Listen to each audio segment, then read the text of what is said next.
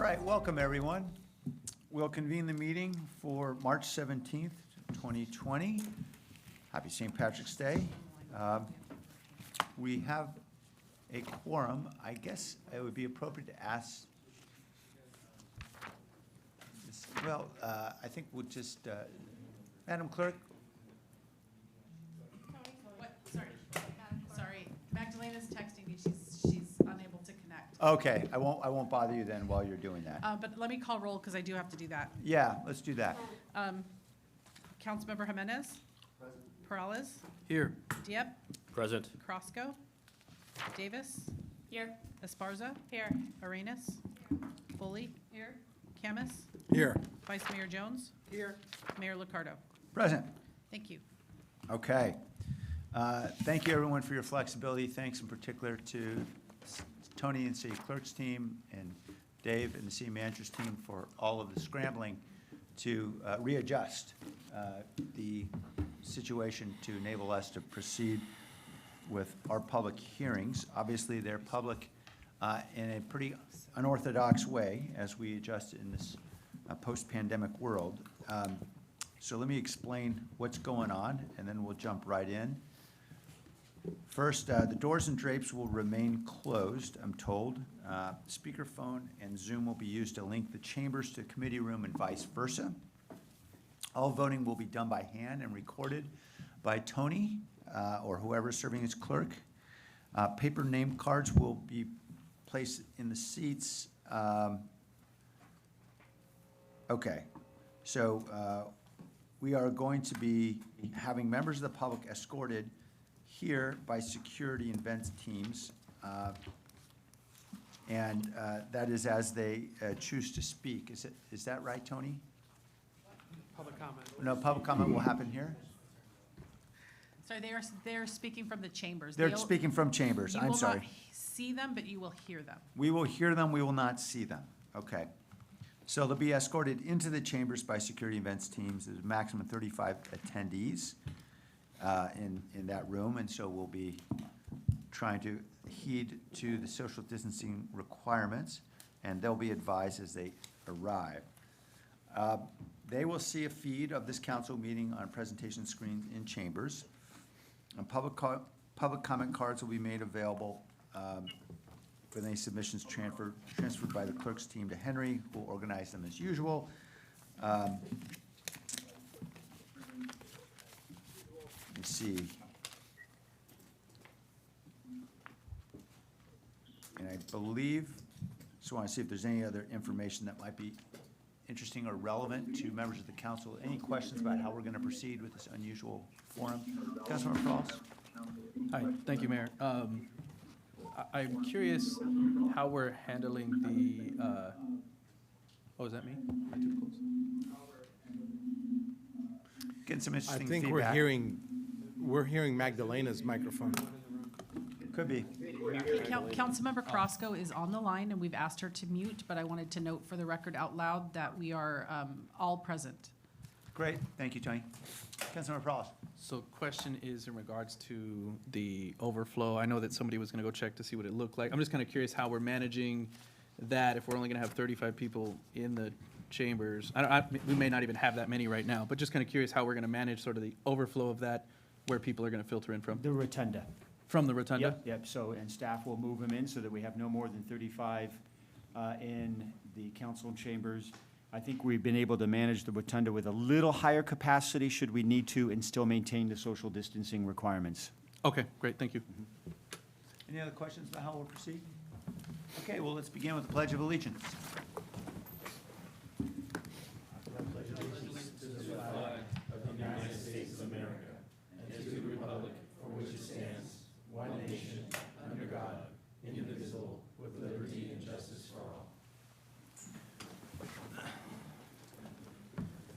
Thanks, everybody. On to orders of the day. Does anyone on the council have changes to the printed agenda? Let me note there's a lot of changes coming. First, CMO requested to defer item 3.3, which relates to nonprofit transactions for the transfer tax due to the closure of the county recorder's office. And I know we need to engage with them, and obviously we have a lot of folks who are needing to devote their full attention to the pandemic, and so that will be deferred until a future date. Jackie, I'm sorry, Housing Department would like to have the TEFRA hearing on Vista Park 8.1 to be heard after consent, because there are expensive consultants present, okay? We've got item 3.8, which is incorporating the governor's executive order regarding teleconference requirements in the Brown Act to be added under the orders of the day. Also added to orders, under orders is item 3.9, local assistance framework. And amended item 8.2C, actions related to a moratorium on evictions and income loss due to COVID-19 will be added under orders of the day and heard concurrently with the new item 8.3. And the new item 8.3, small business assistance related to novel coronavirus will be added under orders of the day and heard concurrently with the new item 8.2. So we're adding a lot of items under orders of the day, if the motion maker so desires. So moved. Second. Okay. Any comments? All in favor? We Aye. have to roll call vote. We do have to roll Every call vote today has to be roll Okay, here we calls. go. All Councilmember right. Jimenez? Peralez? Yes. Diep? Aye. Crosco? She's muted. She's muted. She's muted. I'm going to come back to Crosco. Davis? Aye. Esparza? Yes. Arenas? Foley? Aye.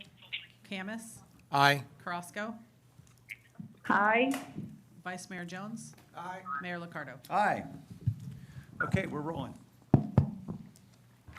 On to the closed session report, Ed. There was closed session, but there is no report. All right. On the consent calendar, are there any items the council would like to pull from consent? On the council travel report, I would just offer on 3.5 that, I'm sorry, 2.5, I believe, that I did travel to Sacramento to visit with the governor and legislative leaders in a series of about half dozen meetings. I was the head of a delegation of a group called the Big City Mayors. These are the 13 large cities in the state. And we were advocating for funding for homelessness, primarily advocating for the $2 billion that's suggested in the bill authored by Assemblymember Santiago, as well as advocating for changes to the governor's formulation about how to allocate funding. There have been several expressions through the governor's budget message and other means that funding would flow to what's called a regional administrator rather than directly to cities and counties. And that creates great concern for just about every local leader, it seems, as well as an awful lot of legislators. So we know there's a lot of resistance to the idea. The main reason we don't like it is we think this is something that's likely simply to separate and bifurcate responsibility and decision-making in a way that is not going to be helpful when we are trying to get homeless housing built and solutions in place quickly. And we want to ensure that land use authority and funding are aligned. And I think all the mayors are aligned on that, bipartisan across the board, and I think we're hearing that from other partners as well. So we'll continue to be advocating on that issue. The governor seemed to indicate in his discussion with us that he was open to considering other formulation. So I'll leave that for the travel report. Are there any questions on that or any items on consent? Okay, we don't have any cards, do we, Henry? No. All right, is there a motion? Motion to approve. All in favor? Oh, we have to do this again. Here we go, Tony. Every vote. Jimenez? Peralez? Yes. Diep? Aye. Davis? Yes. Esparza? Here. Arenas? Arenas? Foley? Aye. Camus? Here. Crosco? Yes. Vice Mayor Jones? Yes. Mayor Licardo? Yes, and Councilman Camus, was that a yes? That was a yes. Excellent. Because we know you're here. Yes. Excellent. Okay. On to item 8.1, which is the Tax Equity and Fiscal Responsibility Act hearing for the Vista Park 2 apartments. We have no presentation on this item. Is there a motion? Councilmember Esparza. I have a question. Is what types of physical improvements will be made at the facility, and what do we know about its current condition? Welcome to the Star Chamber. Thank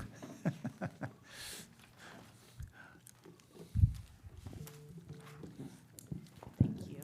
Rachel Vanderveen from the Housing Department. So thank you for your questions. So at Vista Park, 2 apartments, this is actually, there's 2 buildings. There's Vista Park 1 and there's Vista Park 2. And Vista Park 1 has already moved forward, and now we're working on Vista Park 2. And this is a senior facility located in the southern part of the city, and it is it's a lovely place. It's in good condition. It's actually, as part of the name, Vista Park, there's a park wrapped all the way through the development. And it's a very lovely, quiet place for seniors to live in an affordable housing development here in San Jose. Great, thank you. Move approval? Second.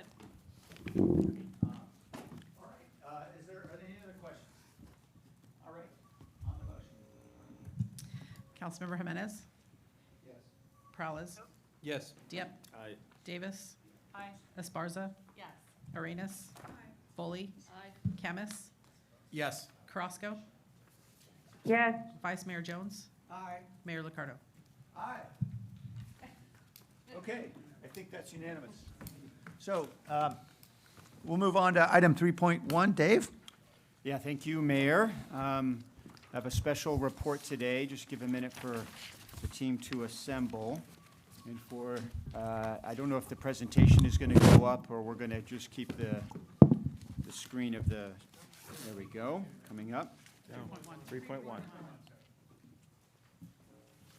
I'll give it a chance and just ask that the council be patient with us as we transition between items. It will take us a minute or two.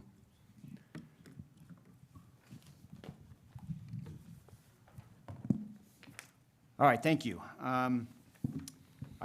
I do want to start off by saying how proud I am of the organization and of our community and how they've responded over the past few days.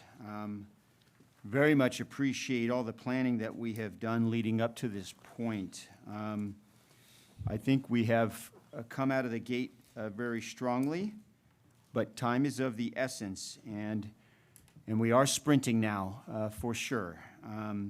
Ultimately, this will turn into a marathon, but right now it's a sprint. You'll see there the agenda.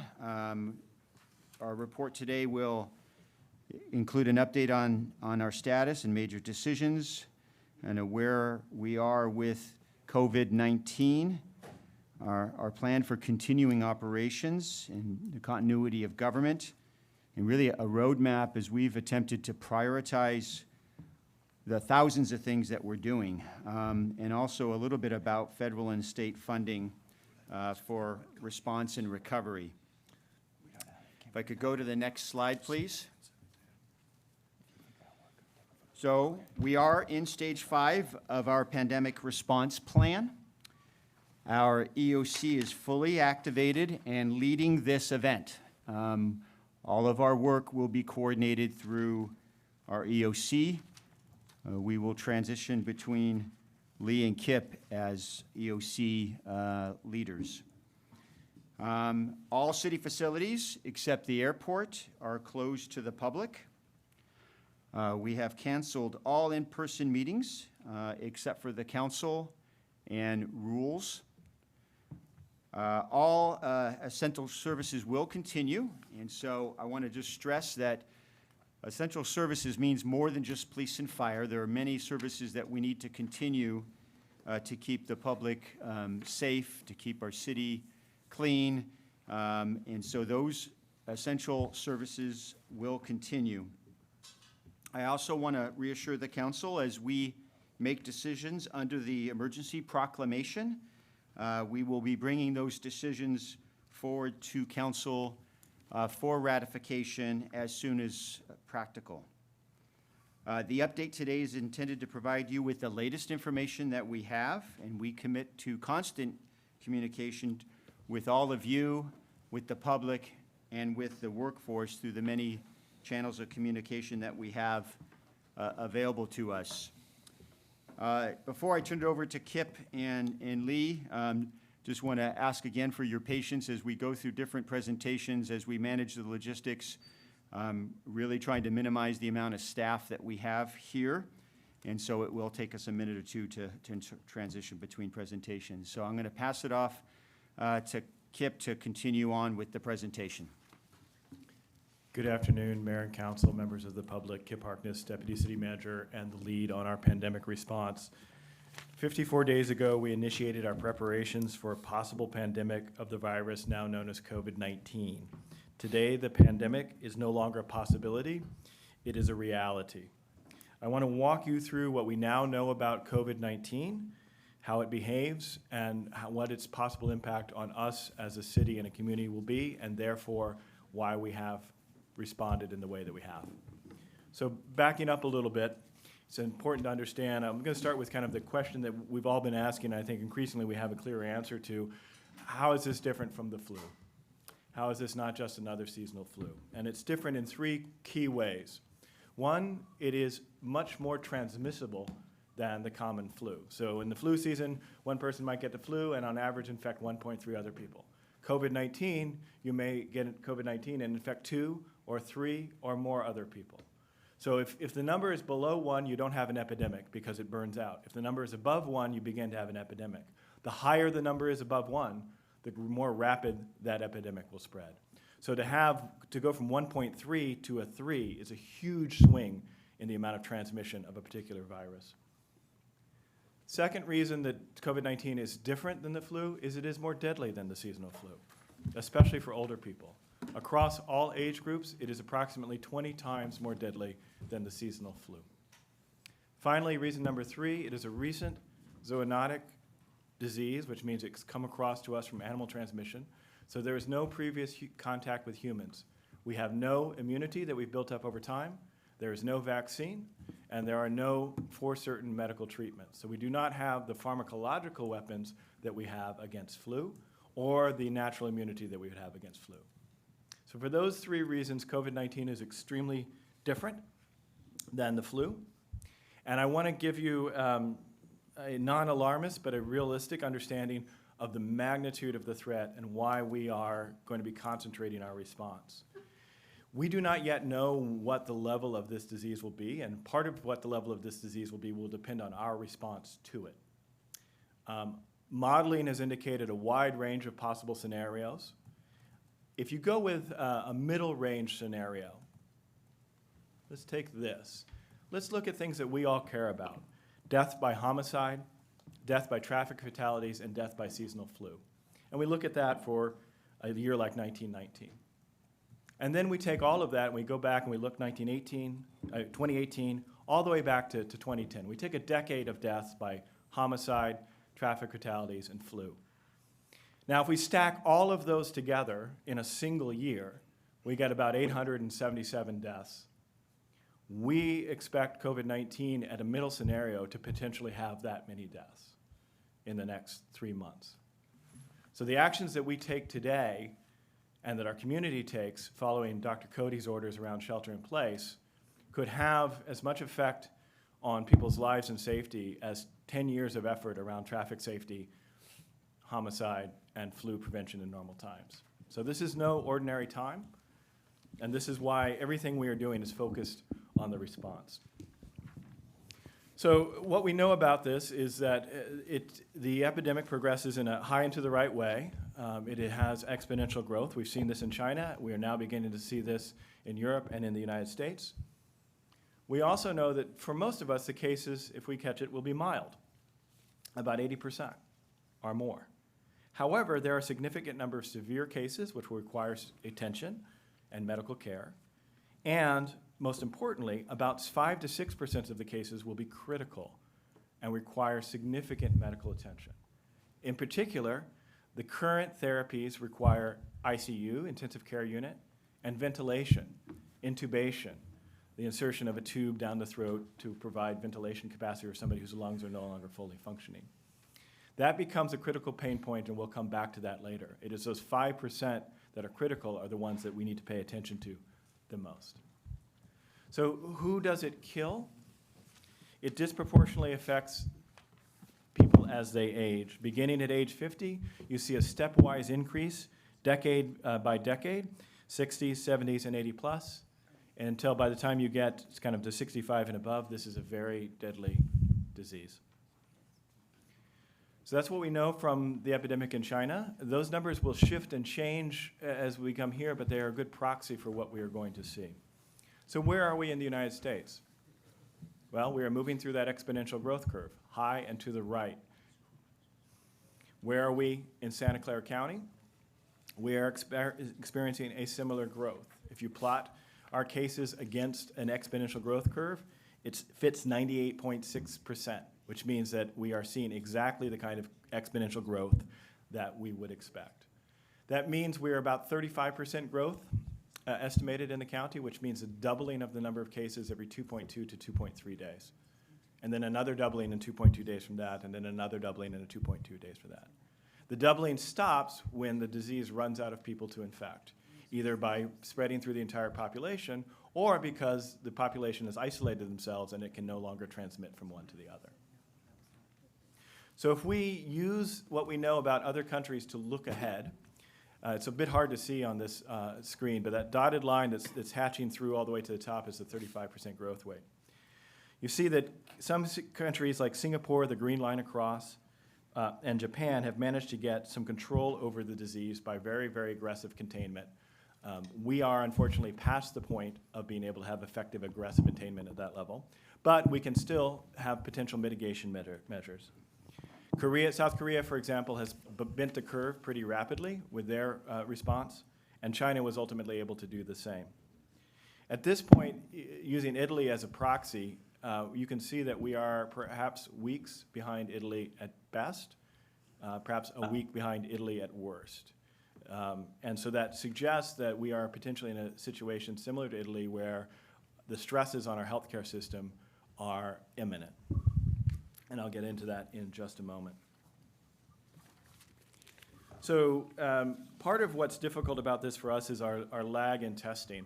Here you see two graphs. The reddish one of the circles is the population, and the blue circles is the testing per capita. And so you can see South Korea and China have done massive testing per capita. We have done only a blip. These numbers are starting to improve, but they have improved late. And what that means is we have limited and delayed understanding of the situation of COVID-19 in the United States. And statistically speaking, that suggests that the spread is probably worse than we know, and that containment is, in its purest form, is likely no longer possible. So you may have probably all seen a version of this flattening the curve. So the idea at this point is that we need to flatten the curve. We need to take it from being a high and to the right epidemic that overloads our medical response system and other systems, and we need to slow and reduce the spread of the disease so that it flattens out and we're able to manage it better over time. Unfortunately, the problem with a graph like this is it lacks actual data and therefore presents a slightly more optimistic picture of what is possible. The dotted line you see going across from right to left is healthcare capacity. And this graph optimistically shows us being able to flatten the curve below healthcare capacity. At this point, healthcare capacity is not a general thing. It is specific to the critical cases that I spoke of earlier. So the critical pain point in healthcare capacity is the capacity of ICU units and ventilation units to deal with the most critical cases. In the absence of ICU and ventilation, those critical cases will die. So that is the limiting factor on our ability to respond to the disease as it becomes an epidemic. The reality is that dotted line, if we were to make one for Santa Clara County, would be much, much lower. We are already running out of ICU capacity, and the county is working to rapidly expand what they have and have on access.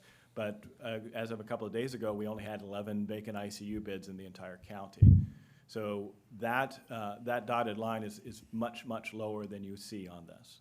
The other thing is flattening the curve is really, really difficult because the rate of transmission is so high. However, the very best thing you could do to flatten the curve is exactly what Dr. Sarah Cody has ordered us to do. Stay home. If everybody actually follows the orders, in 3 weeks, the course of this pandemic could be completely different. It runs its course in most people in 2 weeks. So if we are able to keep everybody isolated in their home and social distance for a 3-week period, it is quite potential that we could significantly flatten the curve and reduce and slow the spread of disease. If we do not, every day that we do not is an exponential increase in the amount of disease and a stress on the healthcare center. So with that as context, Santa Clara County is focusing as much of their resources as possible on the public health response and on the medical response, for which they are both the lead and primarily responsible. They have asked us, in an unprecedented fashion, to take responsibility for some of the other things that would normally be county responsibilities so that they can relieve pressure and refocus their resources on those top two. The one that they formally asked us so far is to take the responsibility county-wide for efforts on food distribution and food security, including feeding people who are self-isolated or quarantined, resolving food supply, chain disruption issues, and coordination on food issues with other cities, unincorporated areas, private sectors, and community organizations. So that becomes the basis for our response, which is what we'll go to now and talk a little bit more about how we responded. But I wanted you to understand the context of the disease and the severity of it and the reason for the drastic nature of our actions today. With that, I'll turn it over to Lee, who will walk through our operations and the framing of our response. Thank you, Kip. Yeah, you should probably keep that.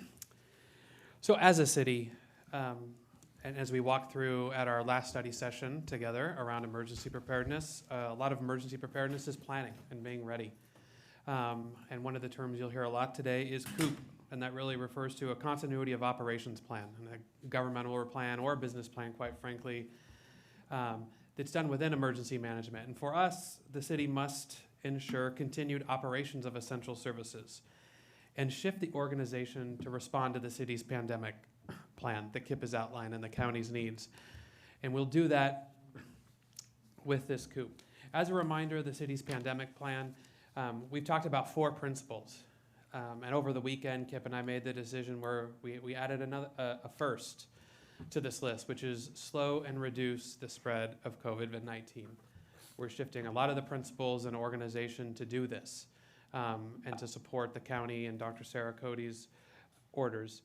And so with that, we need to do these 5 things well, continue to do essential services for our community. And we've done that over the past few weeks. Next slide. And really started to implement and walk into these things over the weekend. So as Dave mentioned, at 12:45 on Saturday afternoon, the city moved into stage 5. And that really came to be with a full activation of the EOC as well as starting to shut down essential city services. And we started that over the weekend. Extremely high risk to the general public. We've seen that come to fruition over the last few days, as well as our full activation and the COOP planning and how we step into that is some of what we'll talk to you about right now. Next slide. So what is a COOP? It's important for you guys to know, or continuity of operations. It's really focused on the organization and the administration. We will be touching upon your role in that as well. But it establishes the policies, guidance, and ensures that critical city functions like our essential services, while abiding by the county orders protecting staff, as well as protecting public. So it's with this eye we put our continuity of operations plan in place. It's important that we take this step. We need to protect our people to do the essential services and to pivot our organization to help with the response. We'll do this by halting or slowing non-essential services so that we can prioritize most important. And we've also looked at this through the lens of the COVID-19 environment and how that plays a particular new role in how we do some of this planning. It's not an earthquake, it's not a flood, and how we keep things going. It's very particular in how we enter into this environment and support the county and our public. Next slide. So overview of the city's COOP. Dave mentioned some of these, but just as a high level so you know, employees must work remotely unless they are performing an essential service that must be performed on site. So very important. our staff has the flexibility to work from home where appropriate, and where they need to be in performing an essential function, if they can't do that at home, we are taking all social distancing and healthcare expert advice into creating an environment at City Hall for our workforce to be safe. All city facilities have been closed to the public, with very few exceptions under the Brown Act, such as today where council chambers and the rotunda is open to the general public, and that all meetings have been canceled. Accommodations will be made to hold essential meetings virtually, and we're doing that throughout the organization. I know a number of departments are meeting right now via Zoom, and where appropriate, we'll also be doing that for community meetings. Next slide. Our criteria over the past few weeks, and as we started to implement over the weekend, is the frame of this virus and the criteria that we need for our essential services, and really looking through what does our community need to be healthy, what do we need to be engaged and safe. And so we've done that over the past few days. This is a difficult task as a large organization and with an evolving situation. So our continuity of operations plan will continue to modify and shift as we know more about what is in our environment, as testing ramps up, and as we begin to accomplish some of the most pressing needs in our community. Our framework over the past several days as we've been implementing is what essential services can be provided off-site or remotely, what needs to be done on-site, and what services can be suspended to focus on implementing and supporting the county and our own city's pandemic plan.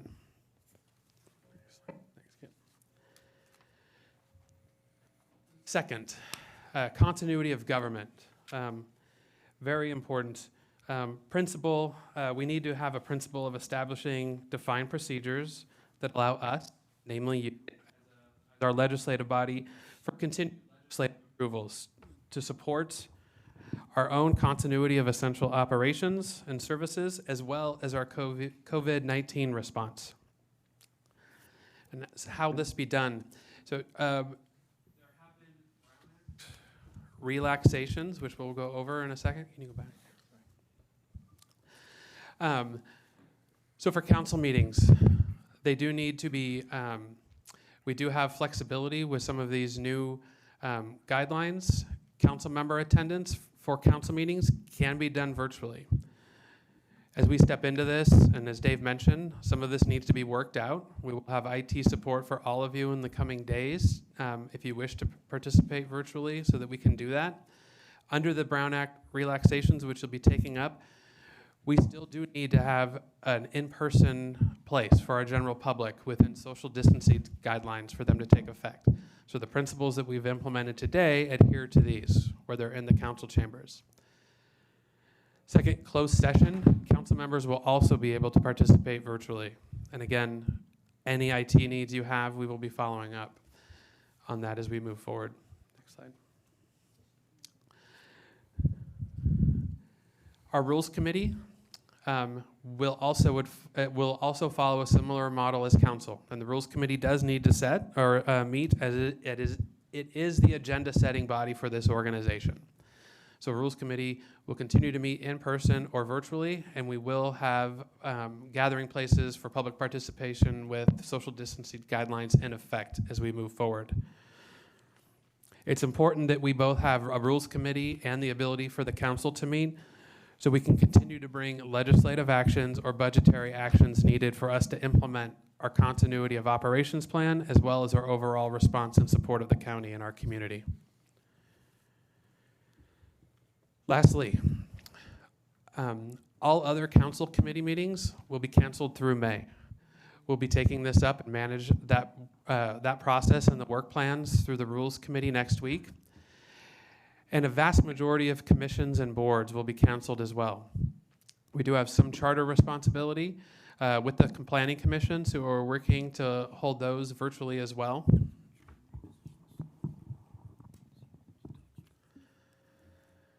And we will be communicating out to the public related to the planning commission process once that's finalized. All other commitments have been canceled through May as well. And with that, I'll hand it back over to Kip. The situation we find ourselves in requires us to have an agile response. And so we have used some of the tools of this valley to craft our roadmap through this epidemic with the focus on slowing and reducing the spread of COVID-19. As I spoke to you last time, we have about 40 different items that we are working through, and we realized that while all of those were important, the need to prioritize them and to have a laser-sharp focus on what is most important has become very, very clear. And so we took those 40 items, reduced it down to about 24, and then spent several hours with key members of senior staff working through and understanding the impacts to the community, the risk around each one, the complexity and duration of each one, as well as the time criticality. And that resulted in the roadmap you see before you with these 10 as the absolute top priority of what we are focusing on now. Conceptually, what I would suggest is you think about this as 12 weeks. We are going to be in this, whatever it is, for at least the next 12 weeks. But we can't do everything we need or want to do in 12 weeks right away. So the question is, looking at the whole, what do we begin to do in this week, that has the most impact to our community in a positive way or reducing risk? And so you see at the very top the two things that we are focusing on most is city continuity of operations of essential services, so that people can do the shelter-in-place order, that their garbage is picked up, the wastewater continues to flow, where we provide water, it continues to flow, fire and police are able to respond, all of the things that are necessary for people to live a normal life while they are sheltering in place. Second is the enforcement of the public health order, encouraging folks, communicating with folks positively, and where encouragement doesn't work, requiring them to comply with the order, which is for the safety of all of us.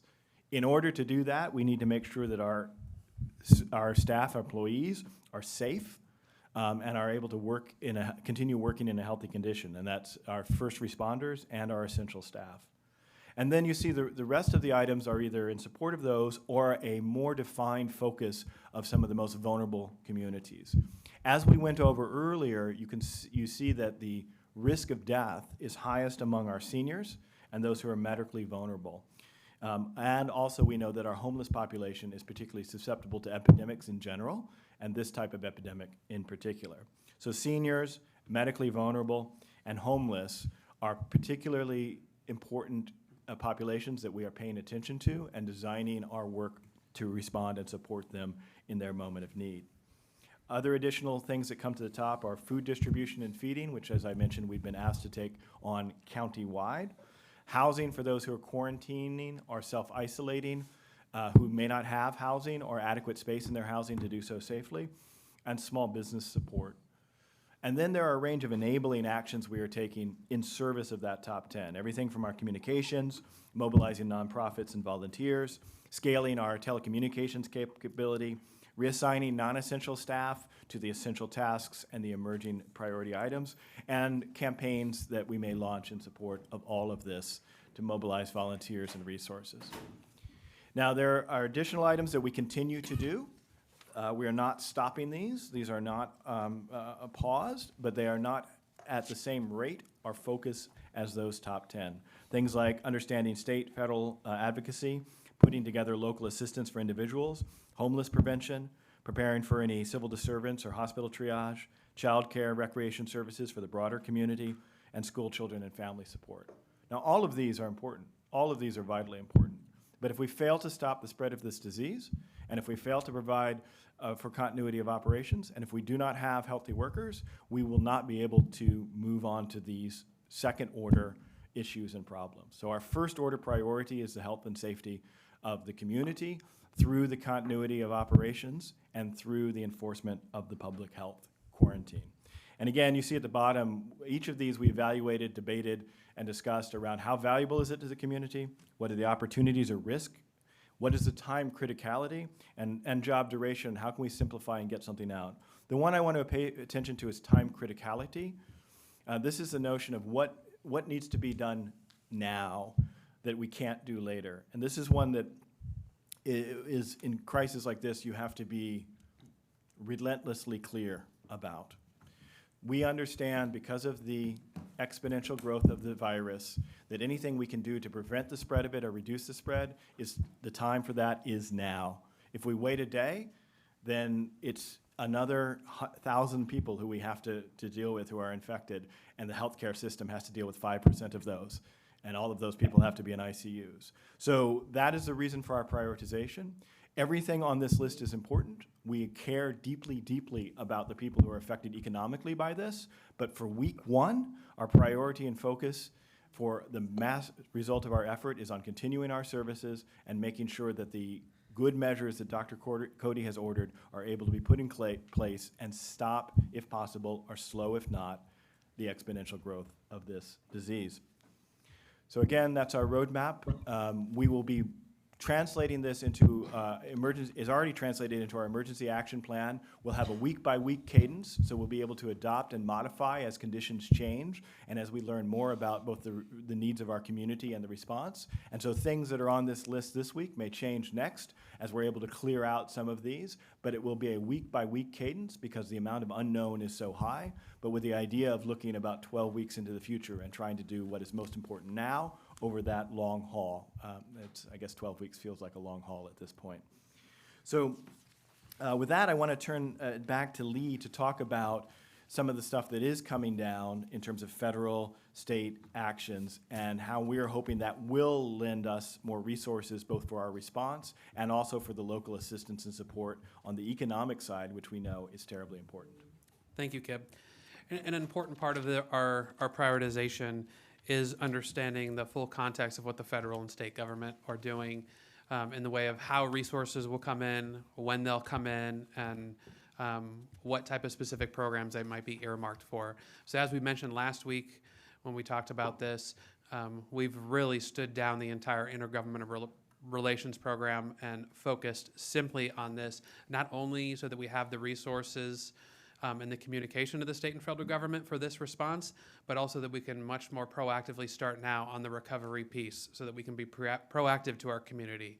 So any type of impacts can be mitigated through shorter periods of time. A lot of this at the federal government started on March 6th when the president signed the first funding package, H.R. 6074, which is $8.3 billion. That was followed a few days later by declaration of a national emergency with immediate FEMA release funding coming into cities where FEMA and the federal government will cover 75% of expenses, the state covering 18%, and local municipalities covering 6.5%. It also frees up existing funding to be much more flexible to respond to the virus and cities' response to that. Next slide. Second, it's currently in progress, but a second package, H.R. 6201. Hopefully, I don't believe the Senate's voted on it today. I could be wrong. But it changes family and medical leave, as well as started to look at the way paid sick leave happens for part-time employees as well as full-time. It includes additional funding for senior nutrition programs throughout the country, and unemployment insurance, providing up to $1 billion for states for unemployment testing, as well as free COVID testing when available. A third package is being worked on by by Democrat and Senate Republicans right now, and will hopefully be heard sometime by the end of the week. Next slide. On the state side, on March 4th, the governor did declare an emergency declaration allowing the state to release funds to local governments. And on the 16th of this month, the governor requested emergency legislation to provide up to $1 billion for this recovery effort. Those bills are working through the state legislature now and allocates $500 million for the response, which is an increase by $50 million, possibly up to $1 billion. And funding priorities include local governments to reduce the spread of the virus within our homeless or unsheltered population, providing hotel beds for people existing homelessness, as well as $100 billion for local school districts on preventative equipment for cleaning the schools. So these are evolving issues both at a federal and state level. We will do our best to funnel this information and the resources that come into our response for the Emergency Operations Center, and also engage you as the mayor and council on the help that we need for advocacy at both levels. With that. Yes, so thank you, Kip and Lee. So that concludes our presentation. We can certainly take questions. We're not looking for direction with this item, but we are listening to you. Well, I just want to say a huge thank you, Dave, to you, to Kip, to Lee, to everyone who has worked so incredibly hard. I know there's a lot of folks at the EOC who stand behind the folks you're hearing from today, and Kim, Michelle, a lot of other folks who are working hard. So really appreciate the many, many hours. I know a little bit about those many hours because I'm on the phone often with you at odd hours, and I appreciate that and your indulgence. And in particular, I want to say thank you because of your early preparation. It was, I think, January 24th, if not mistaken, that Kip started moving on this. That was many weeks ago, well before our president declared that this was I'm not sure what term he used. I think it was a hoax. We were preparing, and we're going to keep preparing. And I appreciate how hard everyone's worked, and Kip has been very engaged with the county in particular on issues that we know have been front and center for us around testing and other issues. And the reality is our county is constrained in the same way as counties are throughout the country without a public health system that provides the amount of testing they critically needed to be able to really bend the curve in the way that we've seen in Singapore and South Korea and elsewhere. So we are dealing with it in the way we are now, which is the order that was issued yesterday. And everybody, I think, is scrambling and working hard to figure out first how best to interpret that order. I know city attorney's office is spending a lot of time on that. Thank you, Ed. And trying to provide clarification to a lot of folks to understand whether or not they are an essential business or not. I've had a lot of those conversations in the last 24 hours, and I'm sure many of you have as well, and I appreciate your patience, each of you, as you've been engaging in the community with that. And obviously our role as elected officials is really around communicating, engaging with the community. And so, and my role in particular on the city charter, with the city charter is around communication. So first I want you all to be aware, you're receiving an email now as we're putting this all together since the county order just issued yesterday. 10:30 tomorrow morning, we're announcing a community effort that will be engaging volunteers, donors, many others around how we pull together as a community to care for one another through this pandemic.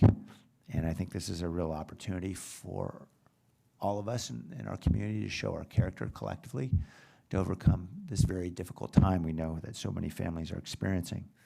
So there will be much more about that, and we'll need to rely on each of you in different ways in that effort, and the larger effort as we engage people in resources to be brought to bear for everything from delivering food to seniors to getting companies to donate to help low-income residents be able to make it through each month. I will also note that in addition, the work on the legislative front is something we're working hand in hand with Lee and their team on the SB 89, AB 89, relating to the $1 billion in funding from the governor.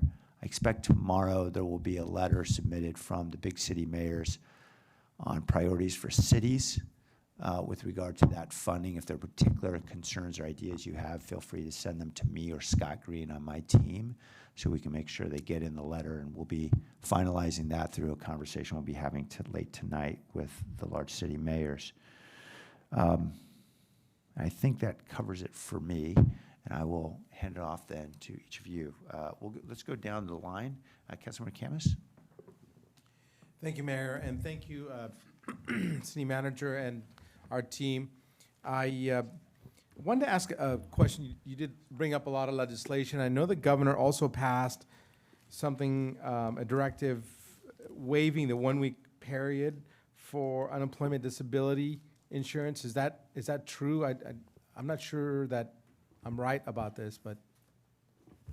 Yes, he did. There's a host of other policy recommendations in the governor's directive, as well as some trailer pieces working their way through the legislature today that we plan on putting out through the local assistance program and messaging that to you in the coming days. Okay, thank you. Well, that's one of the things that I was hoping to help people understand where to get help from, and I appreciate that. Thanks. Councilmember Perales? Thank you, Vice Mayor. So, and thank you for the presentation, very, very helpful. I was curious on a response from the questions I had submitted last week, and I know that we got a lot of concerns from both first responders and then just the community in general on what our level of preparedness is, specifically around our first responders. So I think it's helpful for many people to sort of have those answers. I know that the police department already enacted some changes with how they're doing briefings. So I wanted to see if there is someone that can speak to that and in reference to the two questions that I had asked in the memo. Yeah, I think we'll take a couple of chunks at this. If I could address one piece of information that has been very important to us, and that is that our first responders and essential workers have access to testing. So this is something that we have stressed, that there be a priority set for those of our staff that are out providing those services. The county has committed to that. Jeff Smith is committed to that. Still working out the process, but at this point, any of our staff that have become potentially infected or exposed, we are able to submit those names and get priority testing for those staff. I don't know if there's any other pieces that you want to add in, Kip or Lee. I will say, though, that any staff that we have performing field functions, police, fire, any staff will be properly protected to ensure their safety. Yeah, and to that regard, we already have requests in place through the emergency operations system to continue the flow of personal protective equipment, the N95 masks and gloves and the like, to make sure that our first responders and our essential workers, when they must perform their work face-to-face, as first responders almost always must do, have the proper protection equipment and have that prioritization on testing.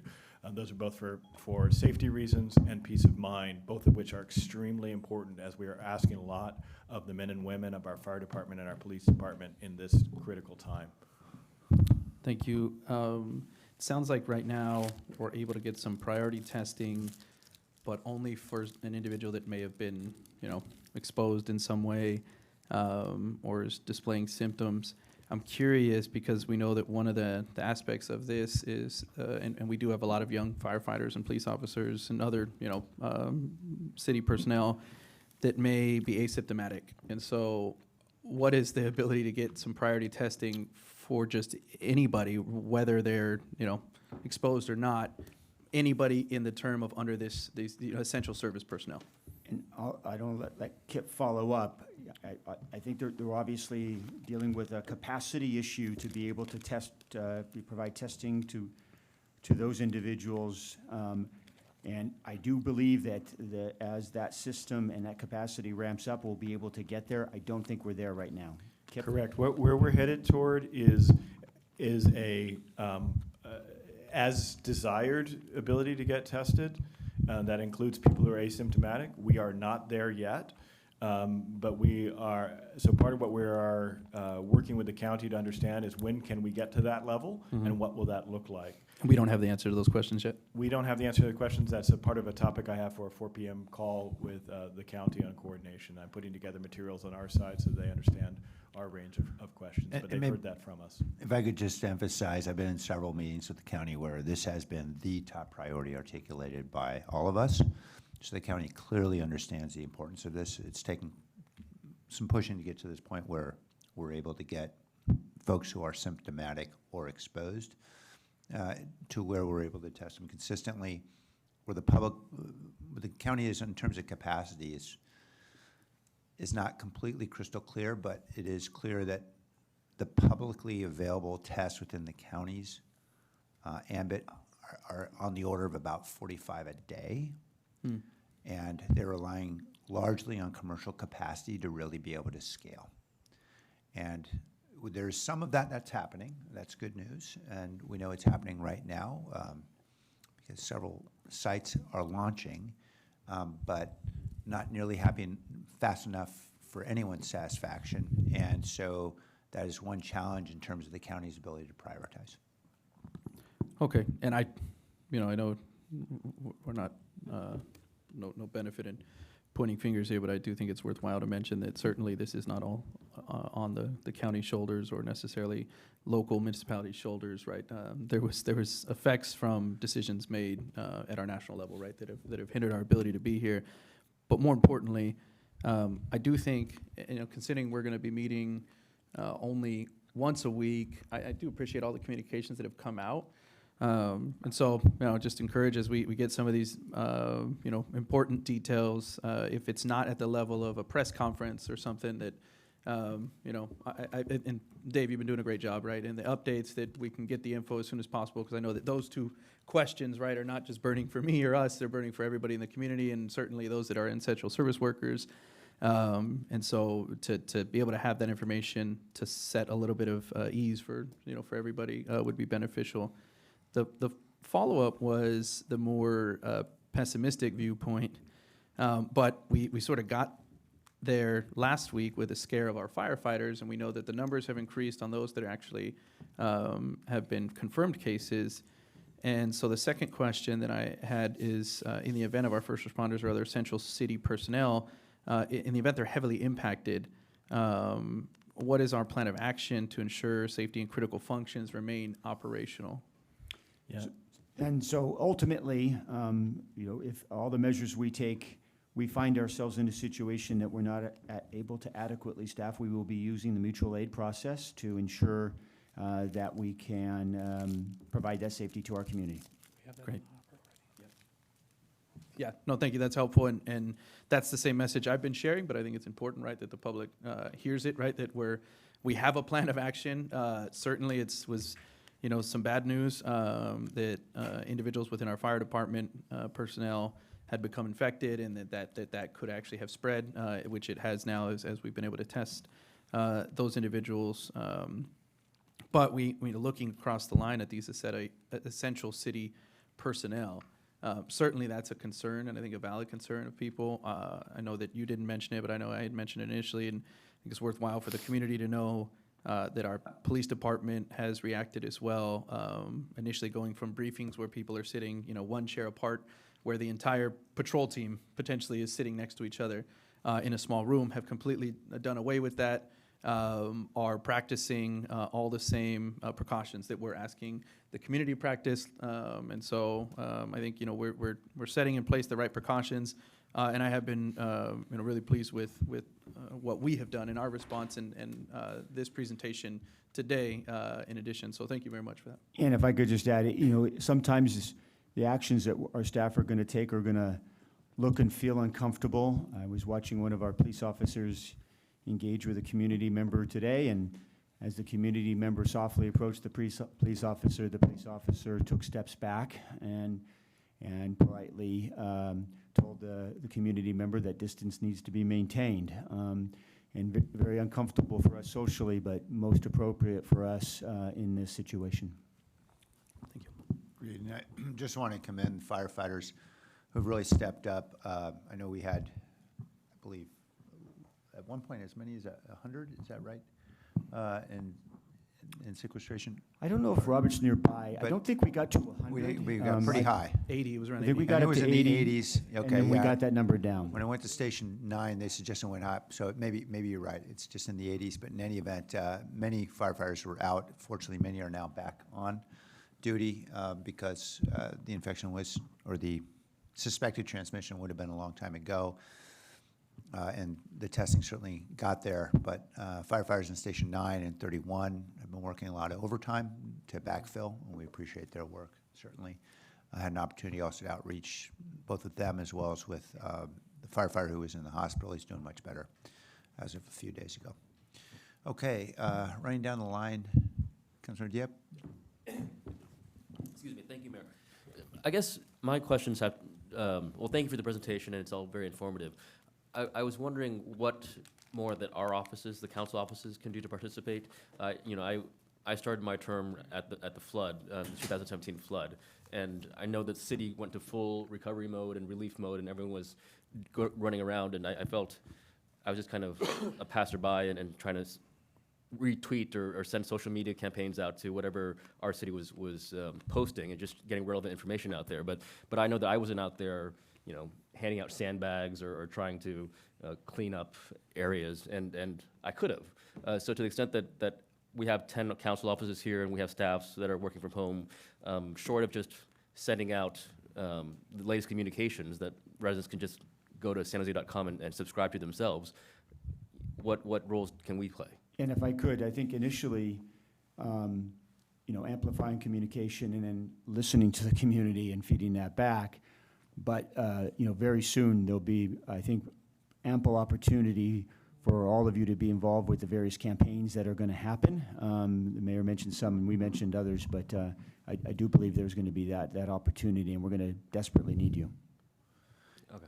And might I just emphasize, you know, the responsibility the city has now throughout the county over food distribution is going to require a lot of ears and eyes to understand who's not getting served and understand how we can best get food to the right place. I know Councilmember Esparza was just running out the door on a call on that very issue. So I think we're all going to be needing help to understand what's going on in your own districts. Okay, yeah, I just ready to step up when we get called on, so that's all. Thank you. Councilor Mattis? Thank you for all your efforts. My question actually is on food distribution, and I'm curious as to how we're leveraging or utilizing private sort of sector actors such as Uber Eats, DoorDash, or Postmates. Excellent question. So we're taking a 1, 2, 3 approach on food distribution, realizing again that this is week 1 of a long game. So part 1 is who is most vulnerable and who do we focus on? And right now that is seniors and folks with medical conditions that put them at higher risk for this disease, period. We have 2 approaches to supporting that group in the initial week. The first one, which will be first out the gate, is working with our existing nonprofit partners and the existing food distribution network to make sure that seniors and medically vulnerable are included in that system and that their needs are met through those systems and a flex of that system. In parallel, we set up a second team working together, because there are 2 sort of different ways of thinking about the world, that is reaching out to some of the genius of the Valley and thinking about crowdsourcing, social sharing, scalable ways of augmenting the traditional approaches. We have good partners in DoorDash. We have good partners in other places that we are already in coordination with to think through what would be our possibility for scaling up a way of ensuring that over the course of this, no matter how bad it gets, that everybody who needs to have access to food has access to food. What we didn't want to do was merge those 2 together so that you sort of have you're trying to innovate at the same time you're trying to just meet the immediate need. So we've got a team, a strategic team that's pulled together that's cross-sector, and they're focusing on the immediate need this week, seniors and medically vulnerable, and we've got a team working with them and in support of them, focusing on how do we connect in those partners into some of these higher tech and sharing solutions that we think could be rapidly scalable. Angel Rios is taking a significant leadership role in this. He's supported in the immediate by Neil Rufino and Dolan Beckel, who are working essentially full-time on this so that they can work with Second Harvest, with all the known partners to meet those needs. Thank you. And sort of along the same lines, you know, I was looking at the top 10 highest priority actions and thinking about the interaction with some of those. So, for example, the food distribution and feeding as it relates to some of the things you said and the medically vulnerable support and services. I wonder if it's possible, if it's been considered for some of these DoorDash, Uber Eats, Postmates, for them to actually deliver medication, maybe not prescription medication, but sort of supplementing what they're already doing to try to provide and fill some of the other needs, and if that's been considered. Yeah, you're right along the lines of the thinking that we have. So we think food is a point of departure, but we think about what are the necessary daily supplies. And so that means water, which fortunately will be coming clean from the tap, but some people also may need or want bottled water. And also necessities, toilet paper and daily supplies, and then medical supplies. And so we are thinking about and thinking through all of that. There's some complexity around medical delivery that's a little bit different than the others, but that is part of the remit of what we're thinking through in terms of supporting those most vulnerable. And we're working through that in the coming days, again, with the focus for this week on the seniors and the medical needs and getting food, but realizing in close order things like supplies and medicine will be equally on that list. Okay, thank you. The very last question I have is related to the federal government's response. Is there because I hear a lot of information, certainly it depends what channel you turn on or even comments in the community, but your professional opinion, you're immersed in this, talking to a lot of the experts in this. What is the general consensus around what the federal government has or hasn't done or what they could have done differently, just so I and we get a better understanding of where we are, where we could have been if things were done differently?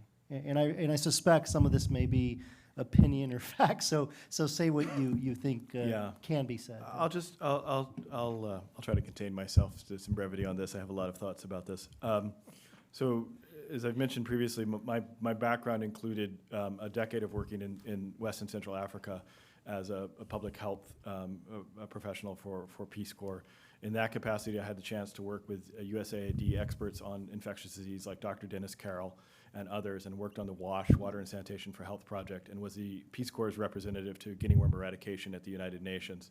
So I've had some time to think about this and understand, not as a deep professional, but as somebody who's spent some time thinking about this, what is pandemic disease? What, in particular, are zoonotic diseases that come across from animals that we do not have the capacity to have resistance to? And how do we prepare and think about a spillover, which this is, and an outbreak, which this is?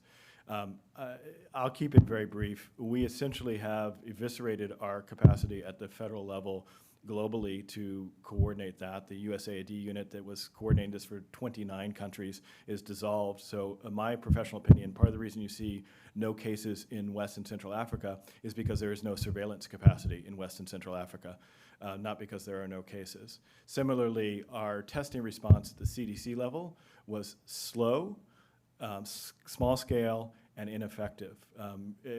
I was talking to my colleagues in Singapore the first week in February. At that point, they were proactively testing every single person in the hospital who had a cough or fever for COVID-19. That was the first week of February. We do not have that capacity in Santa Clara County today.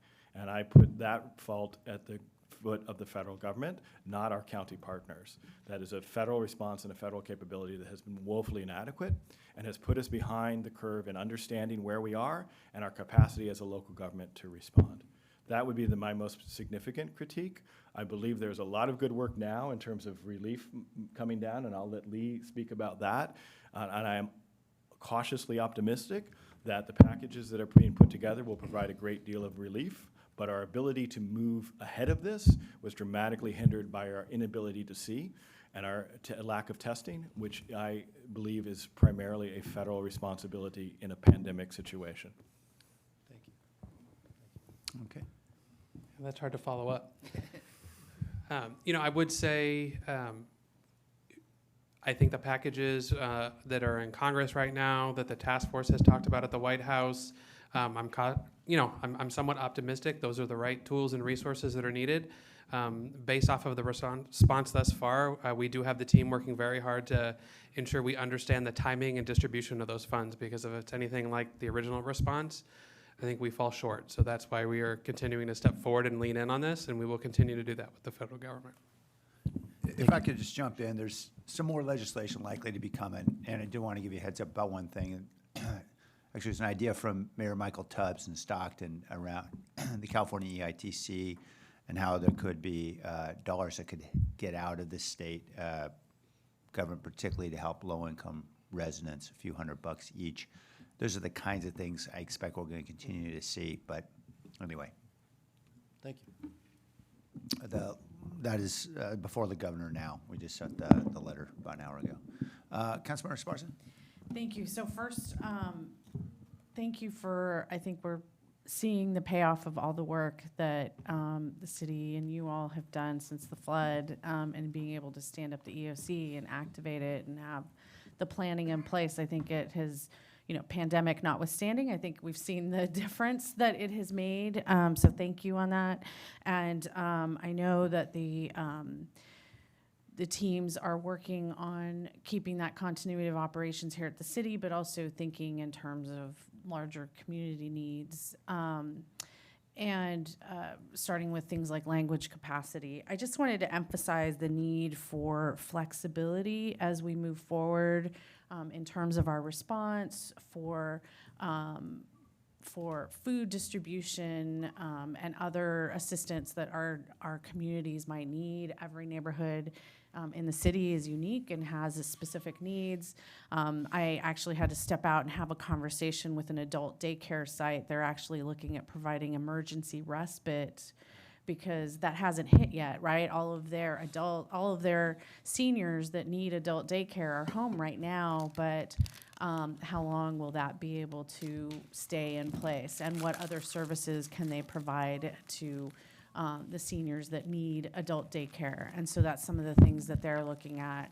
And so food as well is a huge issue, and so wanted to extend my help and that of my team. I know we've been talking about food for a while, and I know that setting up a whole system can be complex, especially at a time when keeping the city running, frankly, takes priority. And so some of the things I'm hearing out in the community is people are really freaked out right now, but they're really focused on rent. That rent, and we're gonna have that conversation later, but that rent is due April 1st.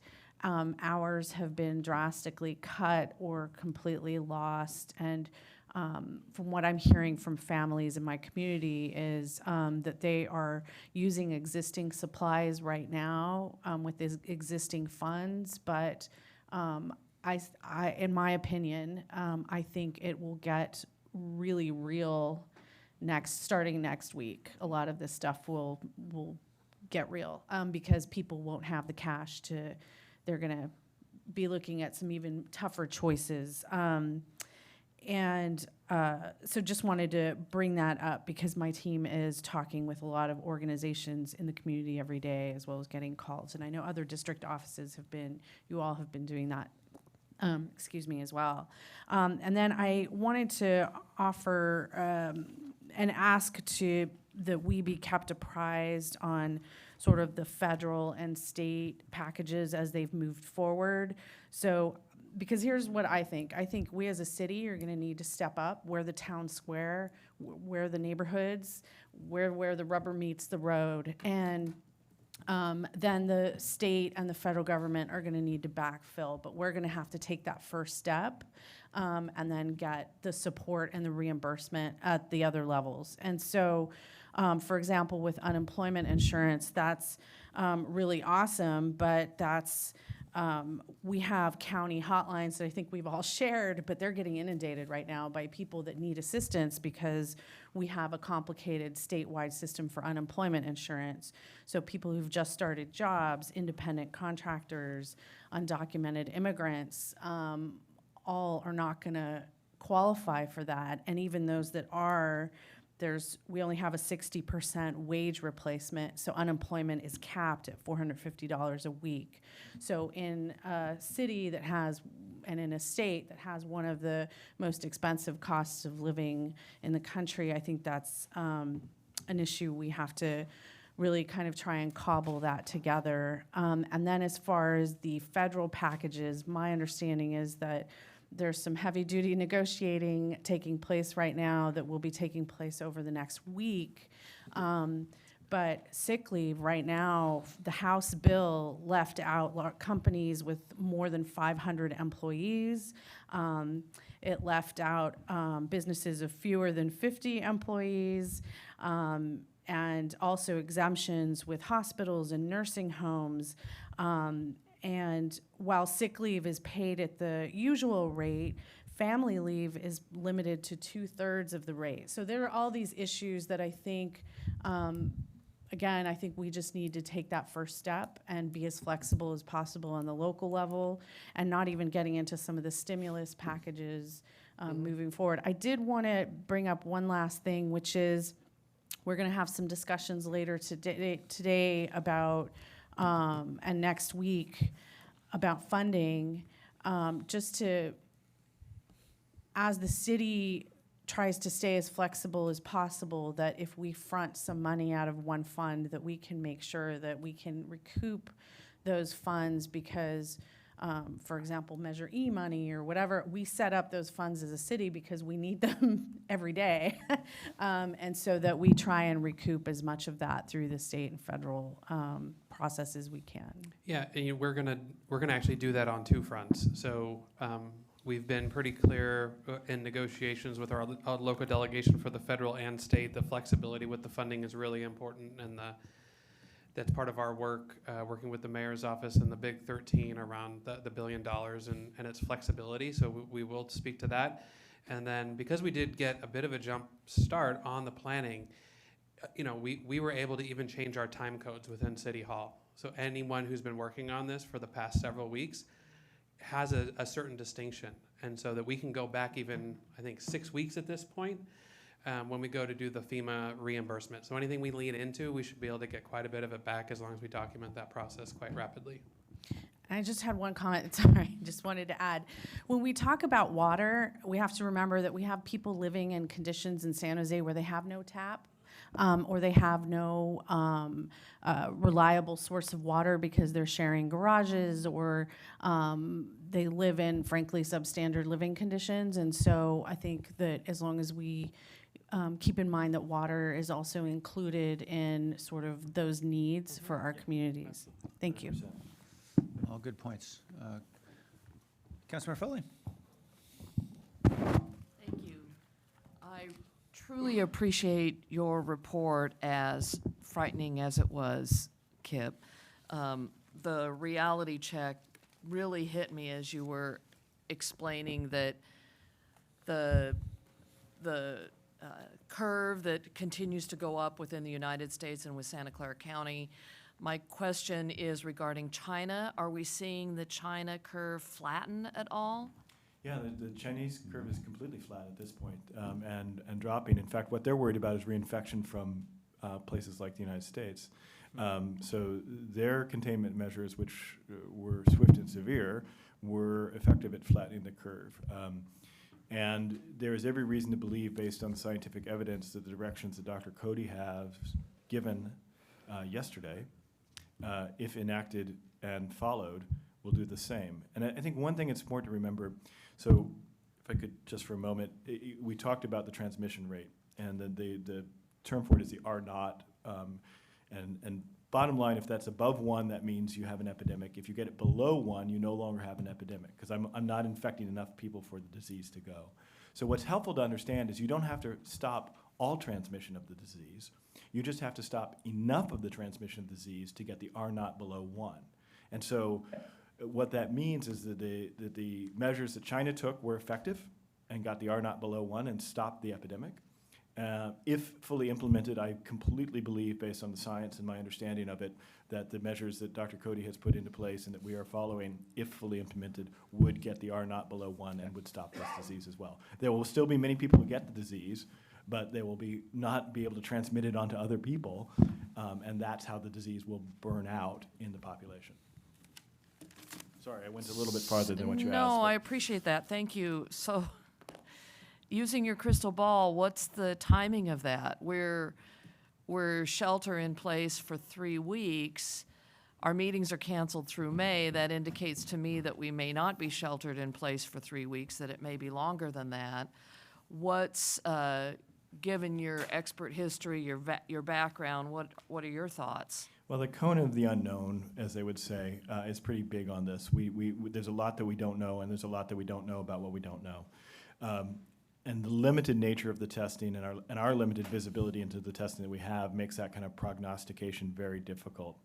So just as a rule of thumb, not really as a sound like this is what it's going to be, I think conceptually it's useful to think about in the next 3 months we are living in a time of COVID-19. If we implement the measures and we implement them swiftly and effectively, then some of the tail end of that will be about recovery and support and getting back to normal. If we don't, then all of that will be about an overburdened healthcare system and dealing with the death and dying. And it will then be longer than the 3 months. So a lot of that depends on what happens in the next 2 weeks and how people react starting today to follow those orders. Again, I cannot emphasize the time criticality of following those orders in terms of giving us a chance at a roadmap through the epidemic. I have to say, this is really frightening stuff, especially when you're someone who's 60 and older. The level of fatalities as that goes up is dramatic. The idea that we only have 11 ICU beds is in Santa Clara County, is that accurate, available? Remaining, that was the spare capacity as of a couple of days ago. There are many, many more than 11 ICU beds. But to give you a sense of, anybody who has had experience with hospitalization of loved ones or themselves know that even in normal times, our ICU capacity is very tight. The United States healthcare system has become tremendously more efficient over the last 2 decades.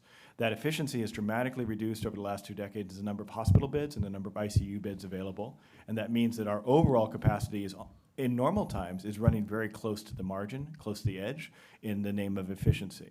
So even without an epidemic in a normal flu season, ICU capacity is tight because of the way that we've funded our healthcare system. So this is, this type of epidemic will stress and strain that very, very quickly. Oh, boy. Thank you. I have, can we get a copy of your presentation? Of course. That would be really helpful. Thank you. And to reiterate what other council members have said, we stand ready to help you. This is not, this is a new normal for our council offices. We're sitting around, well, we're not sitting around, we're virtually sitting around, trying to figure out how we can be most effective as a council district to help our residents and help you. So please call on us when you need us, and we're out there. We're certainly all pushing out the communication. That's easy. But if you need us to do anything else, please let us know. I want to just acknowledge how our community, to your point, Mayor, about volunteers and the community, this is really an opportunity for the community to come together, and we're seeing that all over the place. Community helping community, Cambrian helping community. Several of my neighborhood associations have reported ways that they can help the community and still keep a social distance, still be safe, but helping those most vulnerable, older people who can't get out, providing foods, that sort of thing. So this good we have a lot of tragedy ahead of us in this, but good is coming out in that our neighbors are getting to know each other in a virtual way. I did have another couple questions. How, because people are looking for things to do and looking for ways to volunteer, what is the best way to get that information out to folks? We are just a couple of beats behind you all on this. I would second, third, and underline everything you've said about the importance of deeply engaging the council members in this in a very meaningful way. And so hopefully over the coming days, we'll begin to roll out the campaign and the needs that we have for you to lead in a number of different ways around messaging, around volunteers, around reaching out to partners, around advocacy, and have more comprehensive asks for you. The Emergency Operations Center can be a bit of a bubble within a bubble. And so part of what we count on and texting and messaging is actually very, very useful in this, is you helping us understand the reality in the field. And part of what we're working on this week is pushing out a series of requests to you and ways that you can serve the role that you have as leaders in the community and of the community. Because at the bottom line, it is the question of how the community behaves, which will tip this one way or the other. We could do everything perfectly on the city side and nothing would change unless community changes their behavior. So in this case, it is the community themselves who must lead and must make this decision to act. And you are closest to them and you are the leaders that they have elected. So we will do our best to put that campaign together in a way that each and every one of you has the role that you need now. And I realize it's a little bit, it must be very frustrating at this moment to be in the position you are, because part of what's flipped for us and took us a little bit of a while to fully get our arms around is it's so different than an earthquake, where you could walk out among people and be touching, shaking hands, and viscerally be in it. And this is everything we would do then is the absolute wrong thing to do now. And so we're really trying to get you some better guidance on how to be engaged in a way that's not just retweeting something, but is deeply meaningful. And we'll work on that over the next days and week. Well, and to that, the social distancing creates social isolationists, and that creates concerns for mental health and diversions on how we're getting through our day. You know, you think about our days, our council days are so hectic, our staff's days are normally very hectic, and now we're sitting around thinking, okay, got to be productive, what can I do? And you can't go out and hug your elderly friend who lives next door. You have to wave at her from a distance and shout, do you need any help? So I know this may be something in the next week that we hear about, but an emphasis on mental health and how we can advise our residents to take care of themselves, to be healthy, to go out and walk outside, that's okay, but also to maintain social contact, even if virtually, because that's really important. At the end of the day, we're going to be isolated, and that's really hard to get through this isolation time, but we're going to be back together with each other, and we want to be mentally healthy and strong when we're able to do that too.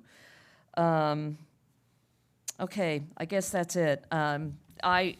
One final thing, the work you are doing is tremendous. When we met a few weeks ago over emergency planning, who thought it would be a pandemic? You might have, but I thought it was an earthquake, much easier to handle in many regards.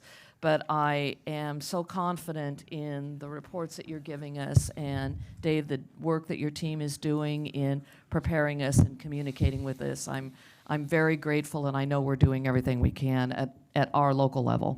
Thank you. Yeah, thank you, council member. Wanted to note for you and anyone listening, the presentation that we've given today has been posted with the agenda. Great, thank you.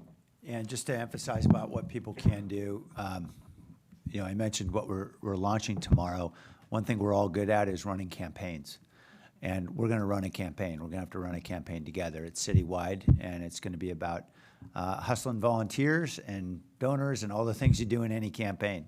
So we'll need your help because we all have networks and relationships, and we're going to need everybody's help. Great. Thank you. Councilman Crosco is on the line.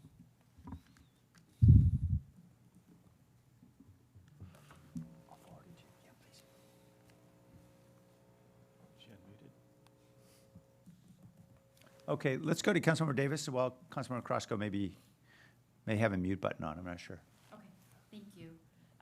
First of all, I want to thank you, Kip and Lee and Dave, not only for the communications for us and for your presentation today, but for all that you've been doing in the weeks prior to this, before we even knew that this was going to be as huge of a deal as it is, and how quickly we would get there.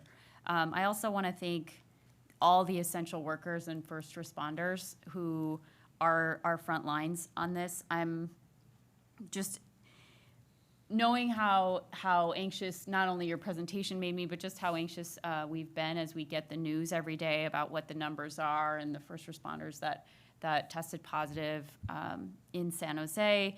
I'm just really grateful for everybody continuing to do their jobs and to make sure that this goes as smoothly as possible for everyone. I'm sure you've all seen the meme going around online about how our earlier generation, the greatest generation, they were required to go to war and to put their lives on the line, and we're just really being asked to sit on the couch and watch Netflix.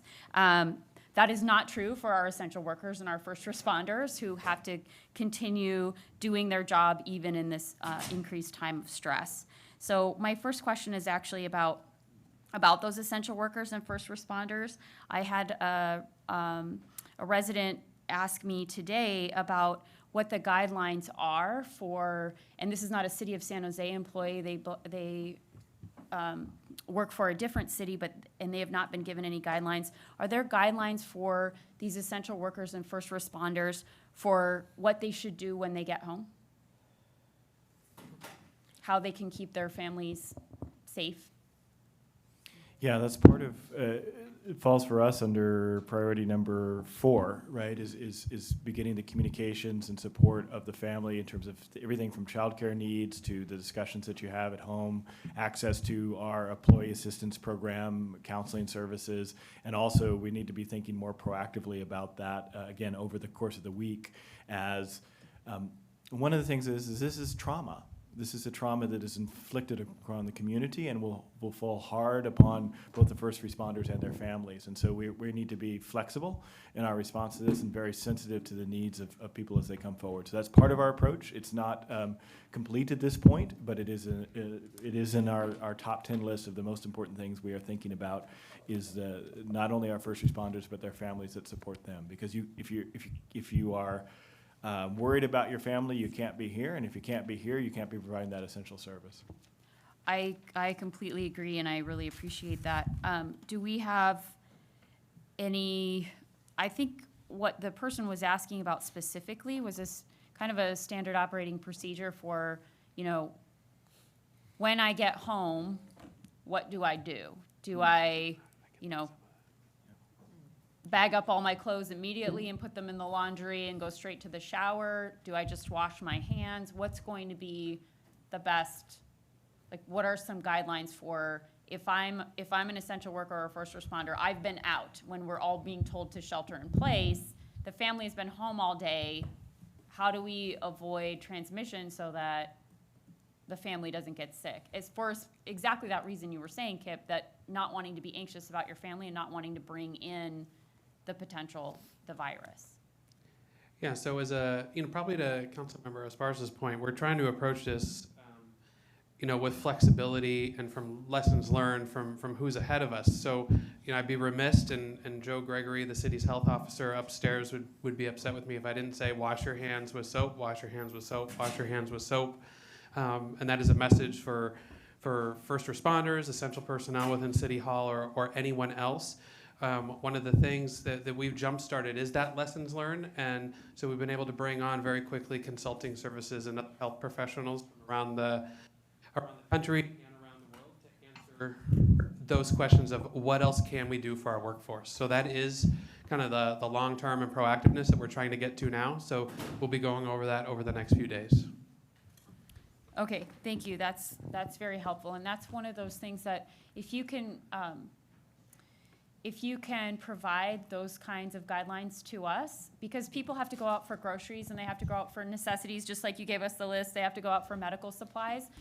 There are people who are not able to do that and we will have to help them, and there are those of us who will be doing the volunteering and those of us who will be needing to go out for those supplies for our families. And if there's some kind of procedure for us for, other than just when you get home, wash your hands, which, by the way, I've been doing since I got this job, because it's just, you're always shaking people's hands, and I was always, passing colds along to my family. But if there's something more than that we should be doing when we go out to do what you said, Kip, to make sure that we're keeping this, getting this R0 below 1, then everybody wants to do the right thing. They just need to know what the right thing is. We'll work on that guidance and getting that for you and every other essential workers. We've got a team that Joe is leading working on this, exactly that, and we'll add in the specificity about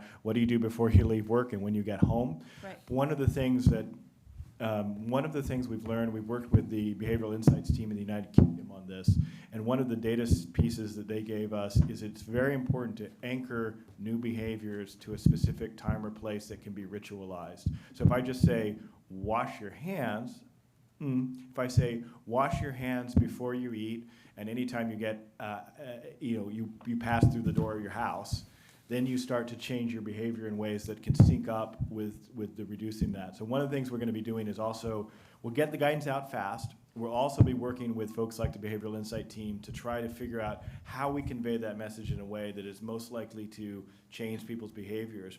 We'll also be working to test that in Spanish, Vietnamese, with the target population, seniors, medically vulnerable. Because the way a 70-year-old Vietnamese speaker thinks about washing her hands may be different than the way I think about washing my hands, and the messages may need to be specifically culturally and linguistically tailored. So our first goal is to get the messaging out in the health correct form as rapidly as possible, and then begin to develop greater clarity on what those messages should be by population. But this is a good one about what do I do when I come home so I don't contaminate or put at risk those that I love who are isolating at home. So we'll take that as an action item that is folded into the work that's ongoing today. Thank you. I really appreciate that. The other thing I wanted to, and this is for people listening, but also for my colleagues as we do sit and go through social media and try to be helpful with participating, pushing out information.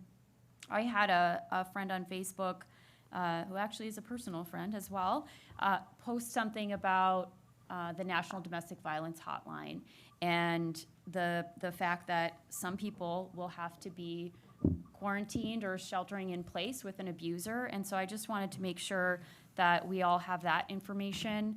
Calling the National Domestic Violence Hotline, you can contact them on Facebook or Twitter at NDVH. And then you can chat with them online at thehotline.org. So that's information for that I haven't heard anywhere else and that I didn't see anywhere else. So a friend of mine who works with domestic violence survivors posted that yesterday, and I just wanted to make sure that we also keep that in mind, and for anyone listening and for my colleagues if they want to repost that. I don't think I tweeted it, and I was just thinking about that as I was sitting here, that I'm going to tweet that as well so that you can put it out on whatever you use. And then the other question I had is on our city response number 2, and I know this is super probably premature, but what are we talking about what enforcement of the public health order looks like? Dave, would you like to start with that? Yeah, so Lee and I spoke with our police chief today. I think Eddie has a very solid plan that he's worked out with his team. Certainly wanting to ensure that we don't have willful disobedience of these rules, and they've got a strategy to ensure that. It doesn't mean stopping people on the street and necessarily pulling people over in cars, but it does mean looking at areas where people are congregating and that are obviously not in conformance with the orders, and through a process of certainly education, but certainly going beyond that if needed to ensure that the orders are followed. I think the approach is appropriate given the significance of the orders, but we're not looking to, round up and arrest our public either. I totally appreciate that, and that sounds appropriate. I just wanted to, as late as this weekend, there were, and I don't know how else to describe it, roving packs of teens in downtown Willow Glen, and there were multiples, and I hope that after today, starting today, we won't see that. But is that something that, if a police officer is patrolling by a park or patrolling down Lincoln Avenue or patrolling down the Alameda and they see a group of even 4 kids together, not socially distanced, are they going to stop and tell them? Because I can tell you right now, as a parent of 2 teens in my house, on day 4, day 3 was pretty rocky already yesterday. And although they are starting to understand at ages 13 and 15 the severity of what we're doing and why we're doing it, I still think they're having the community support that message is really important. And we can't always control where our teens go and when they go, as much as we would like to. Yeah, I don't know if Lee can add some detail. I don't know what the threshold is, but I'll say it this way. I think Eddie and the team are really understand the importance of these orders. This is just not, random laws that they need to enforce. They truly understand the importance of the orders, and they are well informed. And so I think they have a good strategy. Obviously, our police, we do have limitations in terms of our workforce there. But I do think they will be enforcing, certainly through an educational and compassionate way, but at times they'll have to take more action to ensure that the orders are followed. Thank you. And I think, honestly, just providing information and having that authority, the voice of authority, is helpful for all of us in making sure that our maybe more recalcitrant members, and I know they're not just teens, because I've heard from other people whose parents are refusing to, who don't understand the severity and the gravity of what we're doing and why, is having that voice of authority and that uniformed officer just explaining why we're doing what we're doing is going to be very helpful in stopping the spread. Anything you want to add, Lee? No, I would just say, was going to say very similar to what you just said, Councilmember Davis, at the end, and we are working with the chief and his offers to disseminate and kind of summarize that message. It's important for the chief that they don't use this ordinance for any reason or the sole reason for detention, but as an opportunity to educate the public. And he made that very clear to us today. That's great. I think that'll be extremely helpful. Thank you. Thank you. Councilmember Reyes? Thank you, Mayor. I have a couple of questions, and this is along the lines of what Councilmember Davis was just talking about in terms of stress, especially when we find ourselves in a situation that is not favorable to our safety. But there's also just the common inconvenience of what everybody's going to find themselves in sheltering in place and finding themselves with cabin fever or just living within a small contained area, and the stress that it creates for a family.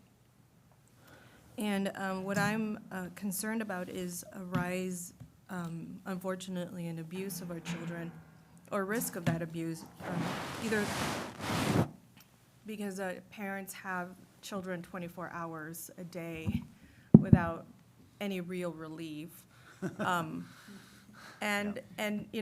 These things happen. We're not only going to be parents, but, they want those 3 meals a day.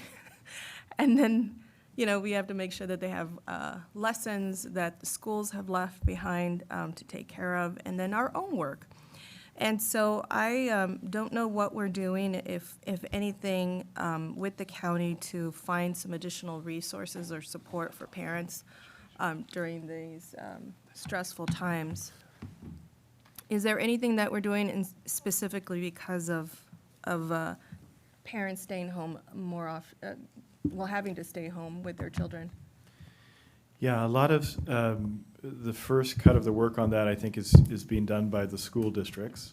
For us, our kind of progression of events around childcare and supporting families is starting first and foremost with our first responders and essential service workers, part of the conversations I'll have with the county is to what extent they need our support and collaboration in going beyond, and to what extent they will be taking the lead in that with the school districts. We have that as an important issue.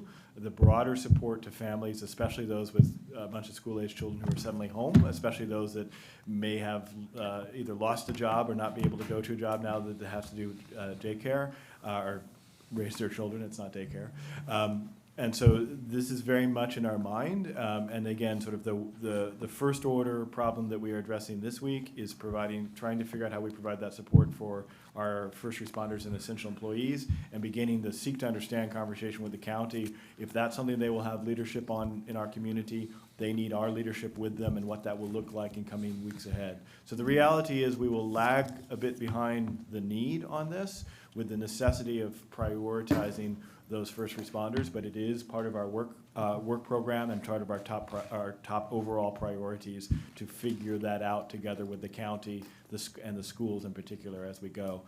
The governor has issued direction to the schools that they are to stand up the capability to provide childcare for those who cannot do childcare, and to do that in a way that's social distancing. In our county, that would mean stable groups of no more than 12.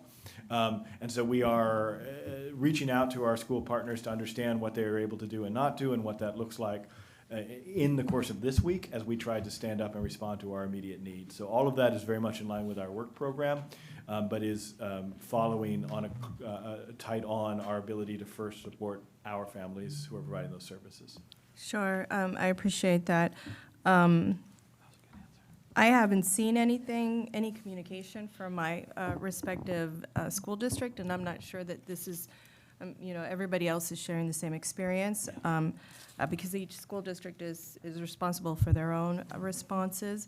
But I don't know that families understand that there is that opportunity with the school district to possibly find some respite with them, and I don't know who in your team is working with the schools. Yeah, Jill Bourne is our lead overall on the work that we are taking on childcare, and the kind of the 1, 2, 3, as I've mentioned, is this week is about supporting our first responders' essential priorities. The task this week related to the schools is seeking to understand what the schools are doing and planning to do, so that we can at least communicate that out, because yes, until yesterday I had no idea that that was a possibility for them to be providing that service. And with 19 school districts in the city of San Jose, 30 countywide, the communications around that are a bit more complicated. And then the number 3 is to begin to understand how we will be collaborating with the county, and what additional support they may or may not need from us around things such as healthcare workers, that they are going to be very much on the front lines of this and providing support for. So again, that's sort of our 1, 2, 3 for this week of that work, with Jill and others ramping up and leading into that as she is in the complicated process of also shifting out of the non-essential services provided at the library. Great, and I'll follow up with her, but I just think that there's things that as a city we can do for our own families through our respective school districts, and that is, just provide some guidance in terms of activities that people could be doing on a week-to-week basis, just to provide some structure to their day and some reprieve maybe from having to think of their own lesson plans or activities that they can do with their children. And I think that's important. It's important to be able to support families, especially those working families that are at a point where they might be losing their roof, they might be losing their car next, they might be just really losing it all before any one of us can feel any of those effects, because we are all in a very privileged position to be working, telecommuting, or being able to stay at home with our children. And so I think we just have to think of those who are the most vulnerable and how we could be proactively working with those populations. And since that I'm on that point, I'm going to talk about the volunteers. I know a couple of my colleagues have already talked about this. I want to know, and I know that there's something that, Mayor, you're rolling out as well. But for now, people are currently organizing themselves and offering these services of bringing food home to some of our seniors. I've had 3 different groups connect with me and ask me, what can they do? And I have a problem. I have something that we need to resolve, and that is, how do we distribute our food at our Welch Community Center for food distribution through Second Harvest Food Bank? Now, I don't want to tell any of these volunteers that they can go through us if they really can't. We don't have a memo. It's not our sponsored event. So just for practical sake, because I know that in the next couple of days, you'll be coming up with some strategic planning with some cross-staff conversations that you'll be holding.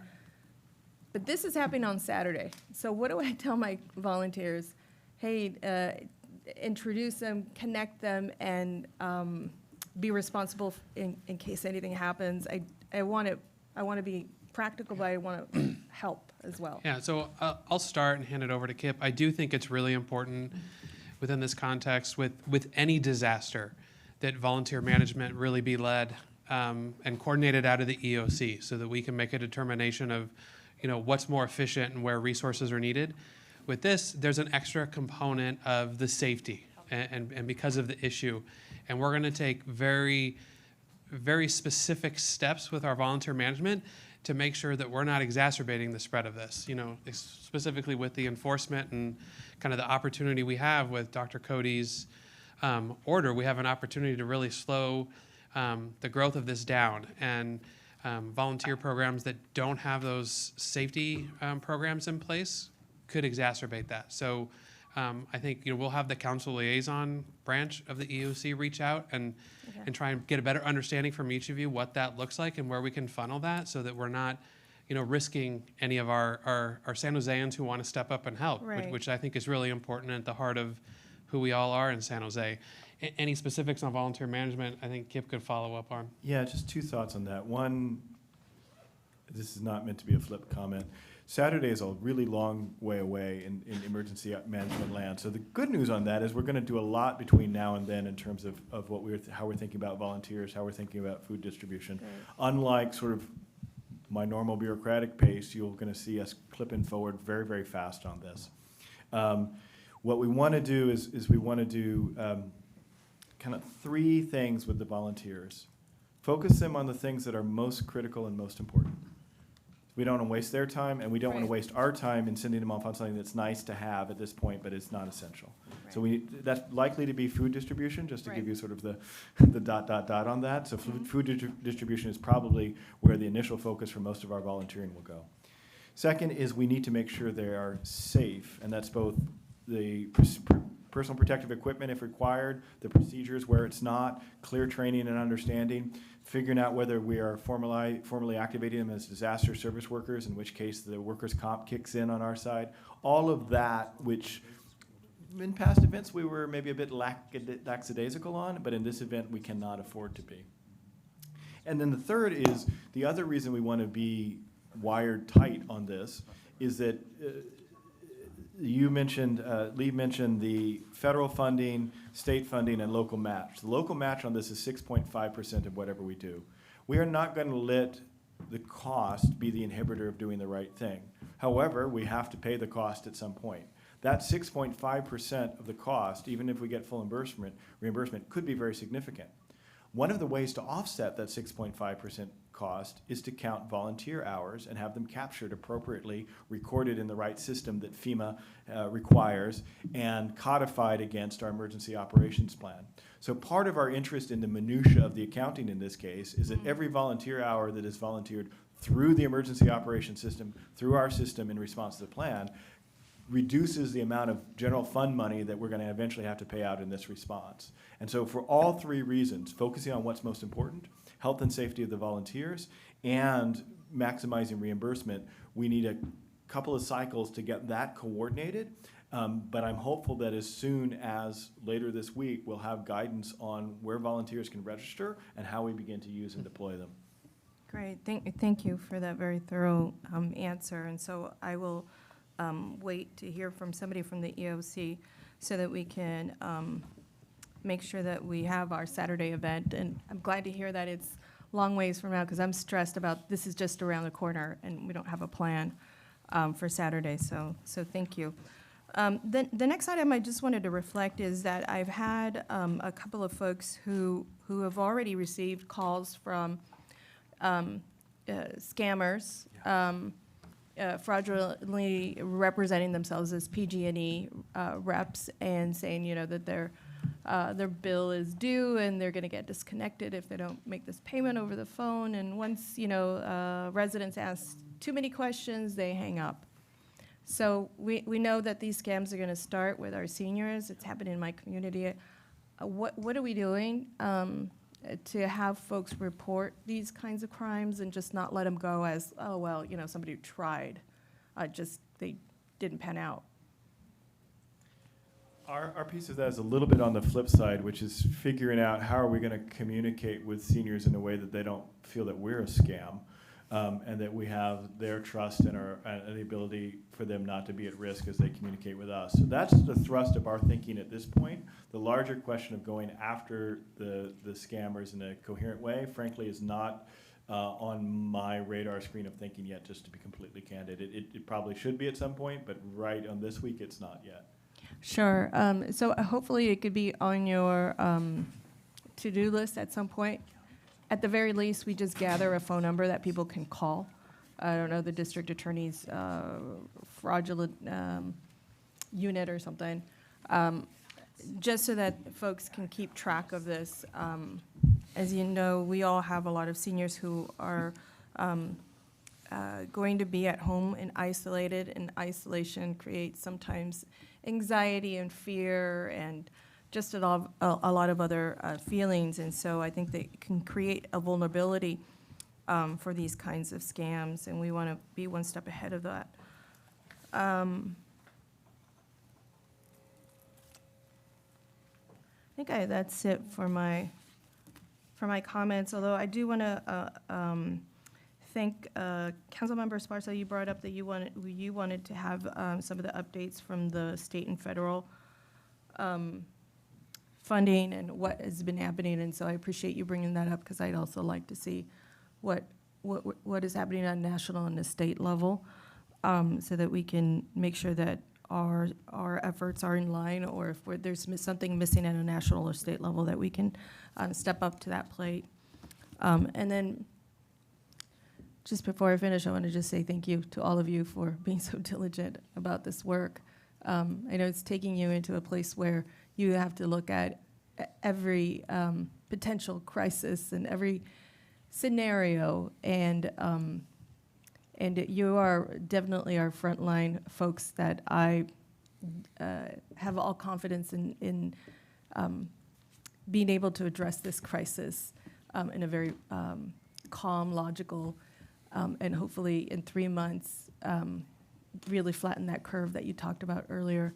If anybody can take us there, at least within our own efforts. Now, you talked about we also need to rely on public, their attitudes and their efforts, but I think you've been doing such a wonderful job. Thank you for leading in such way. Vice Mayor Jones. Thank you, Mayor, and I just want to say too, sometimes the public has a lack of confidence in government, and particularly how government is responding to this crisis. And I think we could hold your team up as an example of professionalism and preparation. So I think you can give the public a lot of confidence that we're doing the best we can to address this crisis. I wanted to just touch on a couple of issues. One is the ICU beds and the lack of available beds. And based on the charts that you presented and the capacity that we have, what are we going to do once we exceed our capacity here locally? What's the strategy to address that? Yeah, the county is very much focused on this. I'm not directing their strategy, nor am I privy to all the details, but I will say that what they've shared with us is that this is an important part of their focus. They have mobile units, which they are expanding and deploying. They're working with us to find space, large spaces for people who need the next level down of care, but don't need to be fully hospitalized, to make sure that we can take pressure off the hospital system by putting people in facilities that will adequately meet their needs without stressing the hospital system. We've identified sites, are working to identify additional sites even as we speak, which is a little bit me glancing down at the phone here from time to time. We are, in this capacity, doing everything we can to help them. I know they're doing three things, at least. One is relieving the pressure of anybody who doesn't really need to be in the hospital, as I mentioned. Two is looking at the mobile capability to expand their capacity. And three is looking at mutual aid and other hospital systems that can take the burden that have not yet been hit or are not going to be as hard hit by this epidemic as we are. They have a very, in this function, the public health officer and the medical resources of the county have a lot of authority. And they are the lead, and they are in control of the health system countywide, including the private health system, which they coordinate throughout this response. So I can't speak directly to their response, but what they've asked us to help with is finding space to relieve pressure on the medical system in the coming days. And we are working very diligently and rapidly to accommodate those requests and make them so. Another issue that has come up is obviously the lack of test kits. And other municipalities in New York and other areas are taking matters into their own hands. Are we going to develop a strategy or come up with a plan to get a hold of kits by any means necessary, or are we going to wait for the federal government to provide them? I have to credit the mayor in particular in starting to connect some of the resources like Stanford to the county, and now private sector is starting to kick in. This will be a combined effort, public sector, private sector, to ramp up to the testing level. We have a commitment, as city manager indicated, from the county to prioritize our first responders and essential folks.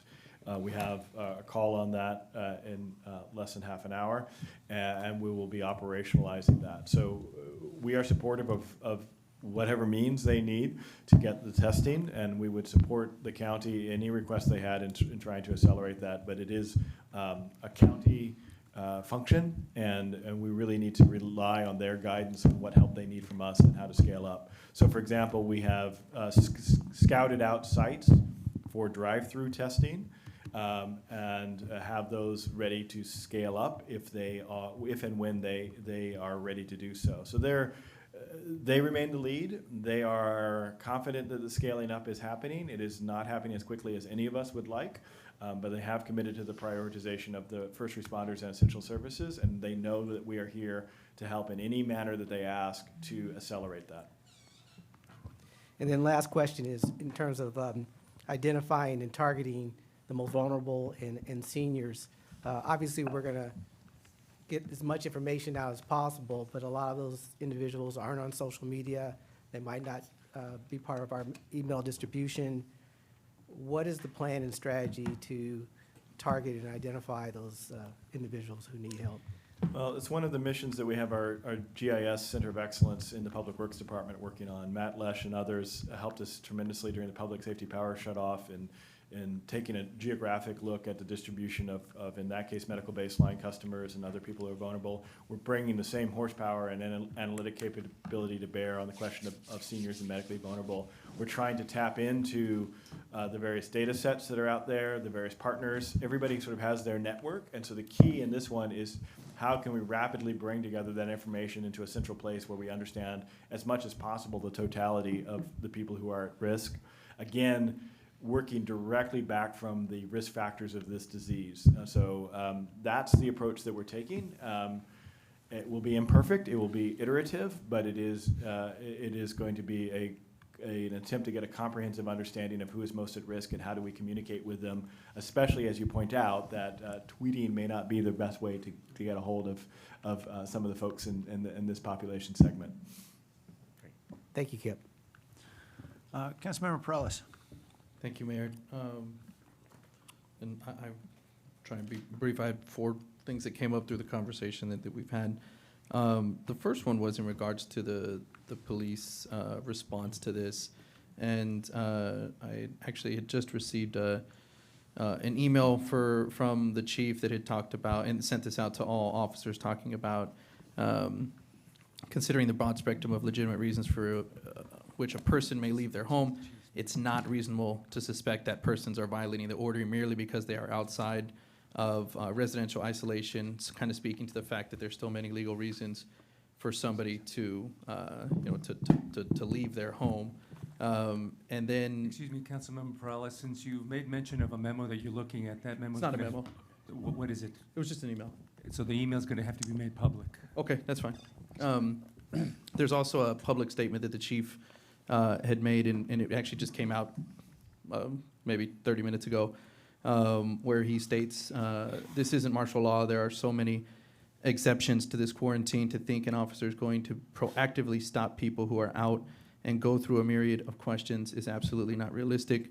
From the police chief himself, if anyone thinks someone is going to jail just based on this, that's not happening. No one's going to jail over this.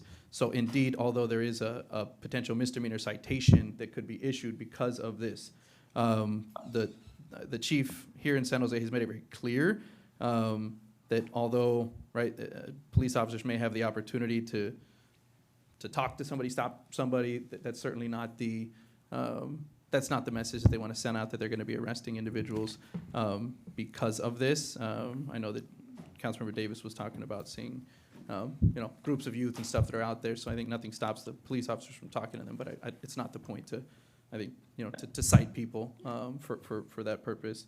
In regards to the testing kits that and Vice Mayor Jones just kind of brought it up on how some other cities are taking this approach. While we were talking, it came out on the news that NBA basketball player Kevin Durant has tested positive.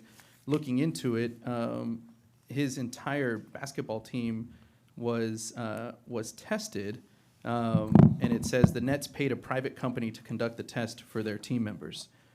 So I think it's just it's right. It is certainly a bad image to denote that individuals out there, due to income or means like this, an entire basketball team, have the ability to get tested at the moment, and yet, right, we're still sort of behind the curve. So I hope we can overcome that as soon as possible. Again, we already talked about that in regards to trying to get that info out. But it is unfortunate, right, when you're sort of hearing these things from high income, high level individuals that may be taking matters in their own hands, right, to get testing, and let alone for our general public. We're still struggling to get this for our essential service, personnel. So I think that is certainly an issue that we want to be able to overcome as quickly as possible. And I say we in the collective we, sort of everybody.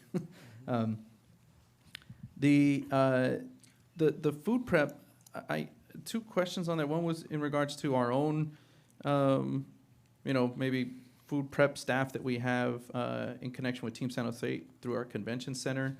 I know that they're completely, shut down for the moment for potentially months. I just wanted to see if that is been included into the conversations. It's very early, I know, around the food prep and distribution, but if there's any capacity, I know we have, commercial kitchens there. And so I don't know if that is a need per se, but I was curious in regards to that. Certainly, if it hasn't, it can be factored into it, yeah. Okay. Yeah. And while we're reaching out, I know we're gonna, as the mayor's pointing out on the campaign that we'll sort of embark in, I know that the same could be said for our, tech partners that are out there that have their own kitchens, and as well with their staff working from home, there may be capacity there within those kitchens, and so I'm just hoping that that's part of the conversation. Absolutely, and I've actually heard that point made already with the team, so I'm sure they're following up on that. Great, thank you. And then lastly was prior activations of the EOC, we had as a council a little bit more frequent updates and by phone. To date, we haven't had a phone conference update. We've had a lot of email updates. And I know that there's a lot of questions that have popped up here. Certainly, I think email is pretty efficient, so I'm not against, the continuation of the emails, but I don't think it would be bad to have some more regular phone conference for this body here, for the council, to engage with our EOC, and even if it's through Kim Walesh and her being the liaison, right, to have an ability at least for some dialogue back and forth, because we're not necessarily as easily able to do that through the email process while we're waiting for that. So I just, a request that we can maybe schedule something more regularly. Absolutely. Yep, we can look into that. Thanks. Okay, so we'll get the word out about that convening one way or another. Councilmember Sparta? I'll be really brief. I just am going to share something I brought up earlier, so I know some of you might know about it, but San Francisco converted libraries to emergency child care centers for both essential workers and low-income families. And I think that's probably where we're going to be at soon. So just wanted to bring that up on everybody's radar again. Thank you. Thank you.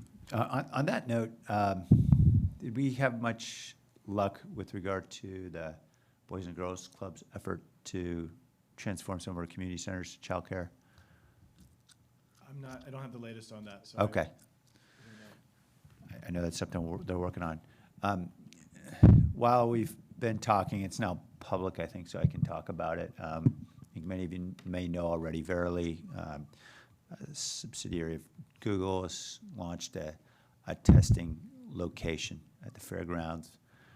And so I think the county is rushing down there because apparently the news broke, and so now they're rushing down there to announce it.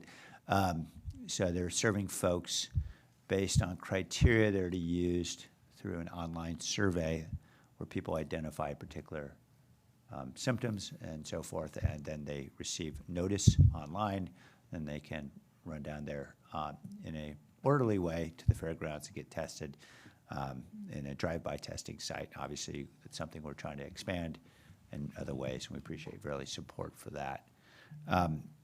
Councilmember Crosco, are you still on the line? She is. We just need to unmute her on our side. Okay. Hello. Oh, you're on now, Councilmember Hello. Crosco.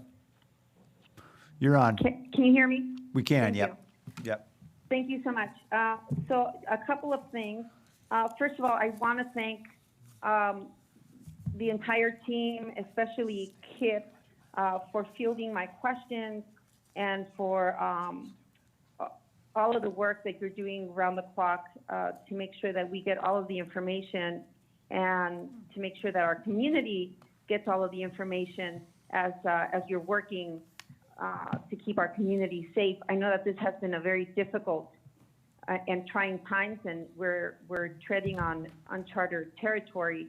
And for a lot of our folks, as you've heard from a lot of my council colleagues, it's an unsettling time. It's a frightening time for many of the members in my community, business owners, parents, and the like. Having the information that is multilingual and multicultural, it's imperative that we are kept in the loop and that we have all the tools available to us so that we can get that information out as quickly as possible. You know, my team and I are scrambling just like all the other council members. I know that I've been speaking with you, Kip, quite late at night, and I thank you for being very patient with me, but this comes because of a lot of the concerns that my constituents are expressing. So I just want to thank all of you for doing really an outstanding job. As I speak to other individuals in other cities, I think that we are really setting the bar very high, and I think a lot of folks are looking to see what San Jose is doing. So I applaud you in everything that you are doing. I do have a couple of questions that I'd like to address, and that's in terms of how we are working with small businesses. As you know, in District 5 on the east side of San Jose, along some of the main arteries, it's just filled with small businesses. It's the small businesses that keep a great part of those districts running. When you look at Story Road, King, Alum Rock, when you look at Santa Clara, White Road, and I can go on and on.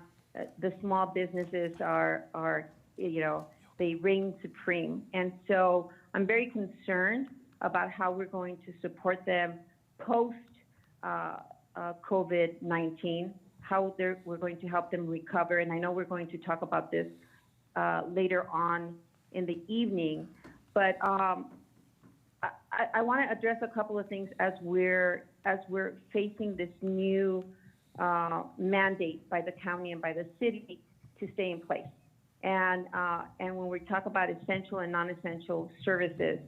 And so I know that I called last night, or I sent you a text to Kip, but I want to be able to just put this on the record. So I don't know if we've thought this through in terms of all of the different kinds of businesses that are out there.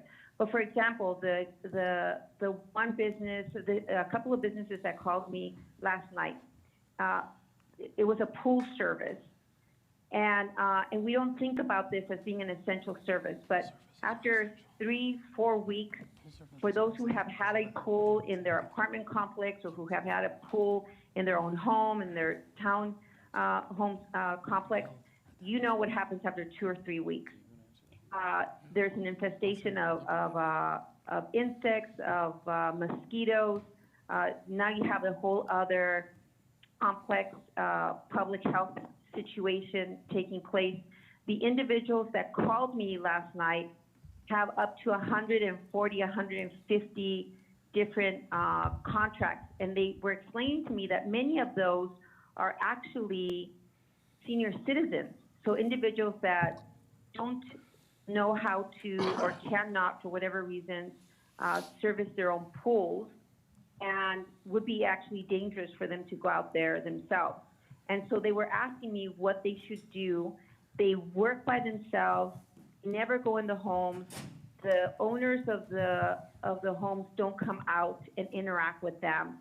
So there's probably a lot of different businesses that function in the same manner. And the idea of handcuffing them or tapping into their income seems is quite concerning. And then the consequences that come as a result.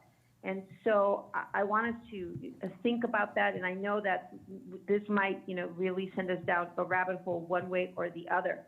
But I'm concerned about really thinking or not thinking through this and what this does to some of those. So I wanted to get your feedback on that and how we should address it, or whether you think that this is kind of like the tier 2 kind of priorities, and we just are stretched too thinly at this point to even start considering these kinds of situations. Councilmember, this is Ed Moran, the Assistant City Attorney. I think this is better discussed under the small business discussion that we have.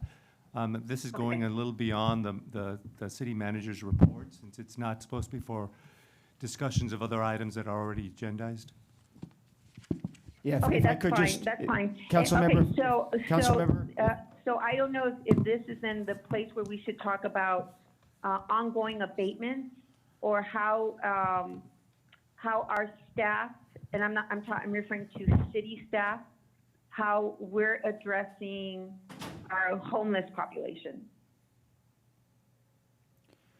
Councilmember, this is Dave Sykes. So with regard to the homeless population, we have already suspended the abatement process unless there is a public safety issue. So that is part of our implementation plan. Okay, so, you know, I'm going to take that offline because that's still happening, or it was still happening after we went and suspended it. It was still happening in my district, and I'm concerned more than anything in terms of what the consequences may be given what we know of COVID-19 and how we could be spreading or containing COVID-19. I know that there's a reason why we're suspending it, and so that's one of the concerns, and this is why I'm bringing up the question. So I'll take that offline and I'll have that conversation, but I am concerned that that might still be happening where I don't think that it's posing a hazard, but I'll go ahead and defer that question for a later time. So the last question that I have is, in terms of how we are addressing our homeless population in our districts, I want to make sure that as our volunteers are assisting, or our city staff is assisting, or my own district staff is assisting, I'd like to know how we are going to ensure the health and well-being and safety of our own staff members. Are we providing best practices? Have we put best practices in place? What exactly are we doing so that we can ensure that our own staff members are going to go home and that they're going to be safe and healthy? Councilmember Carrasco, this is Lee Wilcox. We had mentioned it earlier just in volunteer management as well. It's really important that volunteers, whether they're from the community or from your council district, are run in under the EOC so that we can obviously be efficient with resources and, as Kip mentioned, claim that under possible FEMA reimbursement. But most importantly right now, because of the situation we're in, is for those safety protocols that we need to put in place. So I think most importantly, we do have a joint program, the city and the county through their Office of Supportive Housing, on how we are working collectively together right now to address the needs of our homeless community within this crisis. And I think any work that's being done should funnel in through that program. So I will have our council liaison and ops section reach out to you and your team to better understand what you're doing in your own community and put those safety protocols into place. But thank you so much, Lee. But in terms of our own city staff, so our own city staff is also working under EOC? Yes, they are.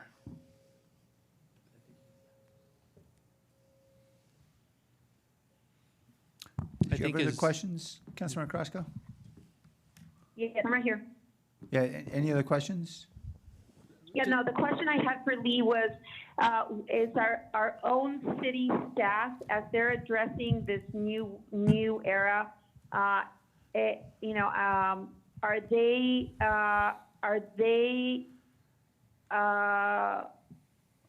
they now working with the EOC, or are they working as they've always been working in their own teams as they're addressing these new issues that are arising? They are not working through their normal processes or methods or management. That has been funneled into the Emergency Operations Center, and those, whether it's a county, city personnel, or in our cases of homelessness, a lot of our partner agencies, we are working through the proper safety protocols to engage our unsheltered residents. Okay, so I wanted to just emphasize, because I do know that, because we all recognize that this is such a different territory, and I wanted to make sure that our own staff is exercising a different protocol so that they're safe and they can go back to their families and not be exposed. And I bring this up because there has been some city staff, as well as county staff, by the way. These are individuals that, of course, are our neighbors, but they're individuals that I've known for decades who have approached me on a different kind of workload that they have now, that have expressed huge concerns about how to deal with this, because they don't know how to deal with this. And so I've been concerned about whether we're using a different kind of protocol in terms of how we're sending folks out there. So thank you so much for that. We want to make sure that people are going home and that they're safe and they're not exposing loved ones as we're asking them to engage in very important work. So I thank you so much, Ali, for that information. That's it, Mayor. Thank you so much. Thank you. Any final questions? We have a very large agenda, and I know there's been an awful lot already. I know this is going to be an ongoing conversation. We'll have many more, I know, in the days ahead. Okay. Thanks to everyone. Thanks, Lee, for your ongoing work. Let's move forward. On to item 3.4, which are actions related to public safety power shutoff events after action report. There's a presentation here, although I know that some of the same folks responsible for this are working on another emergency.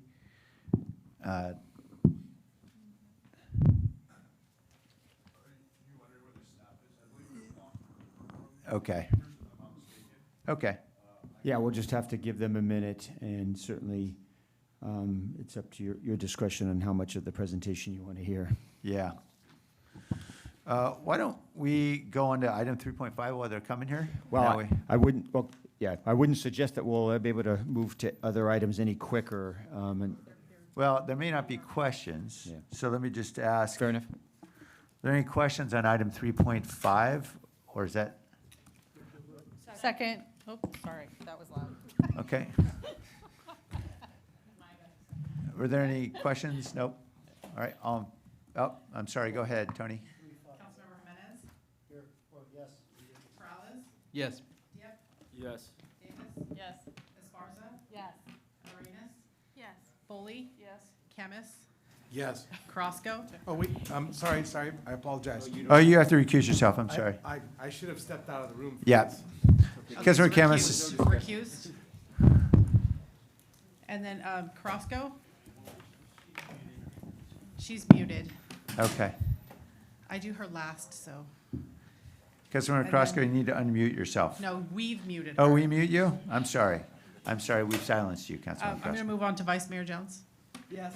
Mayor Licardo? Yes, Councilmember Crosco?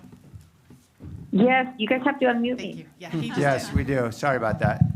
Okay, I should note, Robert Aguirre had submitted a card on the last item, and he did not get a chance to speak. And I want to ask if there's someone in the other room who can lead Mr. Aguirre in at the same time. We're waiting for the other item. That would be helpful. And then we can hear from Mr. Aguirre.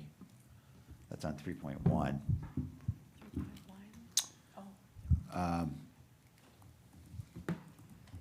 I'm looking at other items to see if there are other items that might not require questions.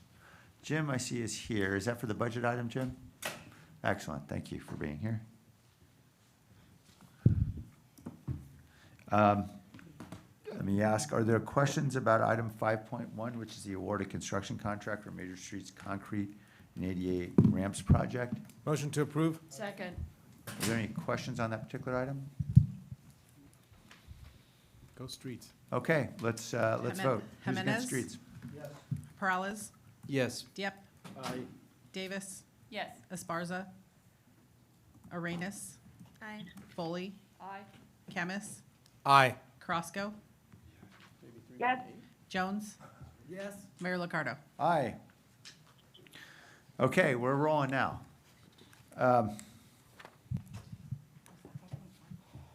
I think the remaining items are likely to incur a lot of questions. We do have an annual summary of labor negotiations. I don't believe there's a presentation scheduled on that. That's item 3.7. Are there any questions on 3.7? Second. Okay, I don't see anybody raising their hand, and I don't have any cards on 3.7 either. So let's Jimenez? vote. Peralez? Yes. Diep? Aye. Davis? Aye. Esparza? Arenas? Yes. Foley? Aye. Camus? Aye. Crosco? Good point. yes, Jones? Aye. Mayor Licardo? Aye. Okay, we're still short on staff, so I'm going to keep going. Thank you very much, Henry. Appreciate it. Item 3.8 is incorporation of governor's executive order regarding teleconference requirements into the Brown Act and the City Open Government Sunshine Resolution. I'll move approval. Second. Any questions on this item? I do have one. Dave, just curious, we're still asking people to come to City Hall to speak, and I would typically consider that non-essential travel if those same public comments could be made over the phone. What? So Mayor, that is a requirement for the modifications under the executive order, that even if people aren't coming, the way the executive order reads, that the modifications to the teleconferencing and the meeting in physically requires two things. One, notice continue so that people are aware when there are meetings, and second, that there be a location where the public can come and view and make comments. And that's to the extent for people who don't have access to the internet, people who are not able to watch it online, still have to have an opportunity to view the council. And so it may sound counterintuitive that people are going to actually drive or walk over to it, but that's the condition that's in the executive order in order to modify the Brown Act. So we continue to keep our room as we are, and that's how we'll do it. Are we offering the opportunity for people to call in so they don't have to be out in the community? I know we've been testing that function. It hasn't worked real well. For the call, we have no queue for people on the conference call. Yeah. We're testing the Zoom function. Uh-huh. It's not yet ready, but we are trying. Okay. And Councilmember Rennes? So we know that the electronic comments get shut down 15 minutes before a council meeting.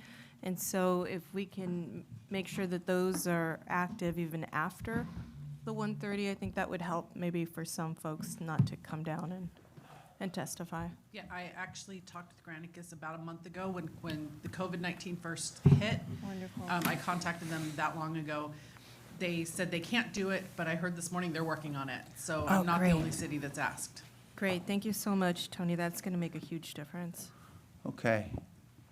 Then on the motion, let's vote, and can I interject an aye before I run to the restroom? Yes. Thank you.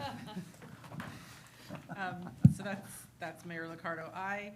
Jimenez? Perales? Yes. Diep? Aye. Davis? Aye. Esparza? Yes. Arenas? Yes. Foley? Aye. Camus? Aye. Crosco? Yes. Jones? Yes. Thank you.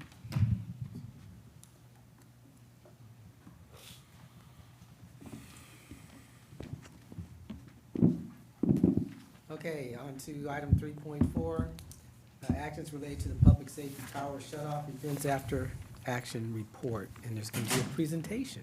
I suspect Ray will be walking in any moment. All right. If we could, all right, we already have queued up that presentation.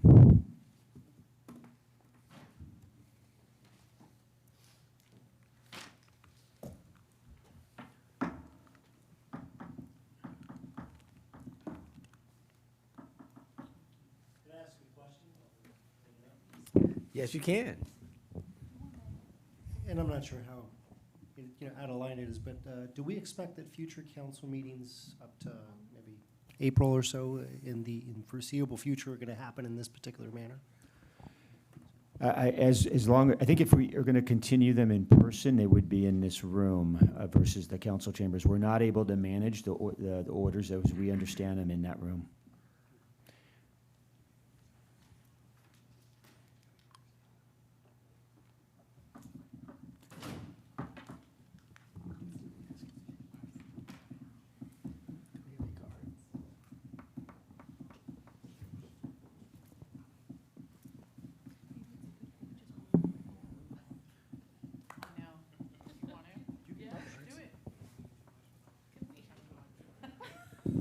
Can we just move the item on, or do we need the presentation? You do not need the presentation Then if you want to approve. I would move approval. Second.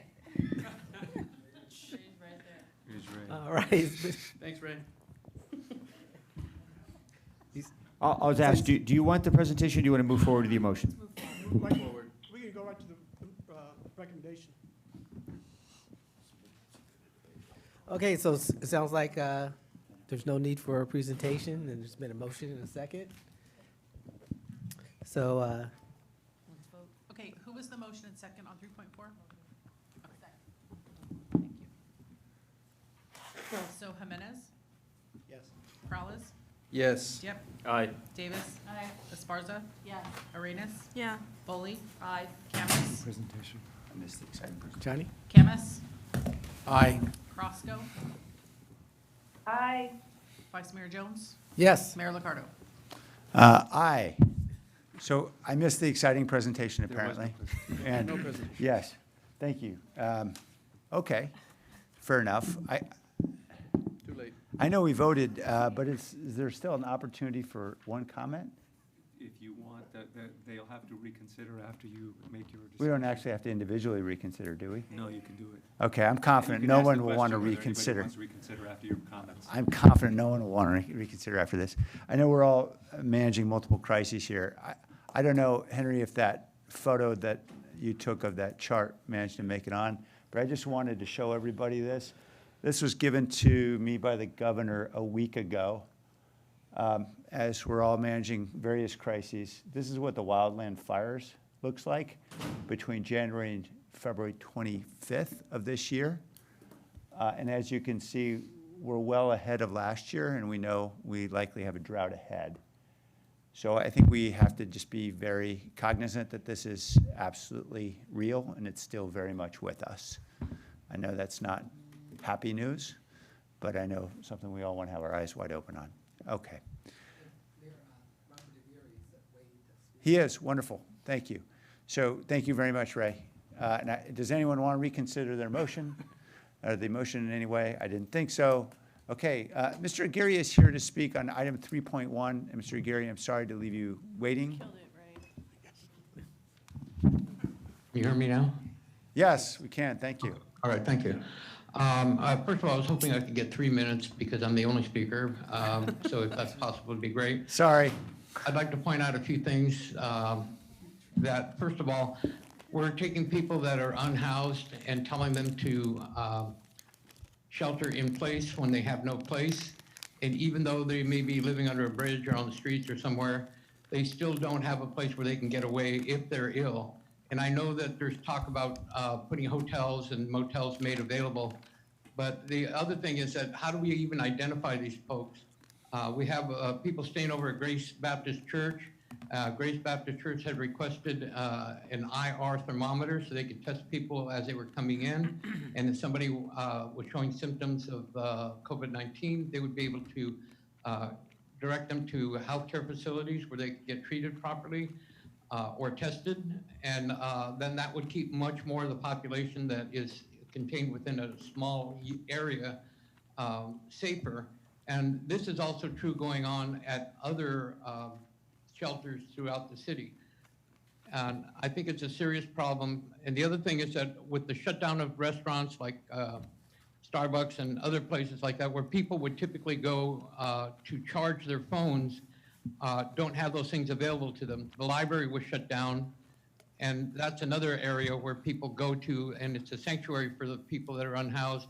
And now you've taken that away from them, and they're now being forced to congregate with a lot of other people that they would otherwise be avoiding just by staying on one of 8 different floors in the library here at MLK and other libraries throughout the city as well. Now we've taken that away from them as well as in another location where they could charge their phones. So how are we going to be getting information to these people if we're taking away every opportunity for us to be able to do that? Thank you. Thank you, Robert. All right. Again, let me ask, does anyone want to reconsider? I don't think we took a vote on 3.1, so there's no reconsideration. All right, thank you. Thank you, Robert. I believe we're on to item 3.6, which is the fiscal year 2021 Mayor's March budget message. Really want to thank Jim and everyone on the budget team who's been working so hard for many weeks. They look calm in their demeanor now, but you're seeing the duck and the feet are moving very quickly under the water, particularly as the ground is shifting underneath the water that the ducks are swimming in. So, Jim, thank you for joining us. Did you want to make a presentation about just updated information that you're getting as we're seeing the world change? Yeah, and thank you, Mayor. I'll jump in and start that off and then turn it over to Jim. Goes without saying, we find ourselves in a different place than we did just a week ago. And certainly also goes without saying the economic conditions that we had factored into the February forecast are just radically different than now. And so it is important that we acknowledge all of that as we go through this budget process.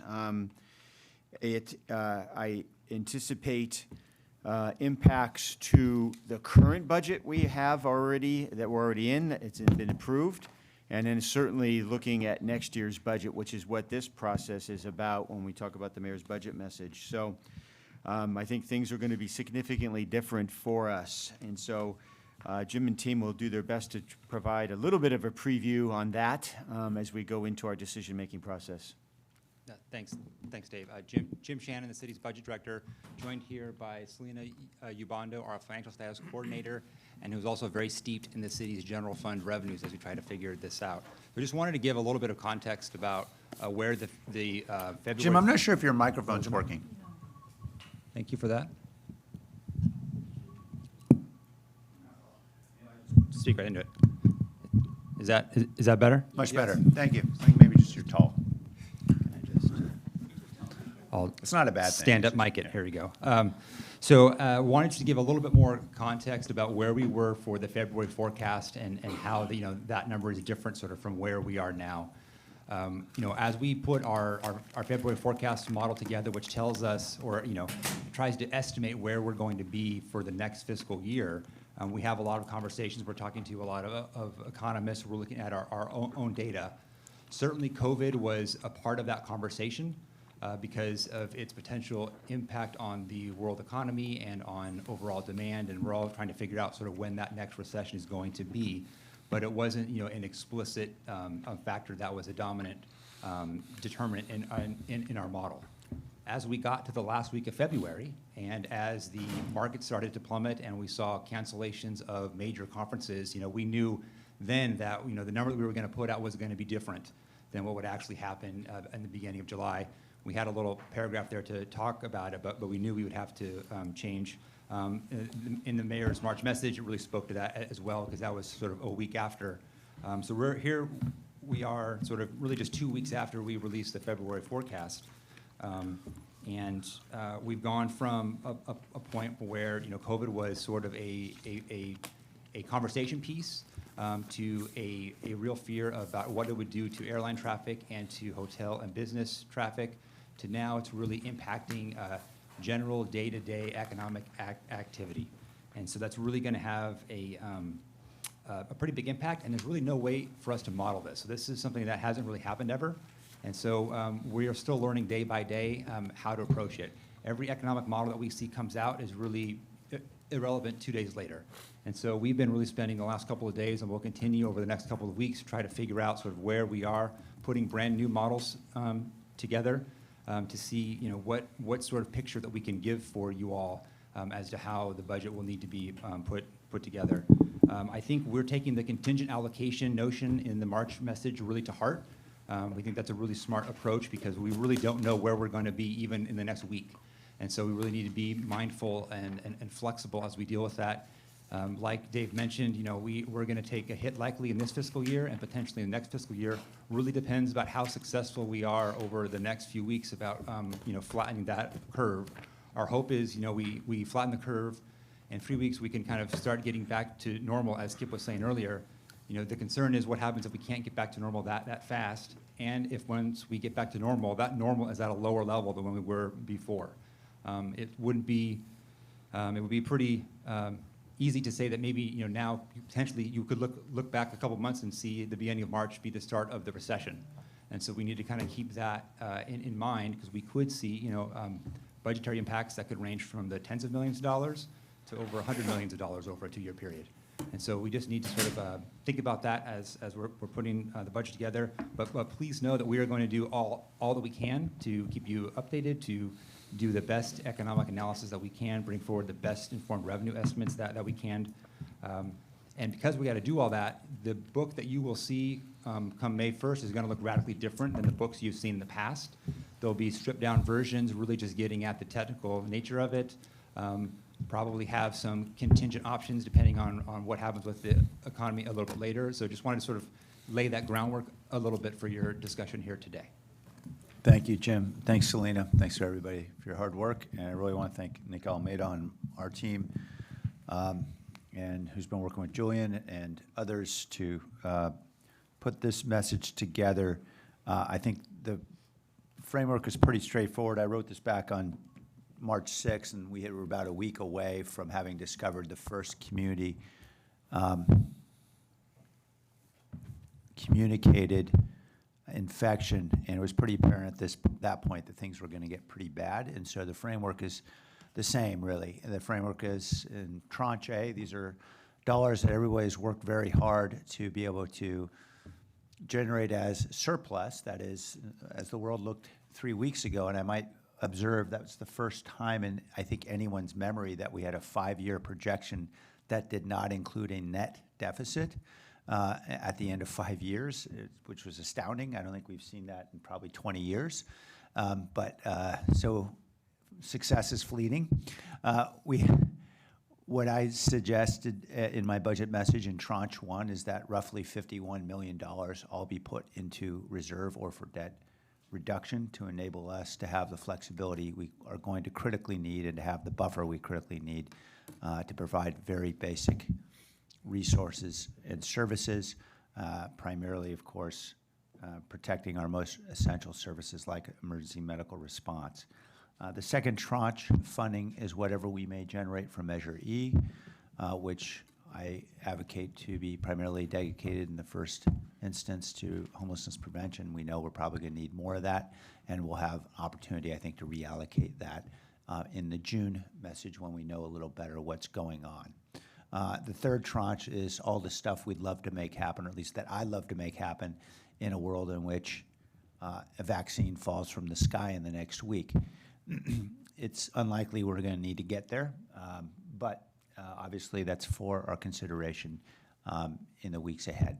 So I appreciate everyone's participation. I know that we've had conversations in compliance with the Brown Act to elicit some initial feedback from my colleagues. There is a $3 million essential services reserve. I should note that is typically the fund from which many of the requests in June are funded. We're going to have to hang on and find out whether we're even going to have that. I think the world is going to change very dramatically fiscally. I would expect that the deficit numbers we'll be looking at, the turnaround will be on the order of 100 million, just based on, and I know this is, everyone's just making guesses at this point, but I just spoke to the CEO of the company that probably provides more sales tax revenue than any other company, just because they're an auto dealership. And he just announced they had to hand out more than 800 pink slips. So this is our world, and it's going to be a very stark change for all of us. And I just want to urge, not just on this item, but on future items as we think about dollars, that we really hesitate to make any decisions about expending anything until we have a clearer picture of how this pandemic how soon it will resolve. I know there's a strong desire to want to help people in need right now, small businesses, landlords, a lot of folks that are in need. Obviously, our first instinct is to help those who are at risk at homelessness, that is the tenants themselves, and we do have a clearly designated fund that the voters have approved for that purpose. But beyond that, I would urge that we hesitate to expand the reach of help beyond what Measure E has clearly identified and what other designated funds may exist for that purpose, because I think we're going to need every dollar to keep the wheels on and to provide those really essential services. So I know you've heard enough from me lecturing on this, and I'll stop at this time. And I just appreciate everyone's patience as we work through what is a rapidly changing environment. Any comments or questions? We're going to go around. Sure. We'll go this time, around this time, to be fair here. Vice Mayor. All right. Well, thank you, Mayor. And first of all, we've had this discussion for, 4 years now, when you've been predicting the recession? Yeah. And you're finally right. I don't want to be right. Yeah, but you finally predicted it. Yeah. I totally support your strategy and vision in terms of having a reserve to smooth out the impacts of the recession on our city services. As you know, and Ed, you can correct me if this is not the right time to talk about my proposal in terms of setting aside a business continuity fund which is in item 8.2. There is an item on the agenda. I think Councilmember Depp had proposed some business assistance programs, and I think that's where the decision is. Now, during this discussion, you can recommend to the mayor and in fact to the city manager with regard to any budget item that the mayor has indicated. Right, so that's going to be an item in 8.2, but for the sake of this budget discussion, again, I want to recognize the desire to have a reserve for these challenging times. But I still would like to have a fund in place. It could be a public-private fund, and instead of having specific direction for a certain amount, like $2 million, we can establish it as a goal. But I still would like to have a business continuity fund in the budget. Maybe if I could offer some information to be helpful, and we'll be announcing some of this information tomorrow and in the succeeding days. We've had commitments from large tech companies and other partners to funds. I think many of you are probably aware we're raising money to help prevent homelessness primarily, but also to a small business assistance fund. And we'll say more about that as when the partner is prepared to announce. And I would just really encourage that of the public-private aspect of this, it really be overwhelmingly private, because I think when we look at our funds in June, we're going to wish to pull back whatever decisions we might make about the public part. We are going to, and I am going to personally continue to aggressively raise funding for small businesses and for, most importantly, for families who are struggling to stay afloat. But I think we all know that's a very deep ocean of need if we look at the hundreds of millions of dollars of losses that our businesses have already incurred, and we're just in week 2 or 3 of this. And we know there are perhaps months ahead. And if we dedicate $10 million to it, it will not satisfy a fraction of 1% of that need. It will, and there's a good chance that the money could be used simply to pay off creditors of a company, of a very small employer who's going to be bankrupt anyway. That is, I mean, I hate to be that morose about it, but we really have to be sober about how much public money can save a small business right now. Our best efforts are put into seeing how we can leverage other funding, state, federal, and private sector funding, to accomplish the tasks that we need to accomplish, and ensuring that we have the people involved who can really help steer people toward that help and provide the basic services that only the city can provide. So I appreciate very much the desire to create a fund. A fund is absolutely being created right now. It will be formally launched tomorrow, and there are dollars already being headed that way. I would just hesitate before saying we're going to commit public dollars. Okay. Last question is about the police staffing. Based on the new developments, are the additional positions, I think it was 20 positions, is that in jeopardy, or are we going to continue to move forward with that increased police staffing? My recommendation in the budget is that everything in that tranche 3 is contingent. And I think more likely none of it's going to happen based on what we think is happening now. You know, I wrote it a couple weeks ago, but obviously if things turn quickly, then I think that's absolutely on the table. But as far as I know, certainly we have the need, and there's no question about that. But I don't expect we're going to have the resources to be able to make those kinds of decisions. Great. That's it. Thanks. Yeah. Thank you, Vice Mayor. Councilor Davis? Thank you.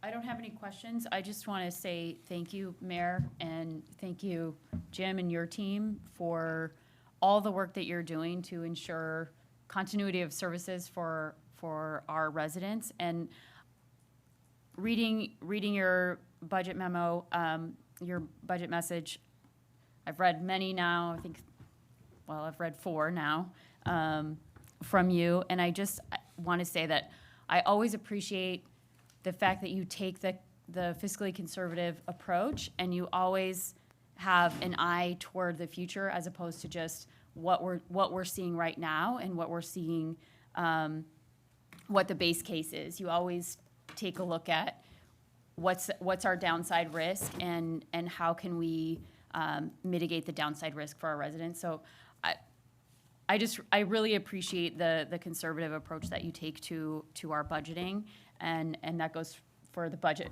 office as well.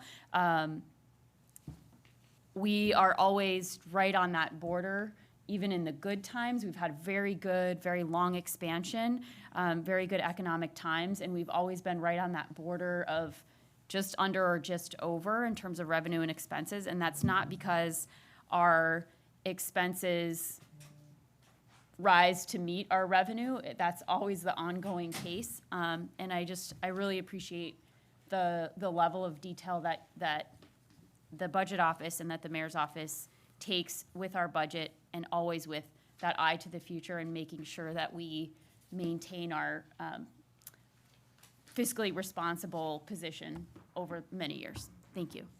Thank you, Councilmember. Other council members on my left, Councilmember Reyes? I think I came in right at the right time. I also want to echo what Councilmember Ward, I heard you say, and in appreciating the mayor's approach in this budget, although we know that it may not look like the same budget. It's up in the air at this moment, but I do want to comment on what we have in front of us. And keeping in mind that this may look completely different in a couple of weeks or days, as soon as you get a forecasting model that is going to be more accurate and is going to help us really budget realistically. And so one of the things that I appreciate from this budget is that a typical family out there, if they've lost their job, which many of our families are losing their jobs nowadays, they'll have to think of what they need to do. They'll need to pay the debt that they owe in order to keep their roof over their heads or their car. They'll need to minimize some of their expenses, which is something that we are already beginning to think about how to do that. And then think about what they're going to do with their discretionary or spending money. And lastly, possibly save, right? And so I think the budget that we have in front of us is reflective of what a typical family would do in either good times or bad times, and that is pay off our debts, set some reserves for rainy days, and then just focus on some basics, possibly some frills, right? And so I really appreciate you having this three-tiered approach. I know that the first tier is going to look completely different, and so I had some feedback about that, but I'm just going to let that piece go, knowing that we're going to be in in recession times, possibly. And so what I wanted to say is that we can't make the same mistakes that we made, or folks, maybe oversights, maybe not mistakes, but just the decisions that we made during the last recession were made based on just budgets, right? And not necessarily where people needed services. And so I'm going to use an example in terms of our community centers. Those community centers that produced revenue were kept open, and those who weren't were closed until probably recently. Like we reopened Welch Community Center, and this is years and years later. And so I want us to make sure that that we keep in mind, and I think we've been talking about the most vulnerable of our populations as we're going through this crisis, and that we do so as well with our budget, and that those concerns that we talk so much about during our response conversations with Kip and Lee, that those are also reflected in our budget. So how do we protect the most vulnerable in our cities? How can we make these decisions so that we're not throwing money at it later on trying to fix it.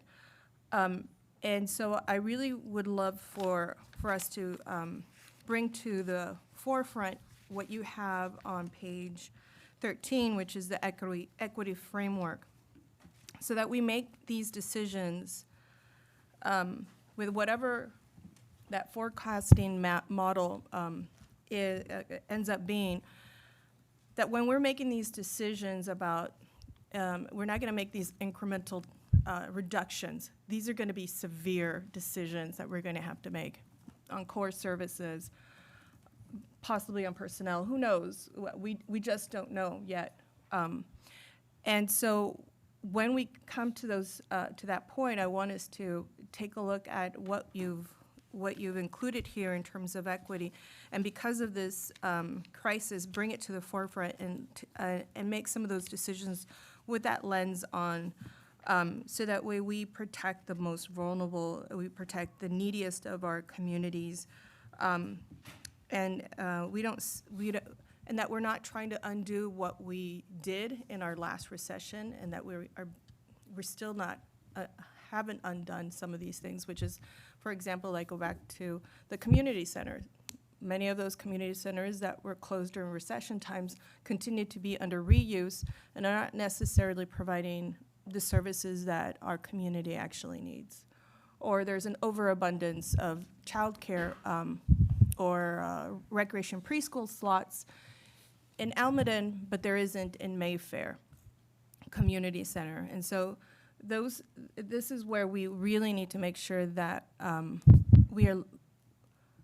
budget corresponds to the crisis that we're in, and that we use some of what we've already learned through GARE and what the staff has already been planning and probably using in their everyday decisions, to now take this framework and make sure we have this lens that we can view this budget through. So that's the most important comment that I really wanted to make. I had others about, I just had a variety of comments, but I think, they're not really as important as what we're dealing with now, and that is just this crisis and how it's going to impact our budget. And so, because we don't know, I don't know that it makes sense to have any other comments included, except that when I talk about the most vulnerable of our populations, I'm also talking about, and I know that you know this, I always talk about our children and families, and those children that are that we have seen be part of a population that is overrepresented in our sexual assault numbers. That continues to happen, and I would really hate for this crisis to give opportunity, because it is a crime of opportunity, to give more opportunity to some of these folks to continue to increase this trend upward for our children of color. And so I want to make sure that we have that in mind. We already know that there is that issue, and it's not connected to the Me Too movement because it's 8 years in the making, and it's not connected to the redefinition of rape because personally, I think sodomy should have been always included under rape. But what this really is about is making sure that we know that this population has been vulnerable for the last 8 years, will continue to be vulnerable unless we shift some resources and, or at least be aware that we need to somehow continue to have a response. I'm really proud of what our police department is doing so far in response to sexual assaults, and I hope that we can continue onward. But as we go through this crisis as a community, we know already of some of what we're working on. We're working on our homelessness, we're working on sexual assault, we're working on our homeless children, and many of the other issues that my colleagues bring forward.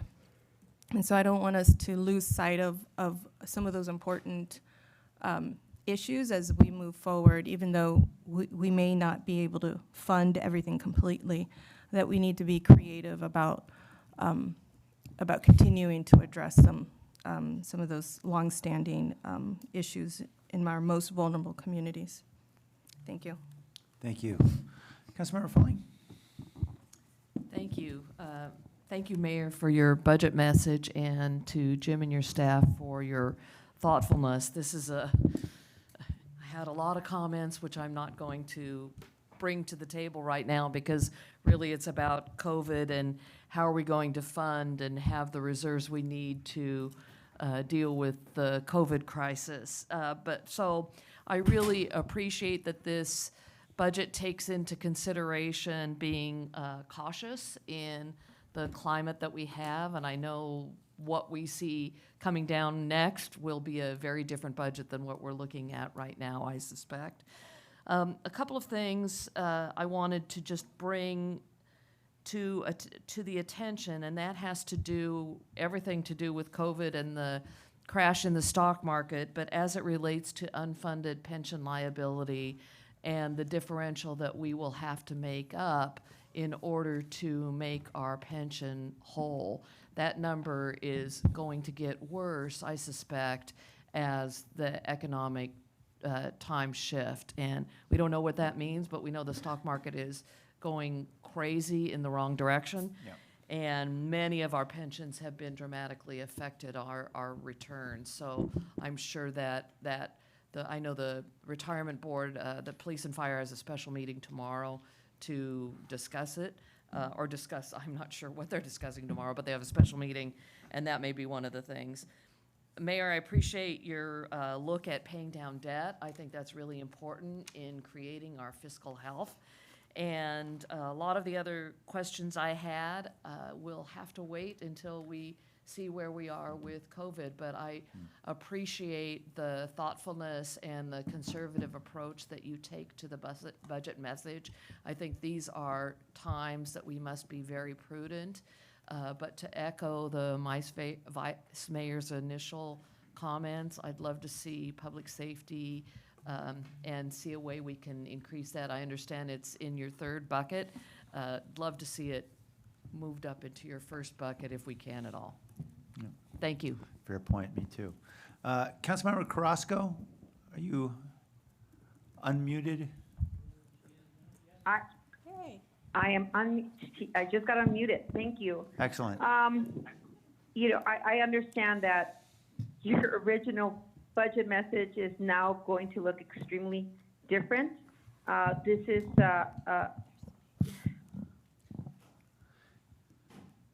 is not anything that we expected. I was preparing for an earthquake, and this is an earthquake unlike any earthquake that we anticipated. So I thank you for anticipating the worst of the worst and for preparing for it. I want to echo, I think, some of the concerns that my council colleague Arenas has expressed.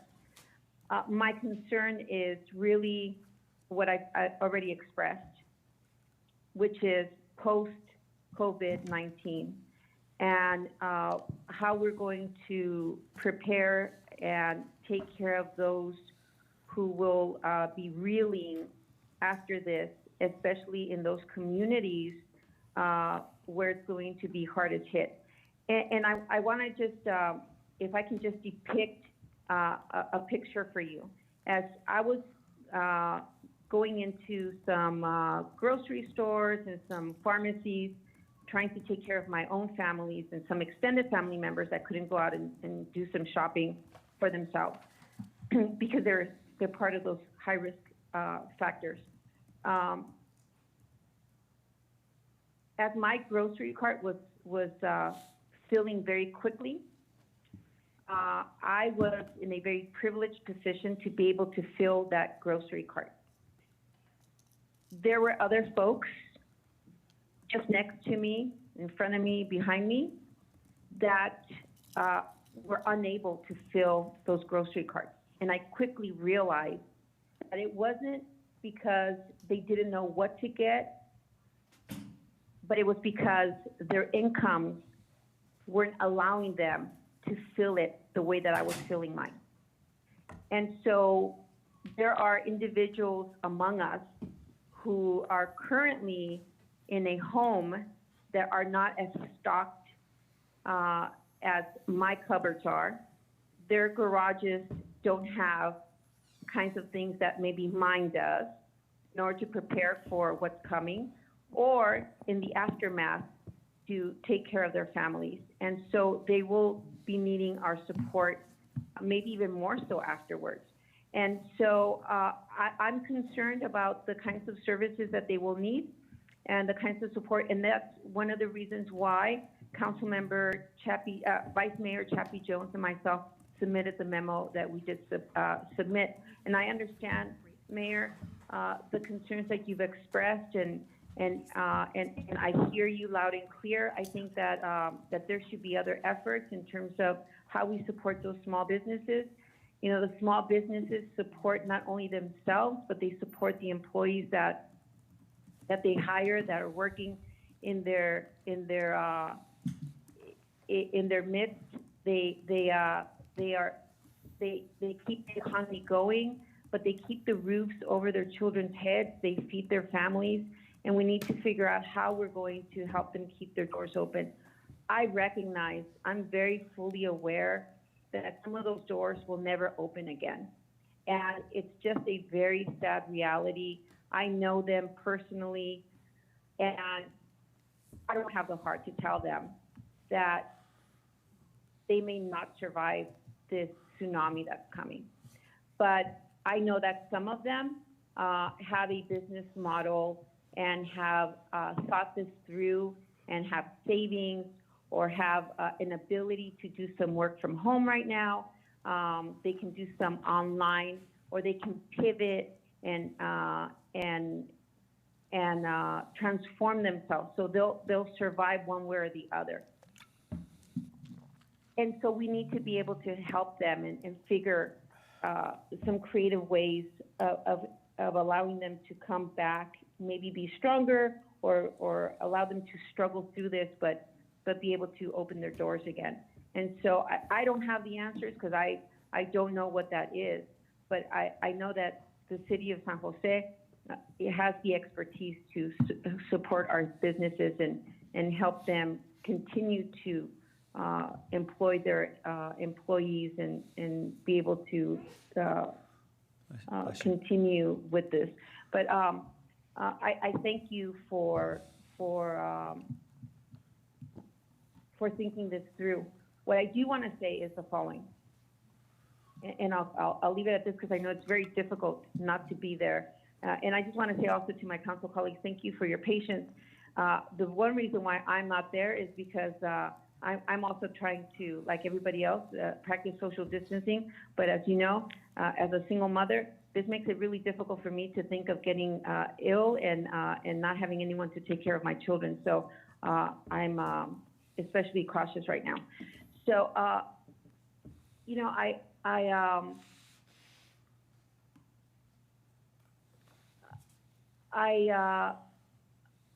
think we're really going to have to rethink how we do business and where we invest our dollars.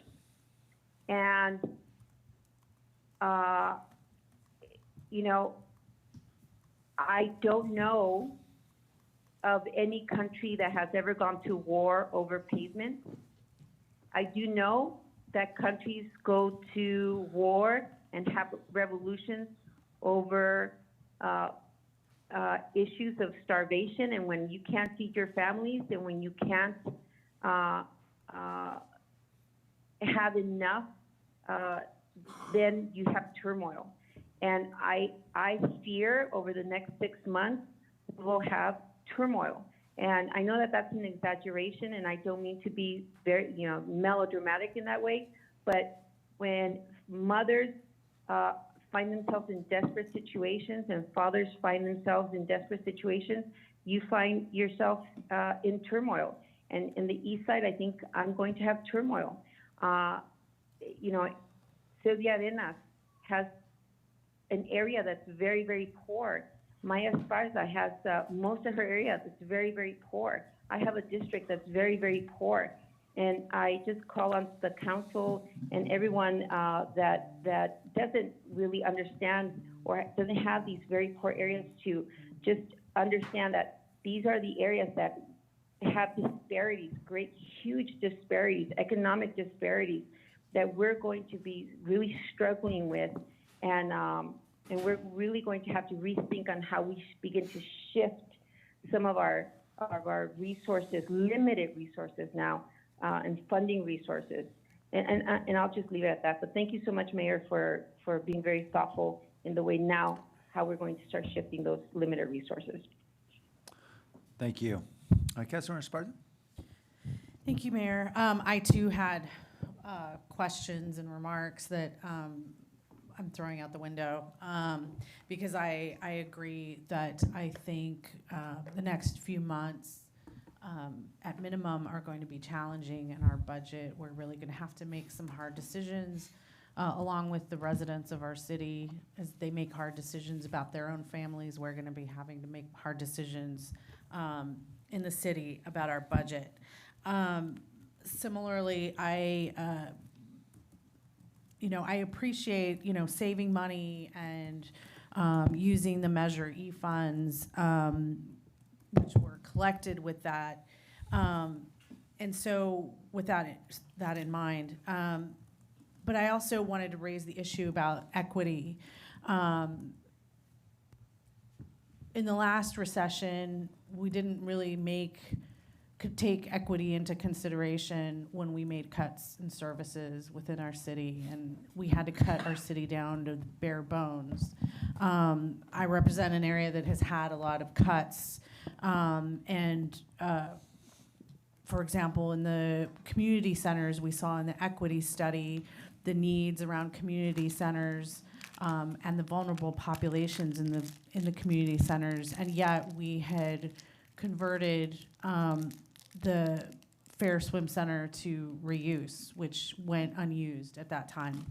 And thankfully, the city addressed that. But my concern is moving forward that we need to consider equity as we make those difficult decisions moving forward, and that we, even if in the short term we make some small investments in developing some kind of framework or using what we have through GARE already, that we do that, because whether it's Project Hope, whether it's having the busiest police district in the city, right, in District 7, the busiest fire station in the city is in District 7, but these issues aren't unique to District 7. We're seeing these overlays where an investment in one program can have a shift in another expense that we can cut back because we know we're giving kids alternatives and things to do, and we're supporting those families. We talk a lot about families who are overburdened with rent and working 2 and 3 jobs, and we've talked a lot about the 2 Silicon Valleys. Well, we need to keep that in mind in the months and possibly years ahead. Other than echo what's been said, I wanted to add one thing, Mayor. You have typically carried the water for us as a city when you go to Sacramento and DC, and you've been doing a great job on that. And I just wanted to offer all of us in our assistance, because I think we need to be very aggressive in the times ahead with the state and federal government.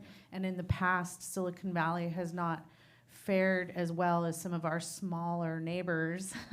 And we really need, now is not the time to shrink from that. And we need to make sure that we are protecting not just major industry here in Silicon Valley, but the fact that we have very large populations and jobs here in San Jose. Thank you. Yeah, thank you. I appreciate the offer, and we'll absolutely take you up. Councilmember Jimenez. Thank you. I echo a lot of what was said already. I very much appreciate the work that your office has done with some of the budget team. I think the March budget message is timely, certainly, and encapsulating, especially now with the recent information of things are evolving as we speak. So I'm also not going to, I had some specific questions about some of the items in here, but I'll save it to when we get an updated version, so to speak, of this. But I also know, and I just wanted to put out there that that when we are tightening our belt, so to speak, that the discussion around where we're spending money becomes even more important. And so I look forward to having those conversations as the budget starts taking shape with the new reality on the ground. And I expect that at that point, we will be able to sort of know what we're dealing with as opposed to, having just a very simplistic sense of that, given what's happening on the ground. But thank you so much for the work. I appreciated many of the things that were on here. Certainly appreciate the dedication to some of the funding to reserves and such, and look forward to having a longer conversation about this. Thank you. Thank you. Councilor Perales? Thank you, Mayor. And I'll echo the comments that have come out. I think overall a solid budget message that I was very happy to see a lot of the numbers in there and the different areas of priority. As you know, and certainly last year's budget was a very interesting discussion, and one where, unfortunately, due to one major issue around equity, other than that, I think there was full support for that budget. We did not get there. And for me, and as we've already had a discussion, the most important part for me in regards to this budget and in joining your budget, Brannick, and I thank you for the invitation, was that we have this section on the equity framework. And so I appreciate you putting that in there. I think it addresses the issues that I was interested in. I do want to double down on what was stated by Councilmember Esparza, that I think equity is even more important now, especially if we're going to be talking about potential budget cuts, than it would be even when we have, a budget surplus. And so I really think, keeping a focus, and even though that work in itself was going to be elongated, I don't think there was a tremendous amount of dollars that needed to be tied to this section that you included on equity framework. In the only, I think caveat that I had, which again, we've already had a discussion, was on the change of title for the Office of Immigrant Affairs. My recommendation to you was that we don't necessarily do away with that title, but maybe it fall under this new title if we were to have, a title on race and equity, that Office of Immigrant Affairs keeps its title maybe as a subset of that. And considering that doesn't take necessarily funding, right? I would hope that could stay within the tier 3, but I completely agree with you, even as much as, right, the police staffing, as you know, was also another major interest of mine and an interest of the entire cities. We want to keep as much as we can, but I think we all recognize the reality that we have, and I think you set up some realistic expectations on these 3 tiers that you put in the budget to be realistic on what we may see ahead. And at that point, I think, none of us knew exactly how bad it was going to get, but your foresight was spot on. And so I think what we'll be talking about in the budget in the coming months is definitely going to be a change from even what we're looking at here, but overall really support the message. So thank you. Thank you, Councilmember. Councilmember, yep. Thank you, Mayor. I'll just echo all the comments previously stated by my colleagues about appreciating the effort your office put into the March budget message. And I just particularly want to agree with your comments about how, as we move forward into this kind of COVID world, we should try to facilitate best we can the support to our small businesses and residents, and any money that comes into it should primarily come from the private sector, because the need is beyond anything that our city finances can muster. And so we really should try to buckle down and maintain essential services, the things that we have a legally mandated role for in as a city, and really call on the private sector and other folks to chip in best we can, because I think this will continue to unravel and reveal how our state funding works, and cities are on the front lines. We are expected to provide a lot of the services directly to residents, but the funding mechanism for those is really, in a weird way, not there for us. And so I do fear, not so much COVID-19, but I do fear the recovery from COVID-19 will be something that will really cut to the bone if we're unable to do what we can to mitigate in these coming weeks. So I'll leave it at that. And thank you for all your work. Thank you. Councilor Camus? Thank you, Mayor. And Speaking as a person who served for more than 7 years and sees lots of budget messages, this is the first one that I saw in tiers, in a tiered budget message, which I was very happy that you're at least considering potential economic problems that are on the horizon. I do feel optimistic. I'm an optimistic person by nature, and I think that we will weather through this. We've never, since I've been in office, we have other measures that have passed that hopefully will allow us to have some smoothing out over Measure B, Measure G, now Measure E. There's a lot of funding coming in for some street projects and things like that. So I'm hoping that, I'm hoping for the best, but I really appreciate the tiered approach. I do have some concerns over some misinformation that I just heard come out of other council members, and I do have a question for staff. I know that the mayor was concerned with the way we spent our money on traffic safety improvements, the $300,000 that were allocated last year, and I don't know if they were just encumbered, and sometimes our projects take longer, and sometimes the weather gets in the way. On page 11, the mayor discussed that $300,000 in the street projects weren't actually completed. And I don't know if I thought I saw John Risto here, but I was wondering if these have already been spoken for, and is our bidding process that takes too long, or I just think that we should be looking for faster, cheaper ways to get some stuff done. If that's the case, that could be a goal. Councilman, if I could give that a shot. I think what we heard from the department on that $300,000 was the original intent for that was to be that was one of the equity screen items that would be applied with an equity screening amongst the 10 different districts. And I believe what the department found it challenging was to provide when they took a look at it, to provide a meaningful project that could be done spread through all of the districts, and we're recommending that may be folded into more of the Vision Zero campaigns. Okay, well, that explains a lot more. Thank you. And I want to ask staff. I mean, as it's been said twice now at different meetings about how the after-school programs, we have somehow more of them than other districts. Can you clarify that? I've asked staff to clarify it for me, and I believe they told me that it is not the case. And I just want the record to be clear. Why do we have classes that others don't have the opportunity or what to have? Looking for some help there. I know this issue came up a while back, and I think there's some reasons why different community centers have different programming, and I can't remember how we came to that conclusion in terms of answering that question. Jim, do you remember?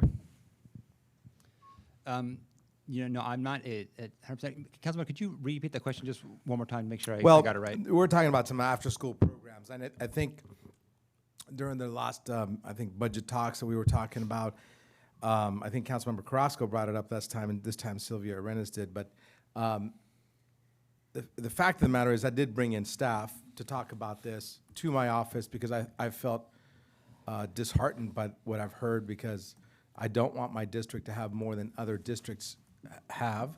And I was told that we indeed do not. And the programs that are in other community centers are available, and many of them are actually free, and they're not being taken advantage of as far as the after-school programs on Monday, Wednesday, Fridays, or Tuesday, Thursdays in the community centers. Councilman, I think I'm not up to speed enough on that issue to maybe if we can get back to you on the issue. I want to I would like for you to get back to everyone on this issue, because it's embarrassing for me to have more services than others do, and it is not the case.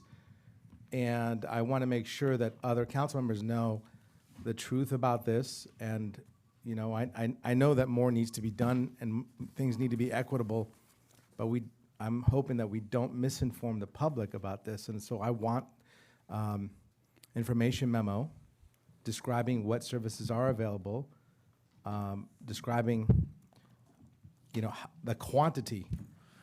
And Perhaps that could be done as part of the MBA, is that?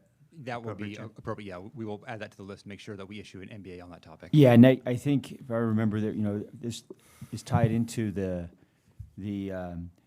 fee-based program discussion and also how we're using scholarships. I think there's a tie to all of those.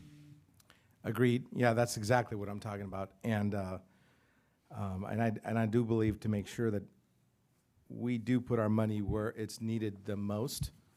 So I'm very much in favor of putting money where it's needed the most. I also wanted to Mayor, bring. can I clarify my comment to Councilmember Camus? Because he referenced my Just comment. taking a moment to allow. Yeah. Sure. So this example, from what I recall, it was from the equity study session. And it was talking about the difference in terms of the recreation preschool programs that are offered in the different parts of our city. And it was easy to recall yours because that was the example that was given. And it's not because I want to pick on your district. We have a very thriving recreation preschool in Evergreen and really proud of it. But I think the issue with having some folks have multiple sessions of recreation preschool that run from, you know, Monday through Friday, and then some that don't. For example, like Mayfair, and I can't remember exactly what the days, but it was lesser days. It was, I think, twice out of a week. And the idea was that, or at least the theory was that some of the community isn't able to take advantage, even with a scholarship, to take advantage of these recreation preschools because they have to be responsible for that 30% or 25% that isn't covered by a scholarship. And so even if there were more programs at Mayfair Community Center, our community still wouldn't be able to take advantage of them. And so it's a question of how do we know the children are there. We know that there is a need because there are studies that show that there's childcare slots. There's a need for childcare slots within some of those areas, but aren't available. And so I think our recreation preschool is viewed as a very good option for childcare and for early learning. And it just should be offered at all sites. And if there's an issue with payment, that we should address it by possibly covering the remaining 25%. And so that was my comment earlier. And I don't know that it's not true. This was an example that was used at our equity study session. Now, how much of it continues to be true, I don't know. It would be great to have some of that information. But the bottom line is that our families aren't taking advantage of these services. In my district, we've had cancellations of classes earlier this session. They were recreation classes at Welch Community Center because families just can't cover that remaining 30%. And if those classes were provided at any other place, they probably would be full because most other maybe middle-income families would be able to pay that portion out of their own pocket.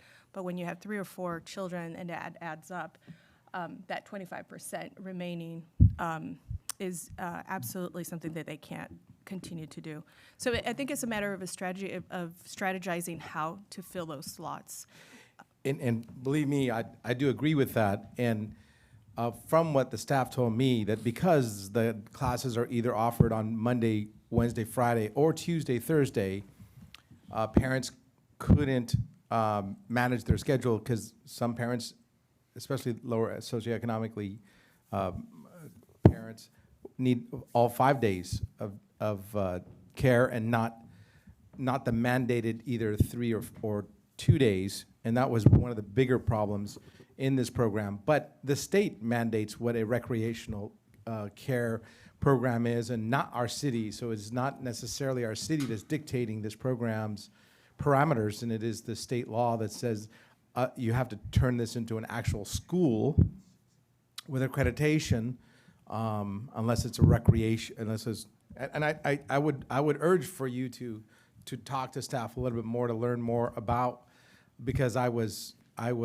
concerned, as you and Councilmember Carrasco were, about this, because I felt it was very unfair to you. But after learning some more about the problems in this program, I think it's not just the 25% difference in pay, but it's the lack of ability for people to go, to forego 2 other days or 3 other days of not having care.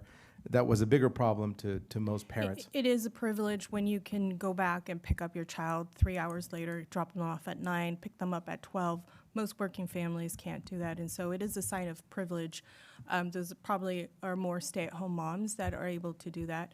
And I understand it's a state mandate. We are non-licensed, but we offer this opportunity for folks so that they can not have to pay out of their own pocket preschool, right? So I think it's an absolute godsend. You know, when I have to pay $900 for preschool, and folks can get it at a lesser price, I think it's an advantage that it could even at the playing field, if you will. We just have to be able to have the right strategy for those families. Otherwise, we just continue to have the same problem over and over again. But thank you for allowing me to just comment on that, Mayor. Thank you. Councilman Cummings? Yes, thank you. Well, look, I agree with much of your concerns about the uncertain economic, future that we have here. But I feel that this city is one of the brightest cities that I've been privileged to live in my whole life, and I have the utmost confidence that we will bounce back from anything that comes our way. That being said, I do believe in looking at ways to save money and ways to do things differently. For example, I have been harping on this almost at every meeting, and we are talking about we are talking about building units out of our Measure E money. I'm going to continue to urge us to, instead of building, to buy, because it's cheaper, faster, and it can get our lower income families, our hardworking families, into housing faster, and it may actually propel people to invest in the economy rather than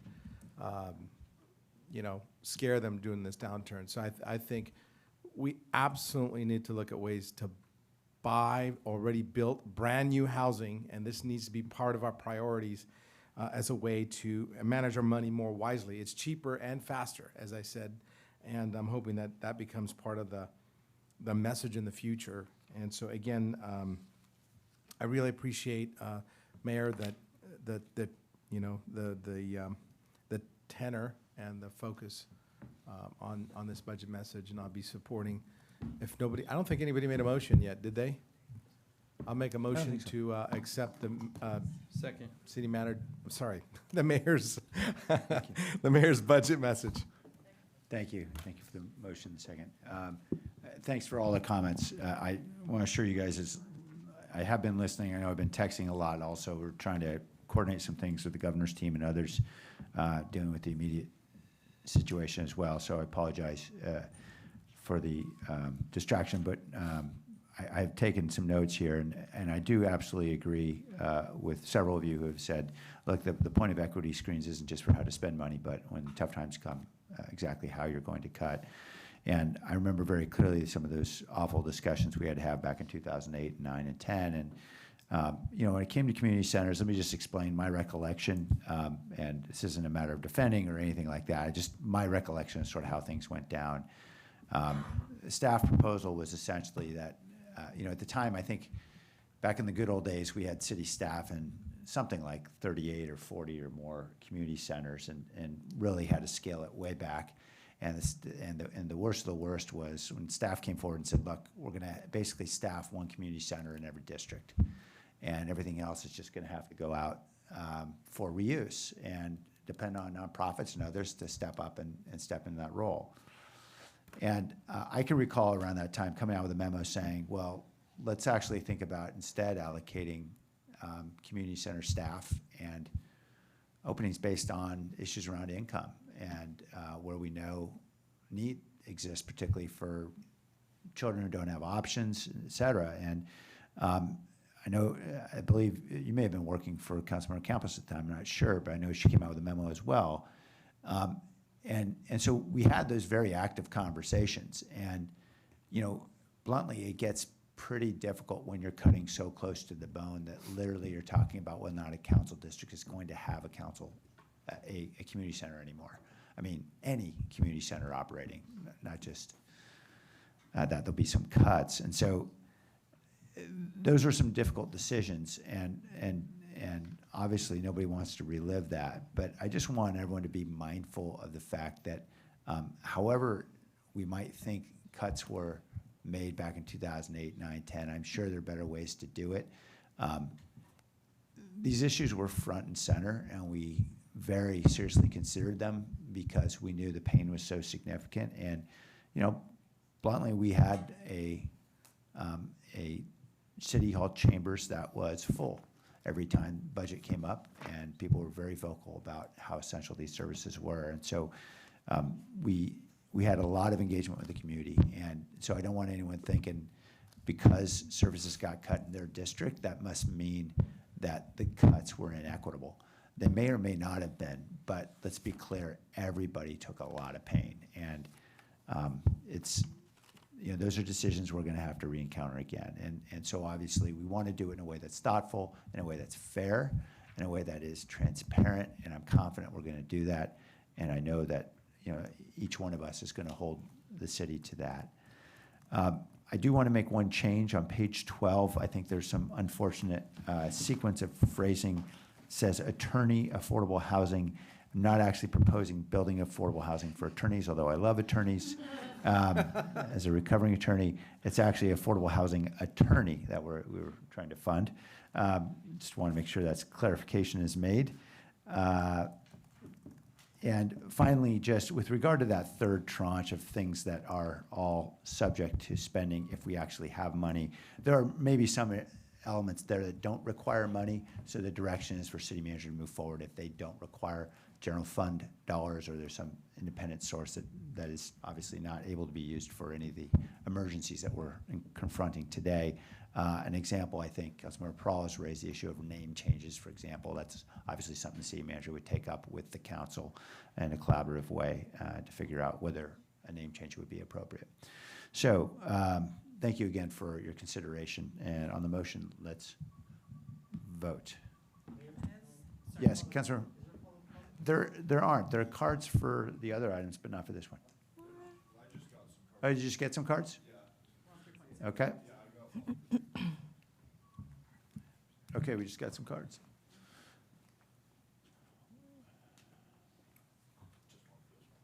Thank you. I have Armando Ricardes. And Armando, if you can hear me, I believe you're the only person who submitted a card, so we'd be happy to hear from you.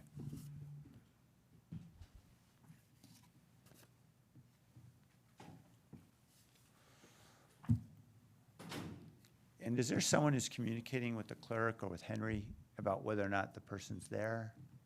Yes, I'm here. Oh, you're here. Great. Thanks, Armando. Yeah. Good afternoon, Council, Mayor. My name is Armando Ricardes, and I'm the president of the Gardner Neighborhood Association. Since you brought it up, yes, our Gardner Center Community Center has been closed for quite a few years since the last big budget cut. I think it's 10 to 12 years. And in this uncertain times, I know the budget is really uncertain right now, but I choose to be optimistic as well as Councilmember Johnny.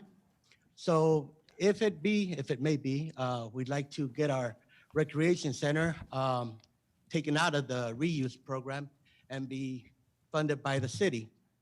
It never hurts to try, so I just thought I'd bring this up right now. Thank you. Thank you very much, Armando. Any other comments? Okay, let's vote. Tony? Jimenez? Perales? Yes. Oh, yes.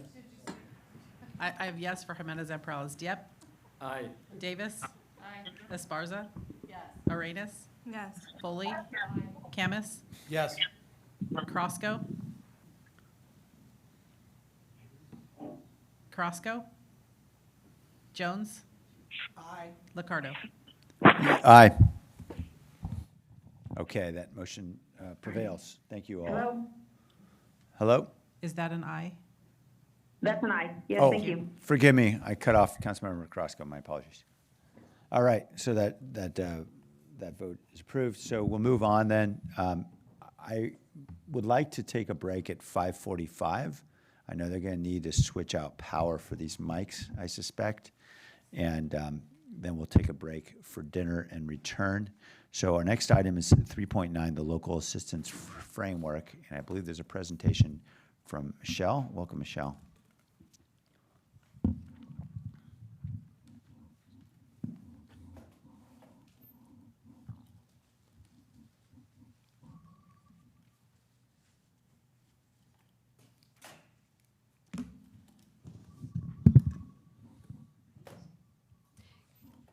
Honorable Mayor.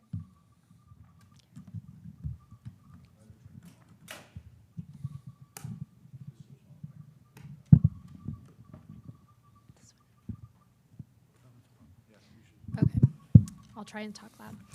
Honorable Mayor and Council, I'm Michelle McGurk, Assistant to the City Manager, and currently on assignment to the Emergency Operations Center to lead the strategy around our local assistance framework. Right now, as you've heard earlier today, the EOC team is working hard to help those in our community get access to food, shelter, and medication and meet their most immediate needs. We want to send a big thank you to everyone working in the field and in logistics, our own city staff, our community-based partners, and those who have stepped up with generosity to support these needs. The local assistance framework focuses on the next steps, looking at what the longer-term impacts of the COVID-19 crisis will mean to San Jose and how we will begin to recover. Over the weekend, the EOC team worked quickly with assistance from the mayor's staff to cement a critical philanthropic partnership with Silicon Valley Community Foundation to enable all of us and all of you to have a charitable giving vehicle to benefit our community. We focused our efforts in 3 areas: residents, small businesses, and nonprofits. It will take a comprehensive effort from all levels of government to the private and philanthropic sector to address the impacts of this crisis.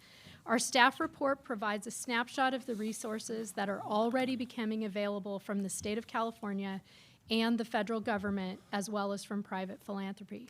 First, a quick look at each of these groups and who will be able to get assistance. Do keep in mind that the framework is living and flexible, and our goal is to be able to adjust and make changes and respond to new and emerging needs.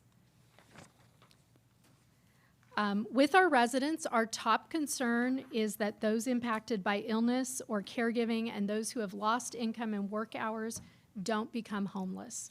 We want to make sure that they can access the wide variety of resources that are available, and we want to fill the gaps. We're going to use the existing partnerships with Destination Home, Sacred Heart, and the Homelessness Prevention System to do so. And next week, the administration will place on the agenda an allocation of an additional $2 million in funds for this effort. So with respect to our small businesses, we're very concerned. We have approximately 50,000 of them, of which 35,250 are self-employed residents, and 11,400 have between 2 and 9 employees. According to Work to Future, 60% of small business owners in San Jose are people of color, and nearly 51% are immigrant-owned.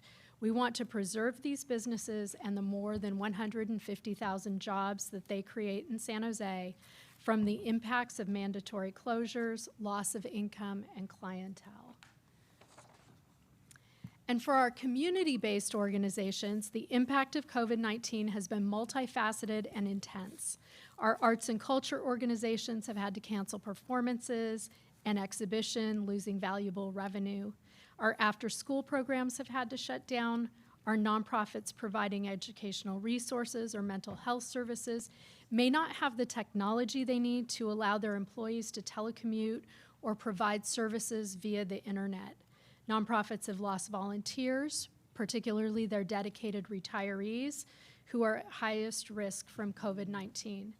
And at the same time, need is increasing to meet the unique service needs created by the virus and the shelter-at-home order, particularly for those agencies serving seniors, those residents experiencing homelessness, and others who need to provide services that are deemed essential. We want to ensure that our nonprofits survive this crisis and don't go under. So a bit of good news, there are significant resources coming online each day, from SBA loans for nonprofits to unemployment, disability, and family leave resources from the state. I do want to note we're in receipt of the letter that was sent this afternoon from the Silicon Valley Council of Nonprofits. The team is meeting tomorrow, and we will be discussing existing contracts and what can either be done under the city manager's authority, and in that case, we'll update you via informational memo, or what we would need to bring to council to make some adjustments from a policy standpoint to be flexible in this time of need. So there are resources. You've heard a lot about them today. We are very grateful that more is becoming available each day for all three of these categories of need. One of our big challenges will be ensuring that each of these communities can access resources. And so we want to make sure we provide them with technical assistance, assistance in the languages that they're most comfortable speaking. And another big challenge, as we learned from the 2017 flood, is not everyone in our community may be eligible for some of the resources that become available. So to fill the gap, we look to philanthropy. So as the mayor's been alluding to and urging you to be available tomorrow, we will be officially launching our partnership with the Silicon Valley Community Foundation, San Jose Strong.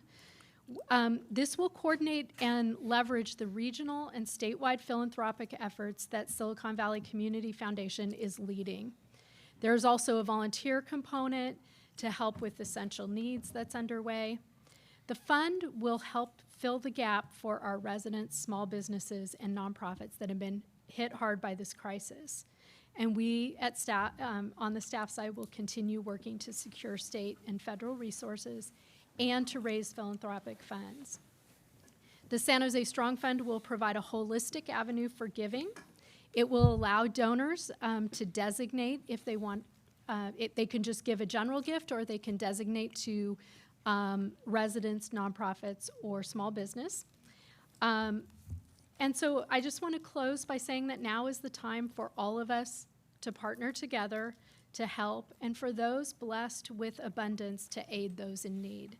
As the city's elected leaders, you have a critical role to play in shining the light on these challenges and inspiring the community to join with us and give generously of their time, talent, and treasure.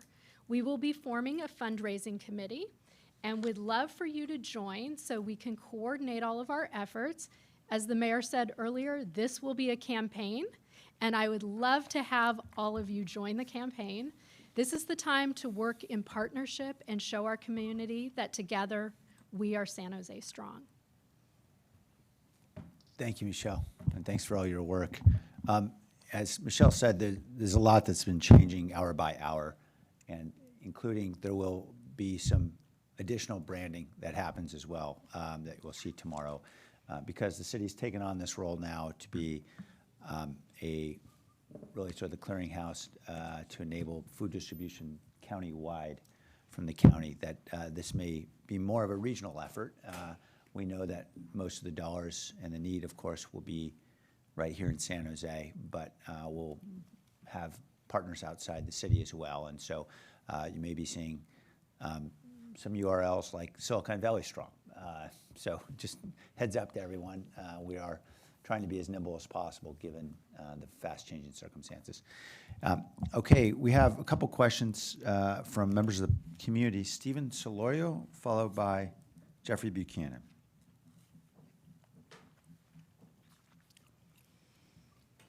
Stephen, are you able to hear? Mayor and council members. I just wanted to quickly introduce myself. I'm Stephen Solorio. I currently live in District 3 and I work for the city of San Jose. I am also the Municipal Employee Federation president for over 3,000 workers with the city of San Jose. I want to thank you guys for helping with the employees that are non-essential and getting paid during this time of the academic. But I also want to address an issue with the essential employees that we're having right now. Essential employees who have doctor's notes and also that are having issues with childcare are being asked to use their own personal and sick time. For myself, I just kind of want to use myself as an example. I'm currently a single father. I am considered an essential employee with the city of San Jose. I've been told that I need to use my own sick time and my own vacation time in order to take care of those kids. So when my sick time and my vacation time runs out at the end of this week, I'm asked to apply for FMLA for 12 weeks of unpaid and then apply for unemployment. This is going to impact a ton of employees. There are hundreds of employees that are having certain issues. So as I hear council members wanting to do their part and wanting to be a part of helping the community, I want you guys to take into consideration that employee and staff are having the same issue with this coronavirus. You know, the school districts are closed now for 3 weeks, and a lot of us have a lot of childcare issues, and the city is unwilling to pay us and support us at this time.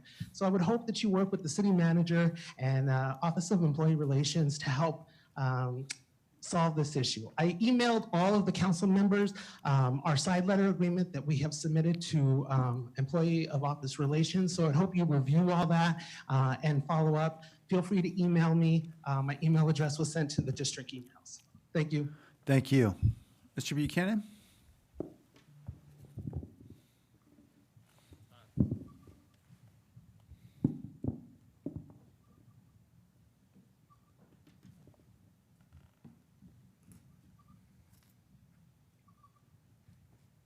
Mr. Buchanan, were you able to hear us? They were just wiping down the mic. Okay. Mayor and council, appreciate the leadership in these trying times.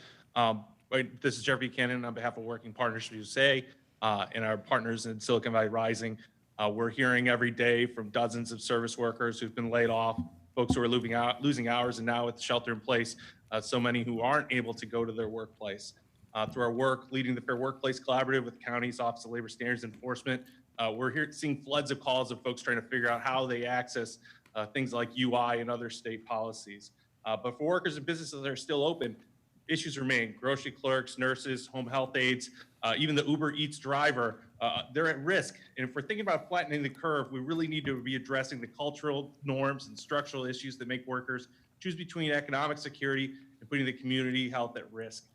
Many of these workers lack the sufficient paid sick days or family leave, as we just heard from the gentleman before. The state and federal response so far has been wholly inadequate. Realize there will be more efforts as we move ahead, but so far, proposals around paid sick leave, for instance, 80% or more of private sector workers would be excluded.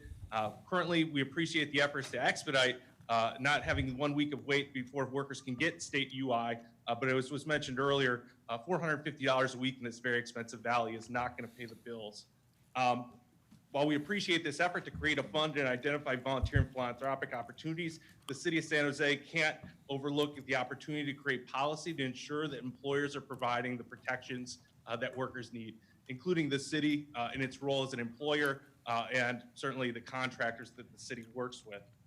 We encourage the council members who sit on rules, including Mayor Liccardo, to bring forward the proposal that was put forward that'll be will be debated next, well, tomorrow actually.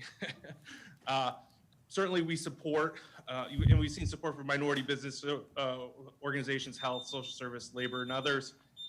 We support the appropriation we've talked about here for the homeless prevention system, but also would encourage the council to think about the kind of technical assistance thousands of workers are going to need as they try to fill out UI forms and other things. Thank you so much. Thank you, sir.